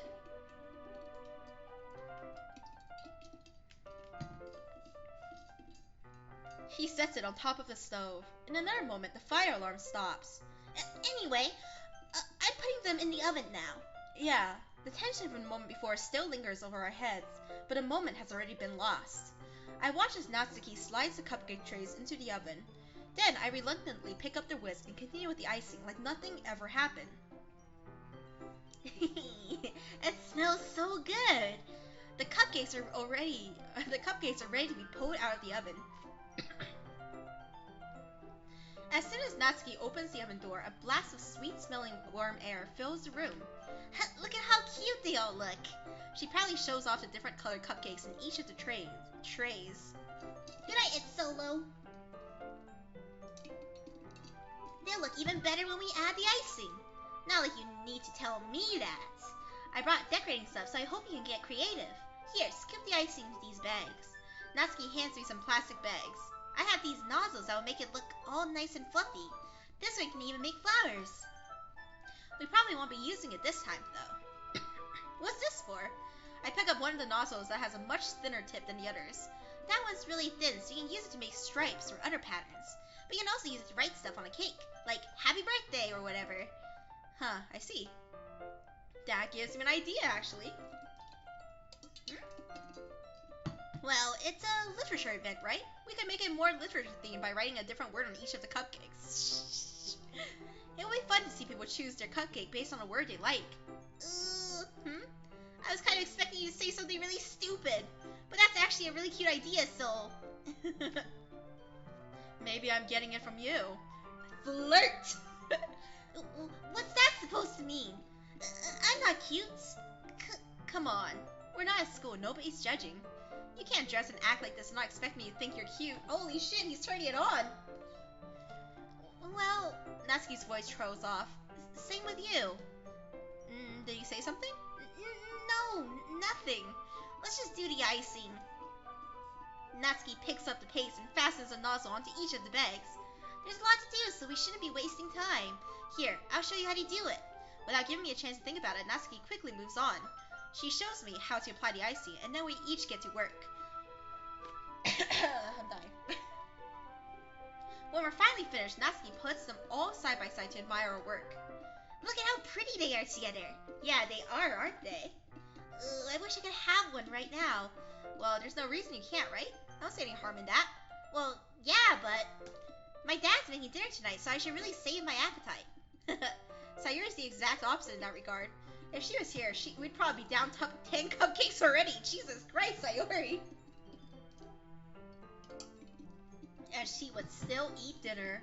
Come on, that's just unhealthy. Besides, when my dad cooks, I need to eat as much of it as I can. Well, anyway, I was hoping we would have time for manga, but I need to be home for dinner. Already? That's a shame. It's your fault for working so slowly. You should have thought about that. It's not like you'll always have this chance. Man. As usual, Natsuki places the blame on me. You can bring up cupcakes tomorrow, right?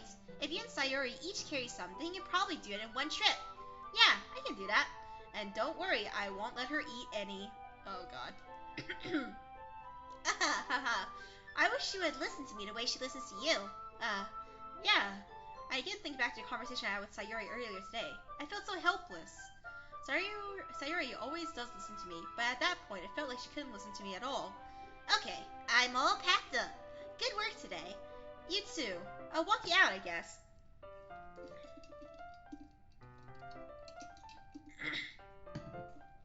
Just like that, Natsuki is already about to leave. It feels like the afternoon went by in a flash. More than that, did I even take the opportunity to get close to her like I wanted? Well, I guess I'll be off then. You sucked her finger! Did I get closer to her? Thanks for all the help and everything. I'll see you tomorrow. Wait, Natsuki. Yeah? What you said before about not always having this chance. It doesn't have to be that way at all. I had fun today. You showed me how fun baking can be like you wanted. And aside from that, you can come over any time, okay? I think that, if possible, at least spend more time like this. If you want to read manga or go out somewhere, do you really mean that? Natsuki looks at me tensely like she's trying to hide her expression. Yeah, I want to spend more time with you. Reiyu.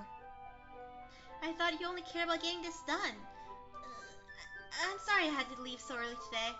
I really didn't want to. I would really stay here longer if I could. I feel the same way as you, so Natsuki suddenly gets closer to me. Wait, Natsuki. Standing inches from me, Natsuki looks up at me. I feel her fingers gently clutch at the sides of my shirt as if holding on to me. Oh, fuck, dude. Sayuri lives like across the street. You son of a fucking NTR fucking ass cucker, motherfucker, goddamn.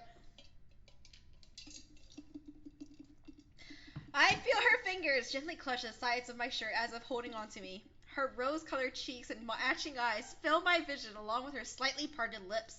What is happening? Oh god, can you at least read this mood? My head starts to go dizzy as I feel her soft breaths against me. I felt it. For a while now. Natsuki suddenly jumps back. Sayuri? Eh? Hi, Reiyu. Sayuri. Just now we weren't... It's okay, Reiyu. I just stopped by to say hi.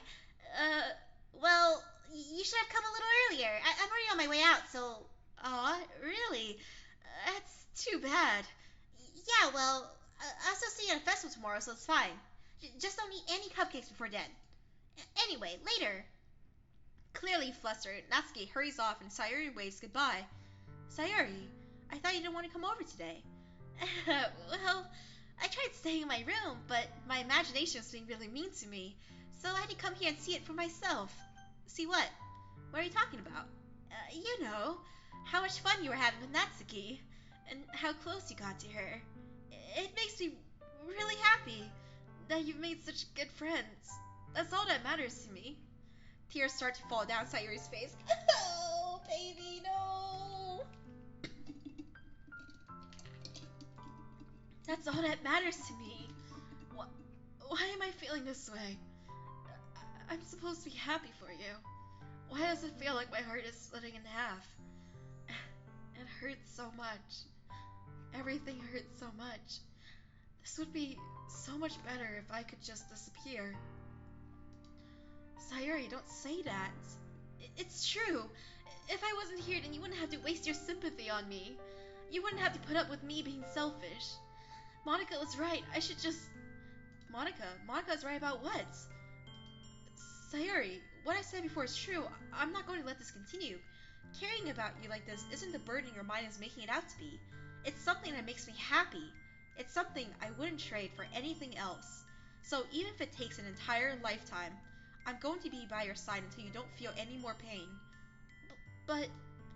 Sayuri looks away. I put a hand on her shoulder to reassure her. I'm scared. I'm really scared. What are you scared of?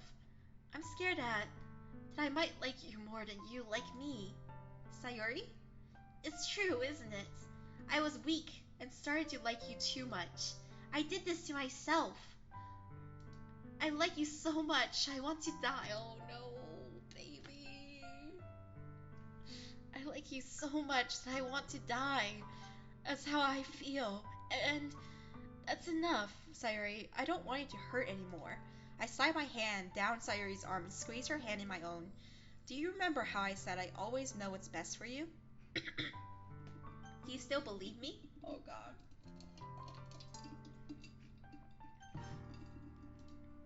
Wordlessly, Sayuri nods. Even if you don't understand all of your own feelings, I know you need the most right now, and that's what I'm going to give to you. Sayuri?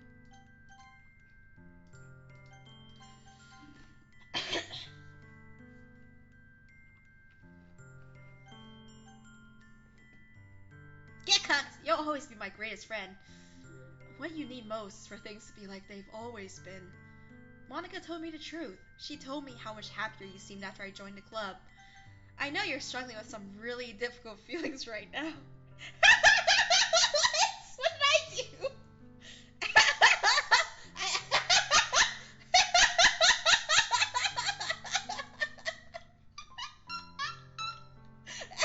Why am I being attacked?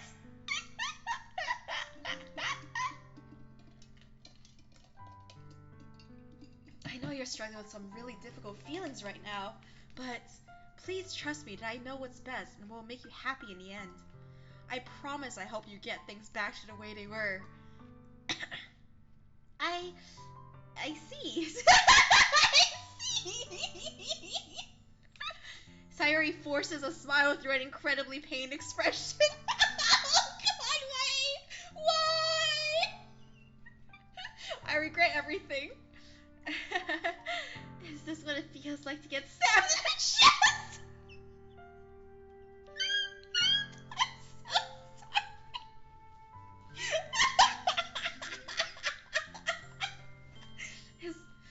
Is this what it feels like to get stabbed in the chest? I should write a poem about this.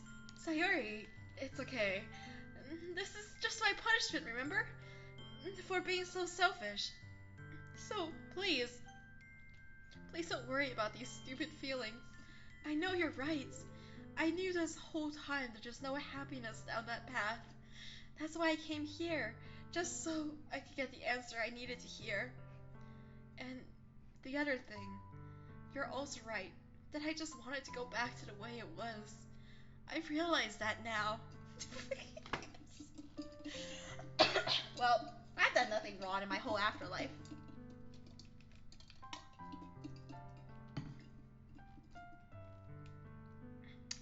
You really do know me better than anyone. I trust you with anything. Anything at all. So, Sayuri's smile finally breaks. All of a sudden, she turns around and drops to her knees. Oh no, baby, I'm so sorry. Clutching her head with both hands, she screams as loudly as she can. I'm so shocked that I don't know how to react. Sayuri looks over her shoulder and flashes me one more weak smile before turning around and running off. Sayuri. I'm left helplessly standing in the front of the house.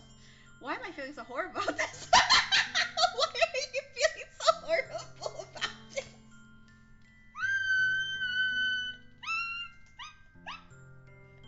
I wonder. It's not like you broke her heart or anything. It's not like you absolutely destroyed her. There's nothing more that I could have done. Yeah, there was nothing. It wasn't like you had a choice. It was like you had a choice between two things, one of which would have hurt less, although it would not have been true. The most I can do is support Sayuri. Through her feelings and help her on the path that is right. But I'm having as much trouble understanding Sayuri's feelings as she is. Even though I can comfort her, I keep wondering if I should do something more or something different. I know these thoughts will continue to plague me until things are back to the way that they are. It's been years since I played the first game.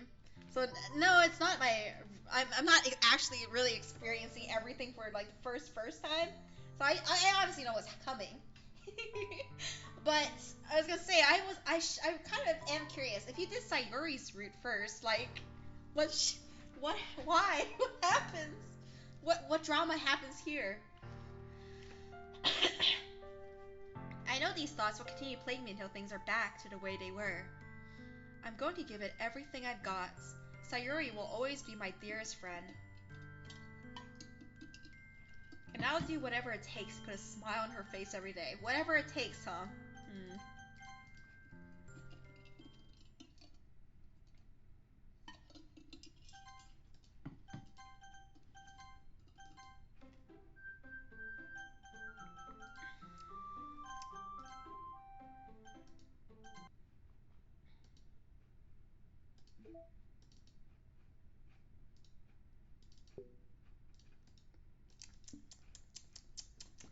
Uh-huh. She's fine. Yeah. Jesus Christ. Oh no. Okay. It's the day of the festival of all days. I expected this to be the one where I'd be walking to school with Sayuri, but Sayuri isn't answering her phone. I considered going to her house to wake her up, but decided that's a little too much. Meanwhile, the preparations for the events should be nearly complete. I managed to carry all the cupcakes myself by carefully stacking 2 trays. Natsuki is already texting up a storm, but I can't respond thanks to my... Wait, there was a new file?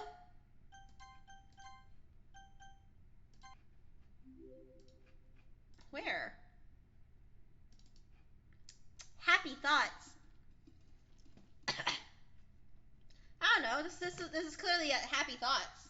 Don't you see the title? It says happy thoughts, dude. I see no deeper meaning to this. Hmm.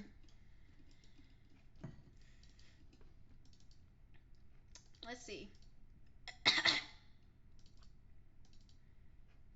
I wonder what's going to be hiding in these folders eventually.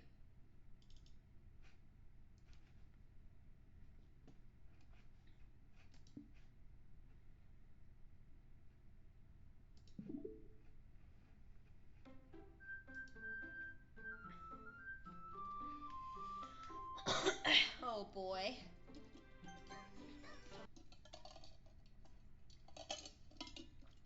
Natsuki is already texting with Storm, but I can't respond thanks to my hands being full. Funnily enough, I probably feel the same way as Natsuki about the event. I'm more excited for it to be over so I can spend time with Sayuri and Natsuki at the festival. But knowing Monica, I'm sure the event will be great too. Reiyu, you're the first one here. Thank you for being early. That's funny, I thought at least Yuri would be here by now. Monica's placing little booklets on each of the desks in the classroom. They must be the ones she prepared that have all the poems we're performing. In the end, I found a random poem online that I thought Monica would like and submitted it. So that's the one I'll be performing. That's what? So that's the one I'll be performing? You just found a random one? Okay. I'm surprised you didn't bring Sayuri with you. Why didn't you check on her? Yeah, she overslept again. Are you fucking serious? I'm gonna fucking kill the main character. Oh, yeah, she fucking overslept. Fucking, I know, right? She literally told you yesterday what's going on. Oh my god. That dummy. Shut the fuck up! You'd think that on days this important, she'd try a little harder. I'm gonna fucking kill this guy!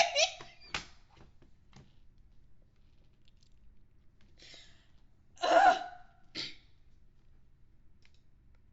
Yeah, just try harder. Try not to be depressed. You got me fucking... That's all you need to do.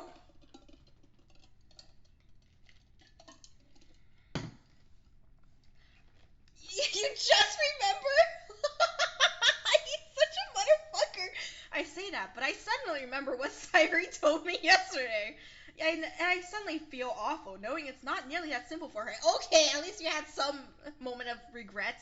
I only said it because it's the way I'm used to thinking. That's true. You have to reevaluate your own biases about mental health. But maybe I should have gone to wake her up after all. That's what I'm saying. You should take a little responsibility for her, Reiyu.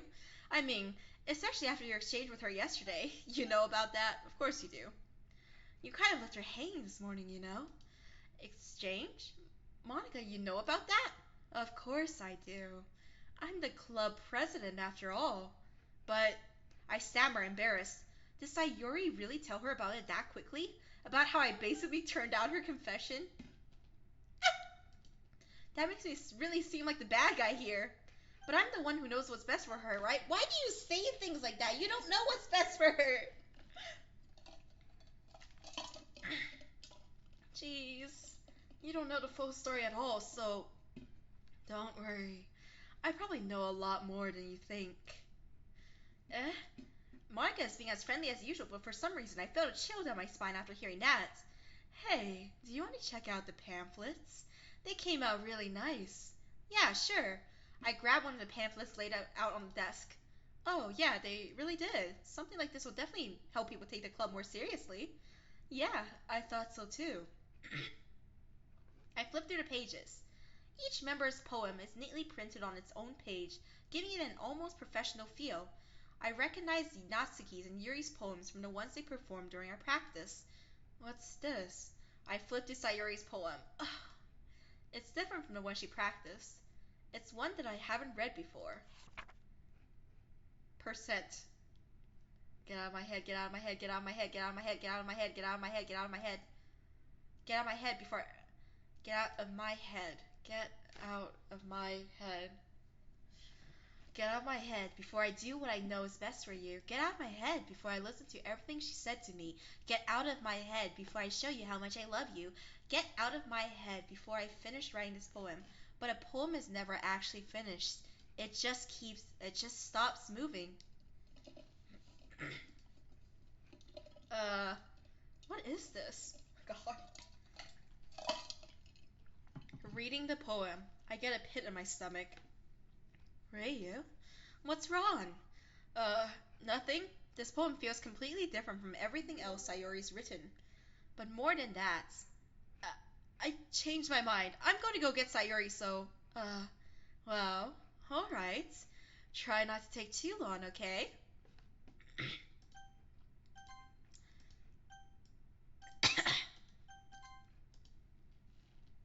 I quickly leave the classroom. Alright guys, I'm kind of curious. What happens if I reload the save and accept her confession? Let's do it, and then see how the dialogue changes. I love you! Eh? Those are my true feelings. So there's no way you could like me more than I like you. I should have realized it sooner. But spending time with everyone at the club, making new friends, and having fun with you every day, it helped me realize that you are truly the most important person to me. That's why I'll accept any of your burdens. As long as we continue like this every day, with you by my side, then I know we'll both be happy. Reiyu. Oh, no. Suddenly, Sayori wraps her arms tightly around me. Reiyu. Is this really okay? Yeah. I hold Sayori in my arms and pull her closer. You'll never have to let go of me again. I love you. I want to be with you forever. Me too. I feel Sayori's grip around me weaken a little bit. What is this? I'm supposed to be happy right now. I always thought this would be the happiest moment for me. But why? Even now, why won't the rain clouds go away? They're not going away at all, Reiyu. It's okay, Sayori. It might take some time for things to get better again, but no matter how long it takes, I'll be there every step of the way. That's all that matters right now. Okay. I trust you. Sayori and I slowly release each other, so I guess that makes the festival tomorrow our first date, huh? What are you saying? I don't want to think about those things, you know? I want everything to be the same as it always has been, even if we really are a couple. I don't know if I can handle anything more right now.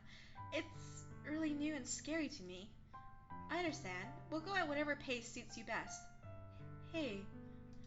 Sayori gazes at me once more, smiling sadly. Even if I get really, really sad, this is the best thing for me, right? Huh? I don't really understand what Sayori means by that. Are you saying that this is making you feel sad, Sayori? I don't know. I don't understand what I'm feeling. It felt like a bunch of thorns when you told me you loved me. But that's why I want to trust you. You know what's best for me. Yeah, I do. That's my promise. I say that, but in reality, I've never felt more uncertain when it comes to Sayori. I know that I love her, and she loves me, but I'm having as much trouble understanding Sayori's feelings as she is. Even though I can comfort her, I keep wondering if I should be doing something more or something different. Can I skip now? This is the same dialogue. I'll give it everything I got. Sayori is the most important person to me. Now I do whatever it takes to have a happy future with her.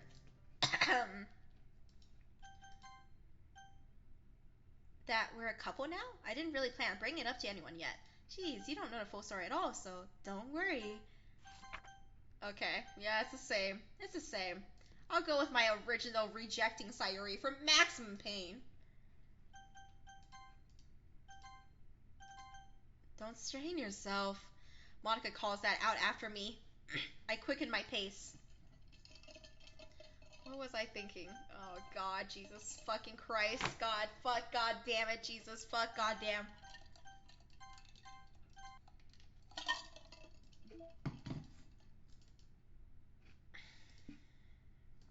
Does this imply that she... Oh god. Okay.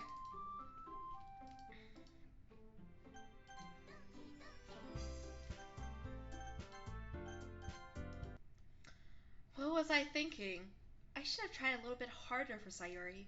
It's not a big deal to at least wait for her or help her wake up. Even the simple gesture of walking her to school makes her really happy. Besides, I told her yesterday that things will be the same as they always have been. That's all she needs and what I want to give her. I reach Sayuri's house and knock on the door. I don't expect an answer since she's not picking up her phone either. Like yesterday, I open the door and let myself in. Sayuri? She really is a heavy sleeper. I swallow. I can't believe I end up doing this after all, waking her up in her own house. Isn't that something a boyfriend would do? In any case, it just feels right. Outside Sayuri's room, I knock on her door. Sayuri? Wake up, dummy. There's no response. Oh god, oh god. I really didn't want to have to enter her room like this. Isn't it kind of a breach of privacy?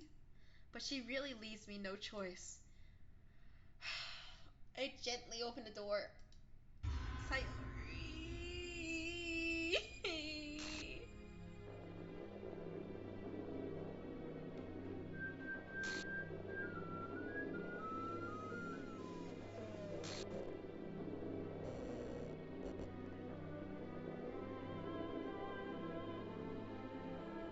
What's going on with the music right now, though? What is this song? Oh god.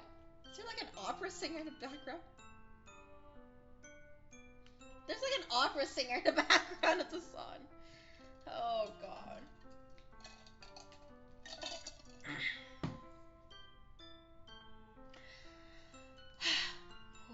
What the hell? What the hell? Is this a nightmare? It has to be. This isn't real. There's no way this can be real. Sayuri wouldn't do this. Everything was normal up until a few days ago. That's why I can't believe what my eyes are showing me.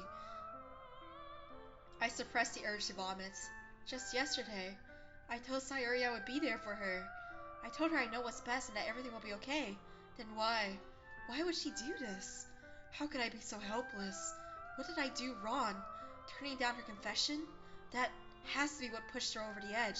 Her agonized scream still echoes in my ears. Why did I do that to her when she needed me the most? Why was I so selfish? This is my fault. My storming thoughts keep telling me everything I could have done to prevent this. If I just spent more time with her, walked her to school, and gave her what I know she wanted out of our relationship, then I could have prevented this. I know I could have prevented this. Screw the literature club. Screw the festival. I just lost my best friend. Someone I grew up with. She's gone forever now. Nothing I do can bring her back. This isn't some game where I can reset and try something different. I had only one chance and I wasn't careful enough. I like how they really want you to do it. They really, really want you to do it. And now, I'll carry this guilt with me until I die. Nothing in my life is worth more than hers, but I still couldn't do what she needed from me. And now, I can never take it back. Never, never, never, never, never, never. I reloaded it the first time I played, yeah.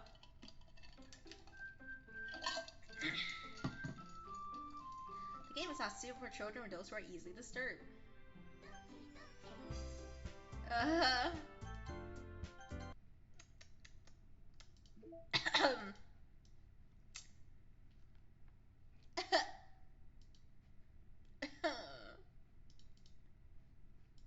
that's cool to have a trace back. Uncaught VM runtime exception. Oh, jeez, I didn't break anything, did I? Hold on a sec. I can probably fix this, I think. Actually, you know what? This would probably be a lot easier if I just deleted her. She's the one who's making this difficult. Well, here goes nothing. Oh, she's right here. Oh, I can set a wallpaper? What? This UI is dope.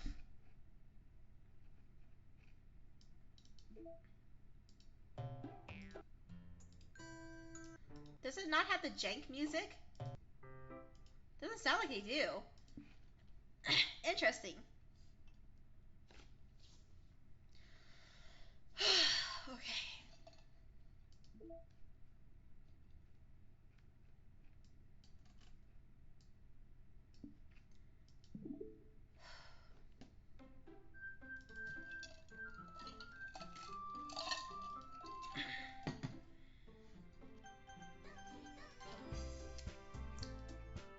character Sayuri. Starting a new game. Yep.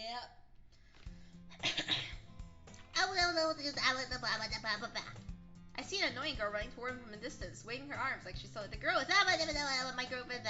You know, kind of funny never see. This kind of works. Yeah, we used to want blah blah blah, but she's going to chase. Oh god. You look great. It's an ordinary school day, just like any other. Mornings are usually the worst, being surrounded by couples and friend groups walking to school together. Me, I have nobody. Meanwhile, I've always walked to school alone. I always tell myself it's about time to meet some girls or something like that, but I have no motivation in joining clubs. I'm perfectly content just getting by on the average while spending my free time on games and anime. Wow, the saves are gone too. There's always an anime club, but it's not like there would be any girls in it anyway. The school day is as ordinary as ever, and it's over before I know it. After I pack up my things, I stare blankly at the wall, looking for an ounce of motivation. Clubs. There really aren't any that interest me. Besides, most of them are probably way too demanding for me to even want to deal with. I guess I have no choice but to start with the anime club. Reiyu? Oh, shh. Monica, you look great. Oh my goodness, I totally didn't expect to see you here. It's been a while, right? Yeah, it has. Monica smiled sweetly. We do know each other. Well, we rarely talk, but we were in the same class last year. Monica was probably the most popular girl in class. Smart, beautiful, athletic. Basically, completely out of my league. So, having her smile at me so genuinely feels a little... What did you come in here for anyway? Oh, I've just been looking for some supplies to use for my club. Do you know if there's any construction paper in here? Or markers? I guess you could check the closet. You're in the debate club, right? About that, I actually quit the debate club. Really? You quit? Yeah. To be honest, I can't stand all the politics around the major clubs. It feels like nothing but arguing about the budget and publicity and how to prepare for events. I'd much rather take something I personally enjoy and make something special out of it. In that case, what club do you join? Actually, I'm starting a new one. A literature club. Literature? That sounds kind of dull. How many members do you have so far? It's kind of embarrassing, but there are only 3 of us so far. It's really hard to find new members for something that sounds so boring. Well, I can see that. Good night, Doyer. But it's really not that boring at all, you know? Literature can be anything. Reading, writing, poetry. I mean, one of my members even keeps her manga collection in a club room. Wait, really? Yeah. It's funny, right? She always insists that manga is literature too. It is! Hentai is art! I mean, she's not wrong, but... Besides, a member's a member, right? Did Monica say she? Hey. By any chance, are you still looking for a club to join? I mean, I guess so, but in that case, is there any chance you could do me a big favor? I won't ask you to join, but if you could, at the very least, visit my club, it would make me so happy. Please? Well, I guess I have no reason to refuse. Besides, how could I ever refuse someone like Monica? Sure, I guess I should check it out. Awesome. You're really sweet, you know that? It's nothing, really. Shall we go then? I'll look for the materials another time. You're more important. And thus, today marks the day I sold myself to Monica and her irresistible smile. I dejectedly followed Monica across the school and upstairs, a section of the school I rarely visit. Monica, full of energy, swings open the classroom doors. Oh! I'm back.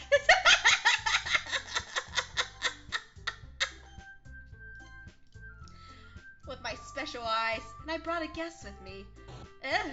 Oh, that spooked me. Huh? A guest? Seriously? You brought a boy? Way to kill the atmosphere. Don't be mean, Natsuki. But anyway, welcome to the club, Reiyu. All words escape me in this situation. This club is full of incredibly cute girls. So, let me guess. You're Monica's boyfriend, right? What? No, I'm not. Natsuki. The girl with the sour attitude, whose name is apparently Natsuki, is one I don't recognize. Her small figure makes her look like a first-year student. Anyway, this is Natsuki, energetic as usual.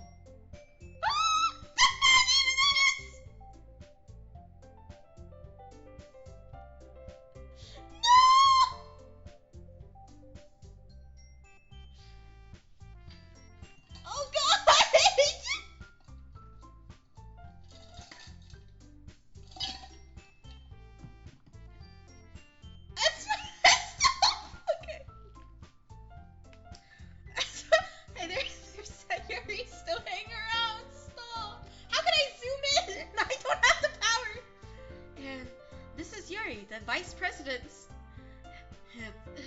It's nice to meet you.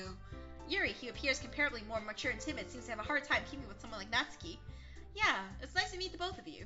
So, I ran into Reiyu in a classroom and he decided to come check out the club. Isn't that great? Wait. Wait, Monica, didn't I tell you to let me know in advance before you brought anyone new? I was going to, well, you know. Sorry.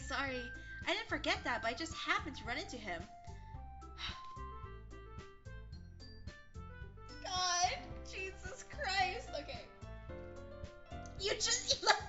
Oh God, it's right there. It's right there. In that case, I should at least make some tea, right? Yeah, that would be great. Why don't you come sit down? The girls have a few desks arranged to form a table. Yuri walks to the corner of the room and opens a closet. Meanwhile, Monica and Natsuki sit across from each other. Still feeling awkward, I take a seat next to Monica.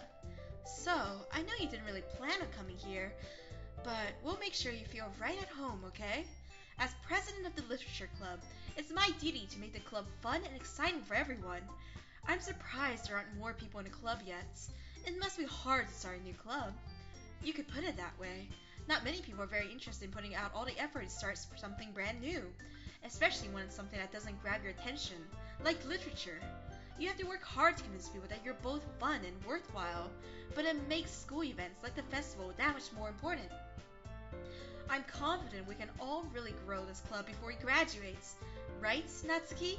Well, I guess. Natsuki reluctantly agrees. Such different girls, all interested in the same goal. Monica must have worked really hard just to find these two. Yuri returns to the table carrying a tea set. You keep a whole tea set? Blah, blah, blah, blah. Yeah, blah, blah, blah. We saw this one before.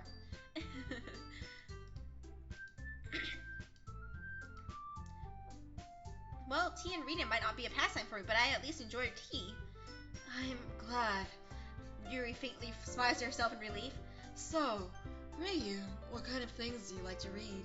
Well, manga. Alright, Natsuki looks over.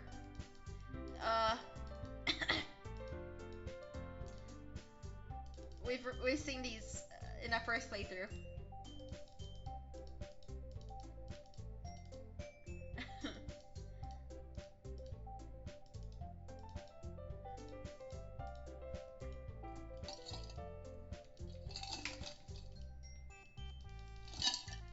I wish I could skip some of the repeat dialogue here, but it's fine.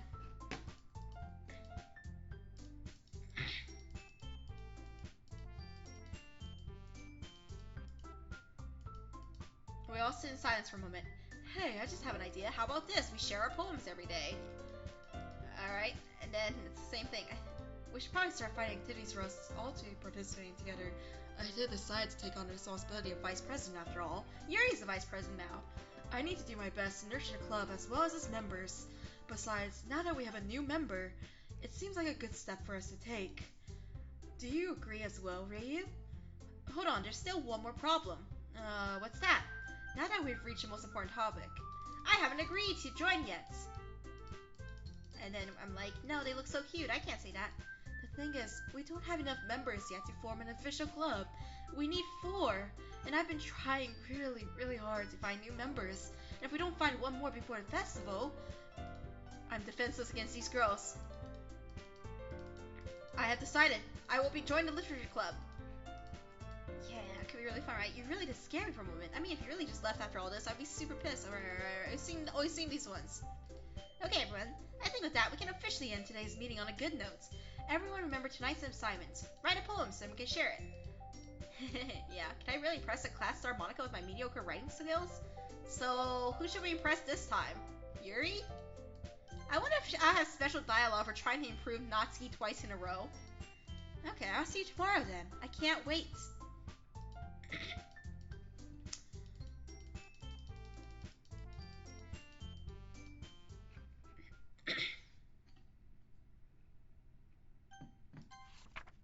Happy thoughts, happy thoughts, happy thoughts.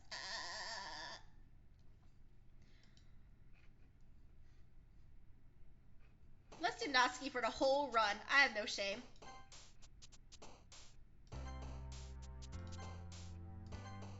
What? Why is Joy... Why always joy for her.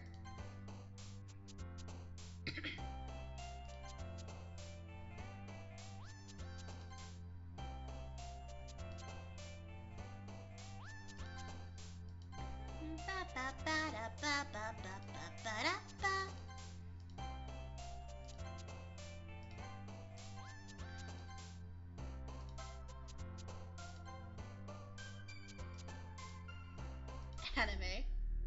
Oh, hey. What's up? Hi again, Reiyu. Glad to see you didn't run away from us. God. Nah, don't worry. This might be a little strange for me, but I at least keep my word. Thanks for keeping your promise. I hope this isn't too overwhelming of a commitment for you. Making you dive headfirst into literature when you're not accustomed to it. Oh, come on, like he deserves any slack. It's still there. You already had to be dragged here by Monica. I don't know if you plan to just come here and hang out or what. Like, hang out, huh? But if you don't take us seriously, then you won't see the end of it. Natsuki, you sure have someone who has a big mouth or someone who keeps her manga collection in her room. Jesus. Natsuki finds herself stuck. Yeah, manga is literature. We'll make sure to put your comfort first, okay? Yuri shoots Natsuki with a disappointed glance. Anyway, now that you're in a club and all, perhaps you might have interest in picking up a book to read? Well, I can't really say no either way. Like you said, I'm in this club now. So it only feels right for me to do something like that if you ask. Wait, I didn't mean it like that. If you really don't want to, then forget I said anything, I guess. No, it's not that, Yuri. I want to try to be a part of this club. So even if I don't read often, I'd be happy to pick up a book if you wanted me to. Are you sure? I just felt like, well, as vice president and all, that I should help you get started on something you might like. She pulls out a book. I didn't want you to feel left out, so I picked out a book that you might enjoy. And we could discuss it if you want. Alright, we've read this before.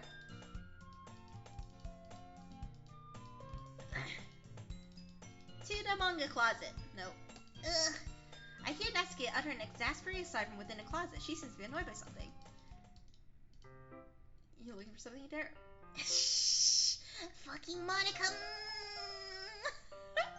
What does it say in history?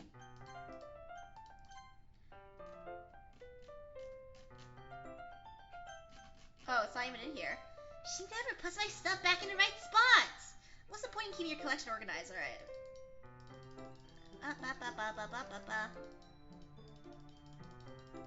Much better. Parfait, girls. Dad, don't judge a book. In fact, I will show you exactly why. Don't just stand there.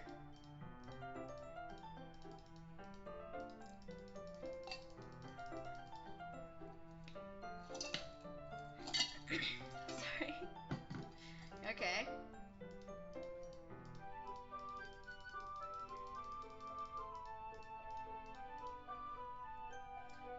She's so cute, God. This is fun sharing with things. Well, I wouldn't really know. What do you mean? Don't you share your manga with your friends? Could you not rub it in? Jeez. Sorry. Like I could ever get my friends to read this. They just think manga's for kids. I can't even bring it up without them being all like, you still haven't grown out of it yet? Makes me want to punch them in the face. Yeah, that's true. My dad would beat the shit out of me if he found this. God. At least it's safe here in the club room. Except Monica's kind of a jerk about it. Ugh, I just can't win, can I? Well, it paid off in the end, didn't it? I mean, here I am reading it.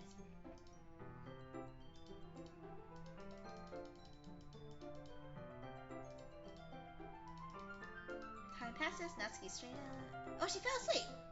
It looks like she's starting to fall asleep. Hey, Natsuki. Yeah? Suddenly, Natsuki collapses straight into me. Hey! Oh, hey.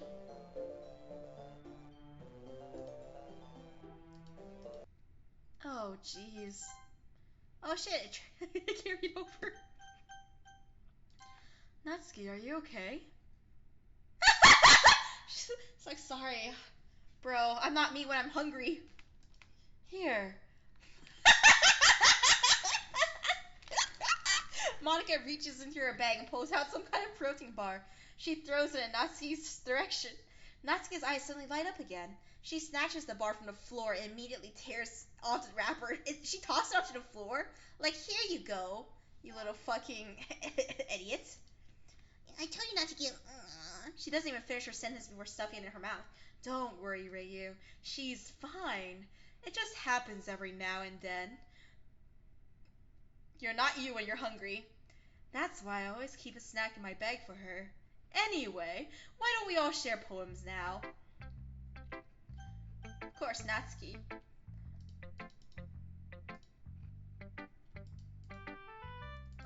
Same dialogue so far.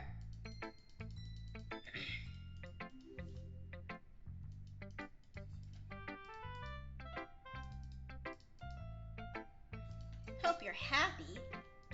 So in other words, you say you liked it? Oh. We already read this part, which is why I'm skipping through it. My voice is starting to go from how much I've read. Maybe she'll have a new poem. No, it's the same poem.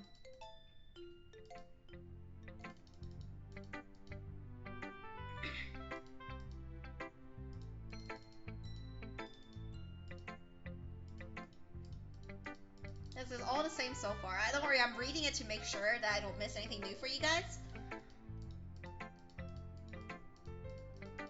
Oh wait, I can skip it. Son of a bitch. There's a skip button this whole time and no one told me. Whatever, it's fine. I didn't know. Hi, Reiyu. Having a good time so far? Yeah. Good. Glad to hear it. By the way, since you're new and everything, if you ever had any suggestion for the club, like new activities or things you can do better, I'm always listening. Don't be afraid to bring things up, okay? Alright, keep that in mind. Share your poem with me. I like it, Reiyu. It's a lot cuter than I expected. Yep, because I was targeting it for Natsuki. I can't skip hers, of course I can. Oh,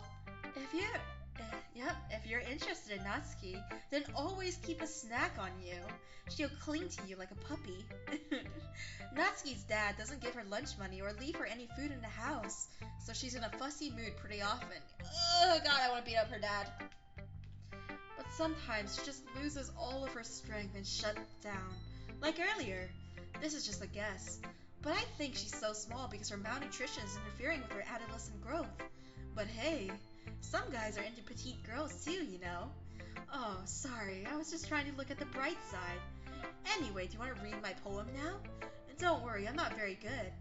Jesus Christ, I like how it's just like, he doesn't even say anything. Hole in a wall. Wait, did it change? Shit, I probably should look closer.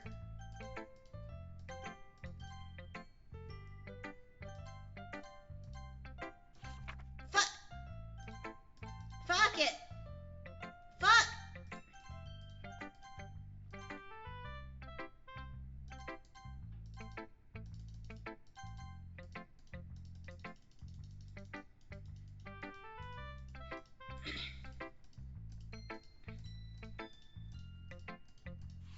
Hole in the wall.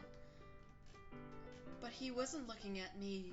Confused, I frantically glanced at my surroundings, but my burnt eyes can no longer see color. Are there others in this room? Are they talking? Or are they simply poems on flat sheets of paper? The sound of frantic scrawling playing tricks on my ears. The room begins to crinkle, closing in on me. The air I breathe dissipates before it reaches my lungs. I panic. There must be a way out. It's right there. He's right there. Solving my fears, I brandish my pen. I played the game, like, years ago, so I remember the major plot points. I just don't remember the finer details.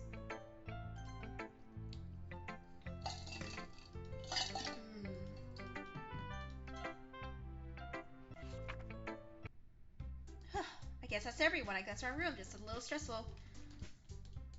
This is a literature club after all. Across the room, Monika's writing something in her notebook. My eyes land on Yuri and Natsuki. They gingerly The music. They gingerly exchange sheets of paper as they read in time. Meanwhile, Yuri smiles sadly. Also the same. Now they're just gonna fight, huh?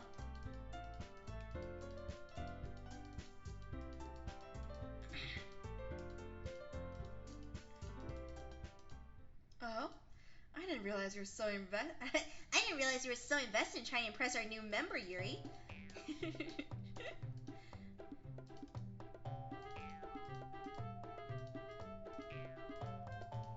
Same argument.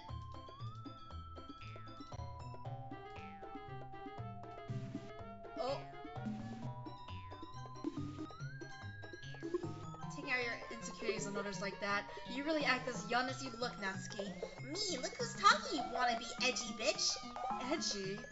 Sorry that my lifestyle is too much for someone of your mental age to comprehend. See? Just saying that proves my point. Most people learn to get over themselves after they graduate middle school, you know? If you want to prove anything, then stop harassing others with your sickening attitude. You think you can counterbalance your toxic personality just by dressing and acting cute? The only cute thing about you is how hard you try. Whoa, be careful, you might cut yourself on that edge, Yuri. Oh, my bad. You already do, don't you? Did you just accuse me of cutting myself? What the fuck is wrong with your head? Yeah, go on. Let Reiyu hear everything you really think. I'm sure he'll be head over heels for you after this. Suddenly, Yuri turns towards me as if she just noticed I was standing there. Reiyu, she's just trying to make me look bad.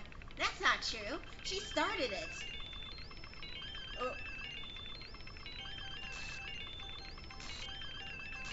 They're getting closer. Hey. Hey. What's up, homies? Hey, Monica.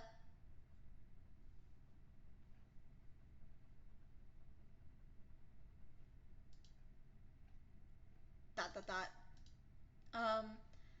Hey, Reiyu. Why don't we step outside for a little bit? I'm very grateful that you moved the text to the side so I could see it. Okay? Sorry about that. They really shouldn't have tried to get you involved. It's probably better for us to stay out of this. How did I get dragged into this in the first place? It's not like I know anything about writing, but whomever I agree with, they'll probably think more highly of me, so of course it's gonna be. Nope, history is still the same. I don't know how to get the DDLC plus ending. If I don't finish the game tonight, which I probably won't, just because I do have things to do tomorrow for unpacking and stuff, I will continue it Monday at 7 p.m. PT. So that's earlier than the usual time, by 3 hours. And I'll continue it. I want to read it all. My voice is starting to go tonight too.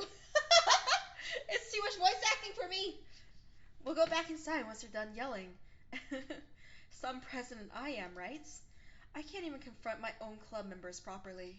I just wish I was able to be a little bit more assertive sometimes. But I never have it in me to put my foot down against others. You can put your foot down on my face. You understand, right? Anyway, if this makes you want to spend less time with the others, then that's fine. I'd be happy to spend time with you instead. Suddenly, Natsuki runs out of the classroom. Oh, her crying emote always kills me.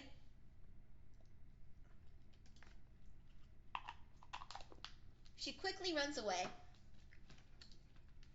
Oh dear. Well, it looks like they're done.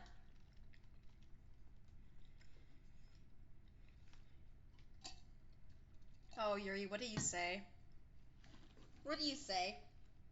I didn't mean it. I didn't mean it. I didn't mean it. Yuri is rocking back and forth in her desk with her palms on her forehead. In her desk? Oh, sitting down in her desk, I see. I didn't mean it. I believe you. I have no idea what Yuri might have said to Natsuki, or did. Reiyu, please don't hate me. Please. I'm not like this. There's something wrong with me today. It's fine, Yuri. We know you didn't mean it. Besides, I'm sure Natsuki will forget all about it by tomorrow. Completely. Anyway, the meeting is over, so you can go home now if you want. Yuri looks at me like she wants to say something, but she keeps glancing at Monica. You can go first, Monica. I'd like to stay a little bit longer. I'm the president, so I should be the last one out. You don't get to suck this guy's dick before me. I'll wait for you to be done. Well, I'm vice president, so please let me take that responsibility today. It kind of sounds like you don't want me around or something. It's not that. It's not that. I didn't get much of a chance to discuss my book with Reiyu. It would just be embarrassing with you listening. I guess I don't really have a choice, do I? I'm sorry for causing trouble, but I really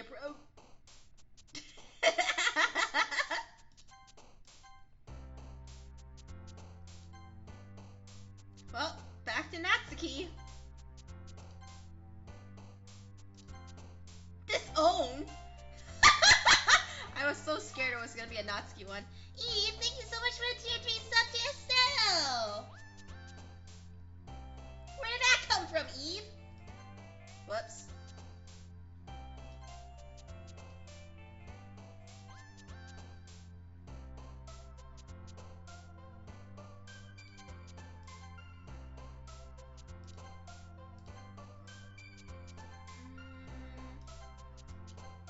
Giggle. Music. Oh.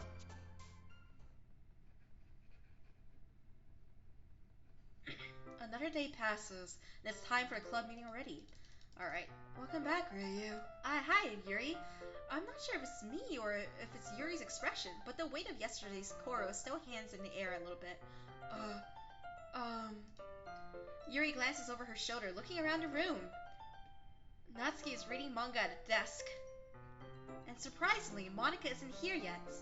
Suddenly, Yuri takes my arm, pulls me to the corner of the room. About yesterday. Why? How is it $7 response? What do you mean, Eve? About yesterday, I really need to apologize. Nothing like this has ever happened before, and something just came over me, I guess. I wasn't acting mentally sound. Please don't think we're usually like this. Not just me, but Natsuki as well. Yuri, I'm happy that you're considering it apologize. You don't have to worry too much. Even though I've only been here a couple days, I can tell something was off yesterday. Shh.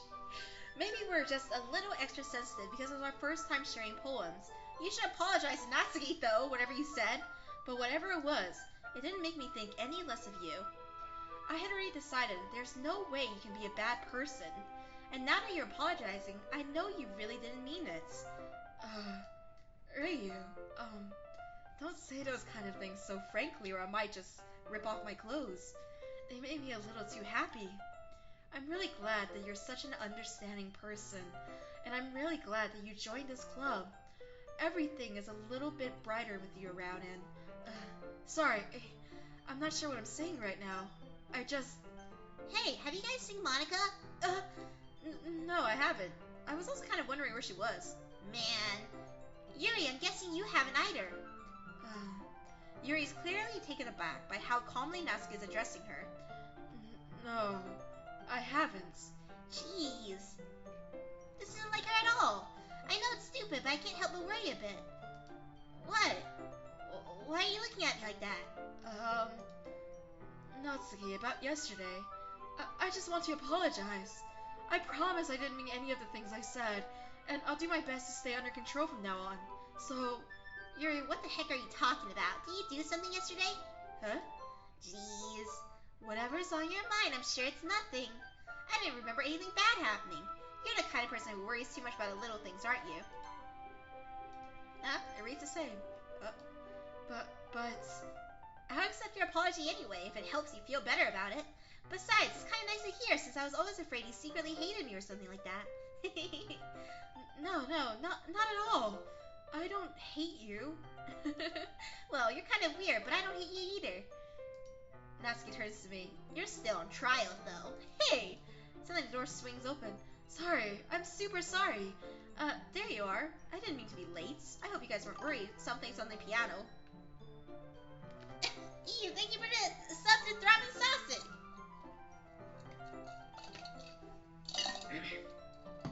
I was not. What took you so long anyway? Well, I was playing piano.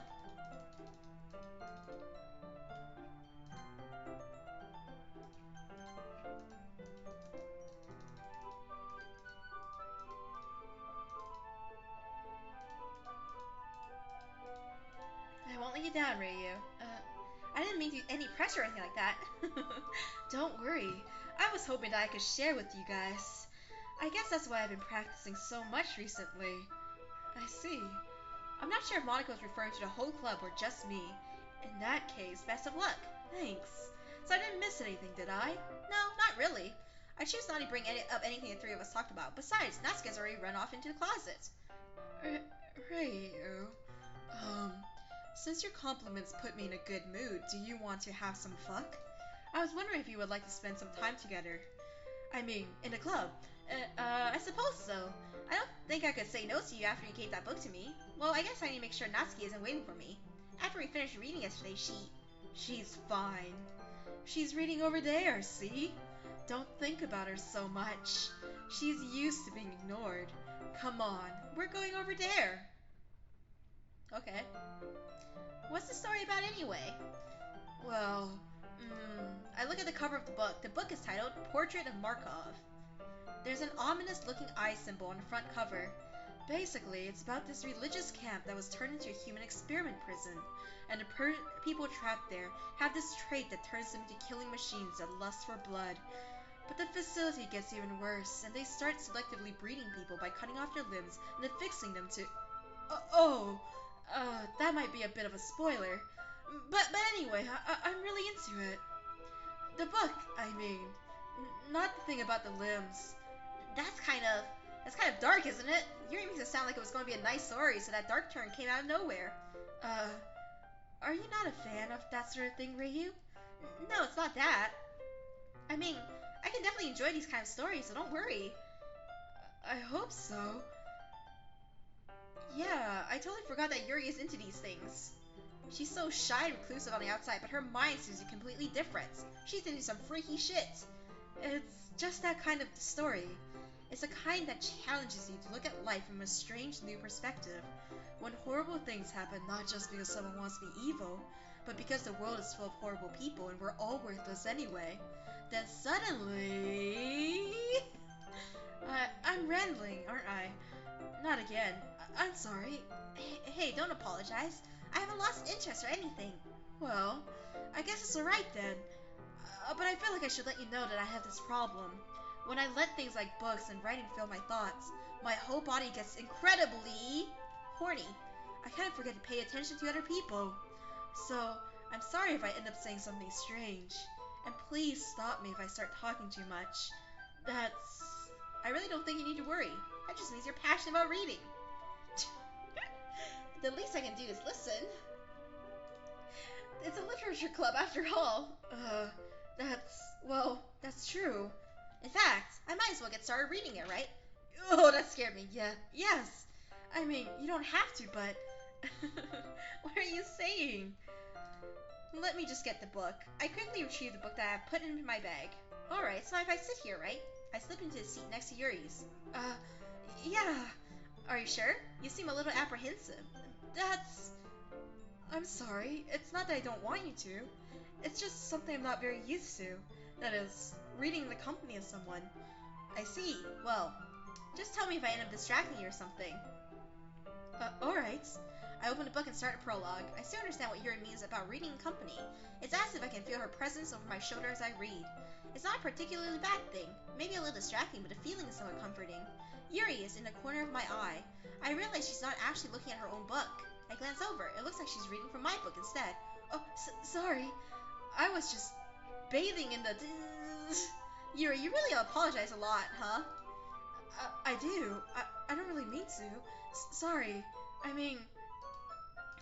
Here, this should work, right? I slide my desk until it's up against Yuri's and then hold my book more between the two of them. I suppose so. Yuri timidly closes her own copy. Once we each lean in a little bit, our shoulders are almost touching. I feel like my left arm is in the way, so instead I use my right hand to hold the book open. I guess that makes it kind of difficult to turn a page. Here. She's so pretty.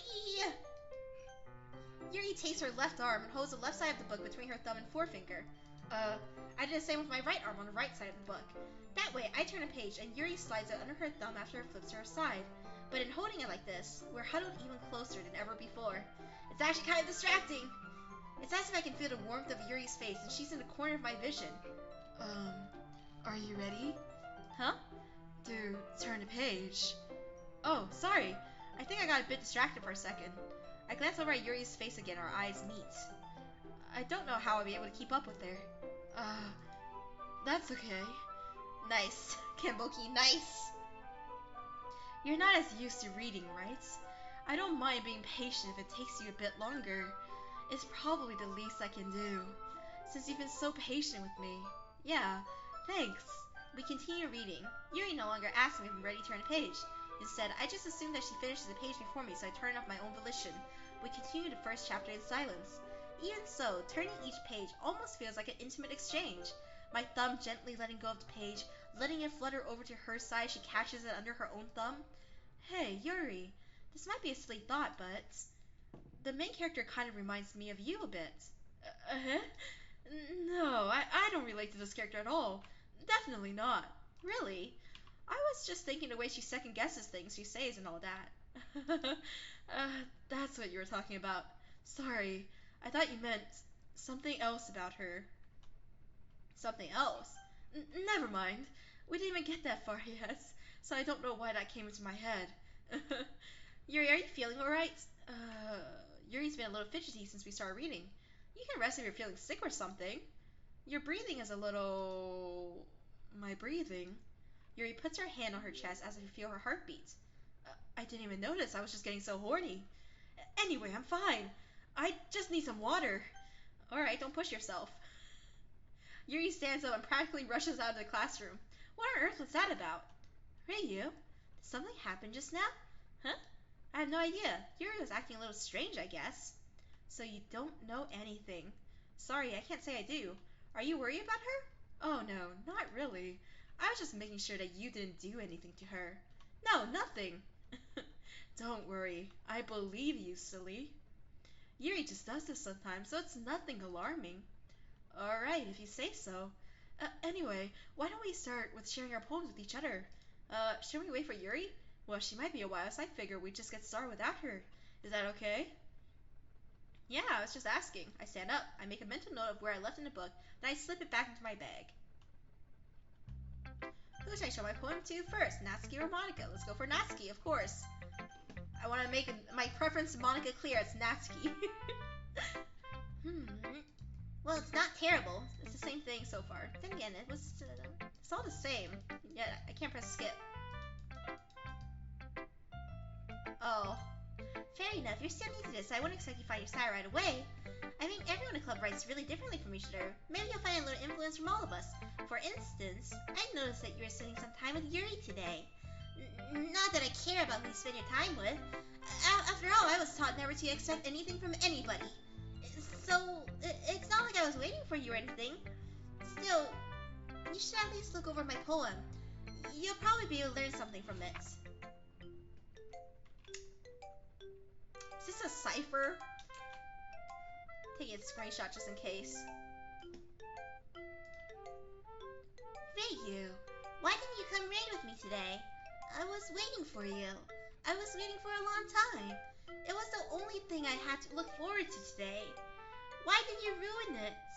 Do you like Yuri more? I didn't have a choice. I think you're better off not associating with her. Are you listening to me? Ugh, Yuri is a sick freak. That should be obvious by now, so just play with me instead. Okay. You don't hate me, Reiyu, do you? Do you hate me? Do you want me...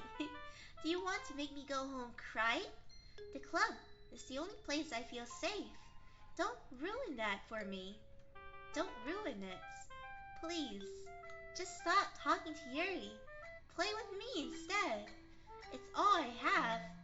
Play with me. Play with me. Is your eyes bleeding? Look at that giant smile. Ugh. God, it scares shit out of me. Who should I show my poem to next? Monica. Hi again, Reiyu. How's the writing going? Alright, I guess. I'll take that, as long as it's not going bad. I'm happy that you're applying yourself. Maybe soon you'll come up with a masterpiece. I wouldn't count on that. You never know. Want to share what you wrote for today? Sure, here you go. I get my poem. Alright, great job, Reiyu. I was going ooh in my head while reading it. It's really metaphorical. I'm not sure why, but I didn't expect you to go for something so deep. I guess I underestimated you. It's easiest for me to keep everyone's expectations low. That way it always counts when I put in some effort. That's not very fair. Well, I guess it worked anyway. You know that Yuri likes this kind of writing, right? Writing that's full of imagery and symbolism. Sometimes I feel like Yuri's mind is just totally detached from reality. I don't mean that like it's a bad thing, though. But sometimes I get the impression that she's just totally given up on people. She spends so much time in her own head that it's probably a much more interesting place for her. But that's why she gets so happy when you treat her with lots of kindness. I don't think she's used to being indulged like that. She must be really starved for social interactions. Don't blame for her coming on a little strongly. Like earlier. I think if she gets too stimulated, she ends up withdrawing, looking for alone time. Suddenly, the door opens. Yuri! I'm back. Did I miss anything? Not really. Well, we all started sharing our poems with each other. Already? I'm sorry for being late. No need to apologize. We still have plenty of time, so I'm more glad that you took all the time you needed. Alright. Thanks, Monica. I suppose I should go get my poem right now. But anyway, You want to read my poem now? I like the way this one turned out, so I hope you do too. save me. The colors, they want bright beat, flight, piercing red, green, blue, and a cacophony of meaningless noise. The noise, it won't stop. Violent, grating, squeaking, screeching, piercing, sine, cosine, tangent, like playing chalkboard on a turntable, like playing a knife on a breathing ribcage. And meaningless, delete her. Sorry, I know it's kind of abstract. I'm just trying to, well, never mind. There's no point in explaining. Anyway, here's Monica's writing tip of the day. Ba-ba-ba-ba-ba, save the game. Can you hear me? Tell me you can hear me. Anything. Please help me. That's my advice for today. I want to help you. Thanks for listening. Alright, Yuri, your turn. I've been waiting for this. Let's see what you've written for today. Yuri smiles and takes a deep breath. I like just holding it. The poem turned out good. It's, well, there are some things that you could work on, but that doesn't really matter. It feels like anything written by you is a treasure. That came out a little awkward. Let's move on. Here's the poem I wrote. You don't have to like it or anything. Wheel. A turning wheel, turning an axle, grinding, boat head, linear gearbox, falling sky, 7 holy stakes, a docked ship, a portal to another world, a thin rope tied to a thick rope, a torn harness, parabolic gearbox, expanding universe, time controlled by slipping cogwheels, existence of God, swimming with open water in all directions, drowning, a prayer written in blood, a prayer written in time-devouring snakes with human eyes, a thread connecting all living human eyes, a kaleidoscope of holy stakes, exponential gearbox, a sky of exploding stars, gods proving the existence of God, a wheel rotating in 6 dimensions, 40 gears and a ticking clock, a clock that ticks 1 second for every rotation of the planets, a clock that ticks 40 times every time it ticks every second time, a boathead of holy stakes tied to the existence of a docked ship to another world, a kaleidoscope of blood written in clocks, a time-devouring prayer connecting a sky of 40 gears and open human eyes in all directions, breathing gearbox, breathing boathead, breathing ship, breathing portal, breathing snakes, breathing God, breathing blood, breathing holy stakes, breathing eyes, breathing time, breathing prayer, breathing sky, breathing wheel.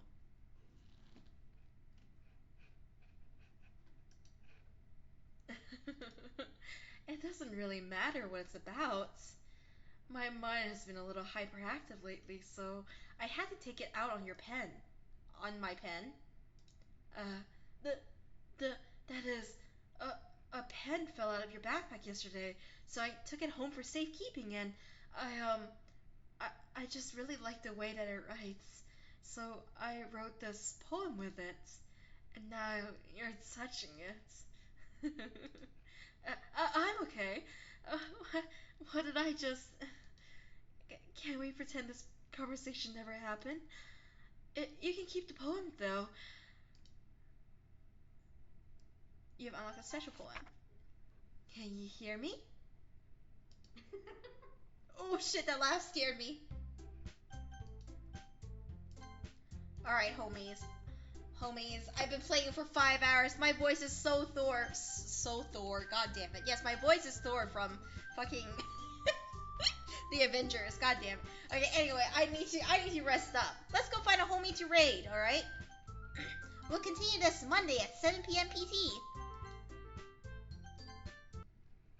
Good, gremlin. Oh my god, Devious Sprite, I'm so sorry. I was just about to end stream. I love you, Devious Sprite. I'm so sorry. We'll pass on your homies to someone else too. Thank you so much. I love you, Mush RX. Thank you so much. My name is Reiyu GuiGui. I'm your ghost sister. I just played a whole bunch of Doki Doki Literature Club, but I'm on my voice is, oh shit. Hang on. Let me just, shuffle. Thank you so much for the raid. I'm so sorry. I'm just about to end stream. My voice is dying, homies. Oh, you're playing Gardic Phone? Play Gardic Phone with me, homie. Very epic. Alright, let's find somebody to raid. If you have a guide to raid redeem, now's the time to use it. Alright, who will we raid today? It's been a while. Oh. Sonia. Oh, you guys want to raid Crimble? Crimble is an incredible not safe for work artist. He's a real homie. Eve, thank you so much for the sub to Devious Sprites. Alright, he's a real homie. He's playing Hunt Showdown. Let me make sure that he's not also ending stream soon. Looks fine. Is he asleep?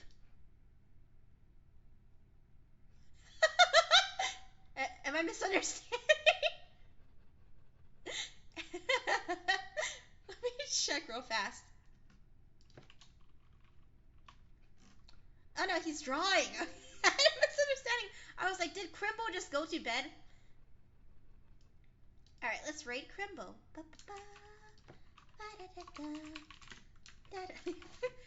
Let's do it.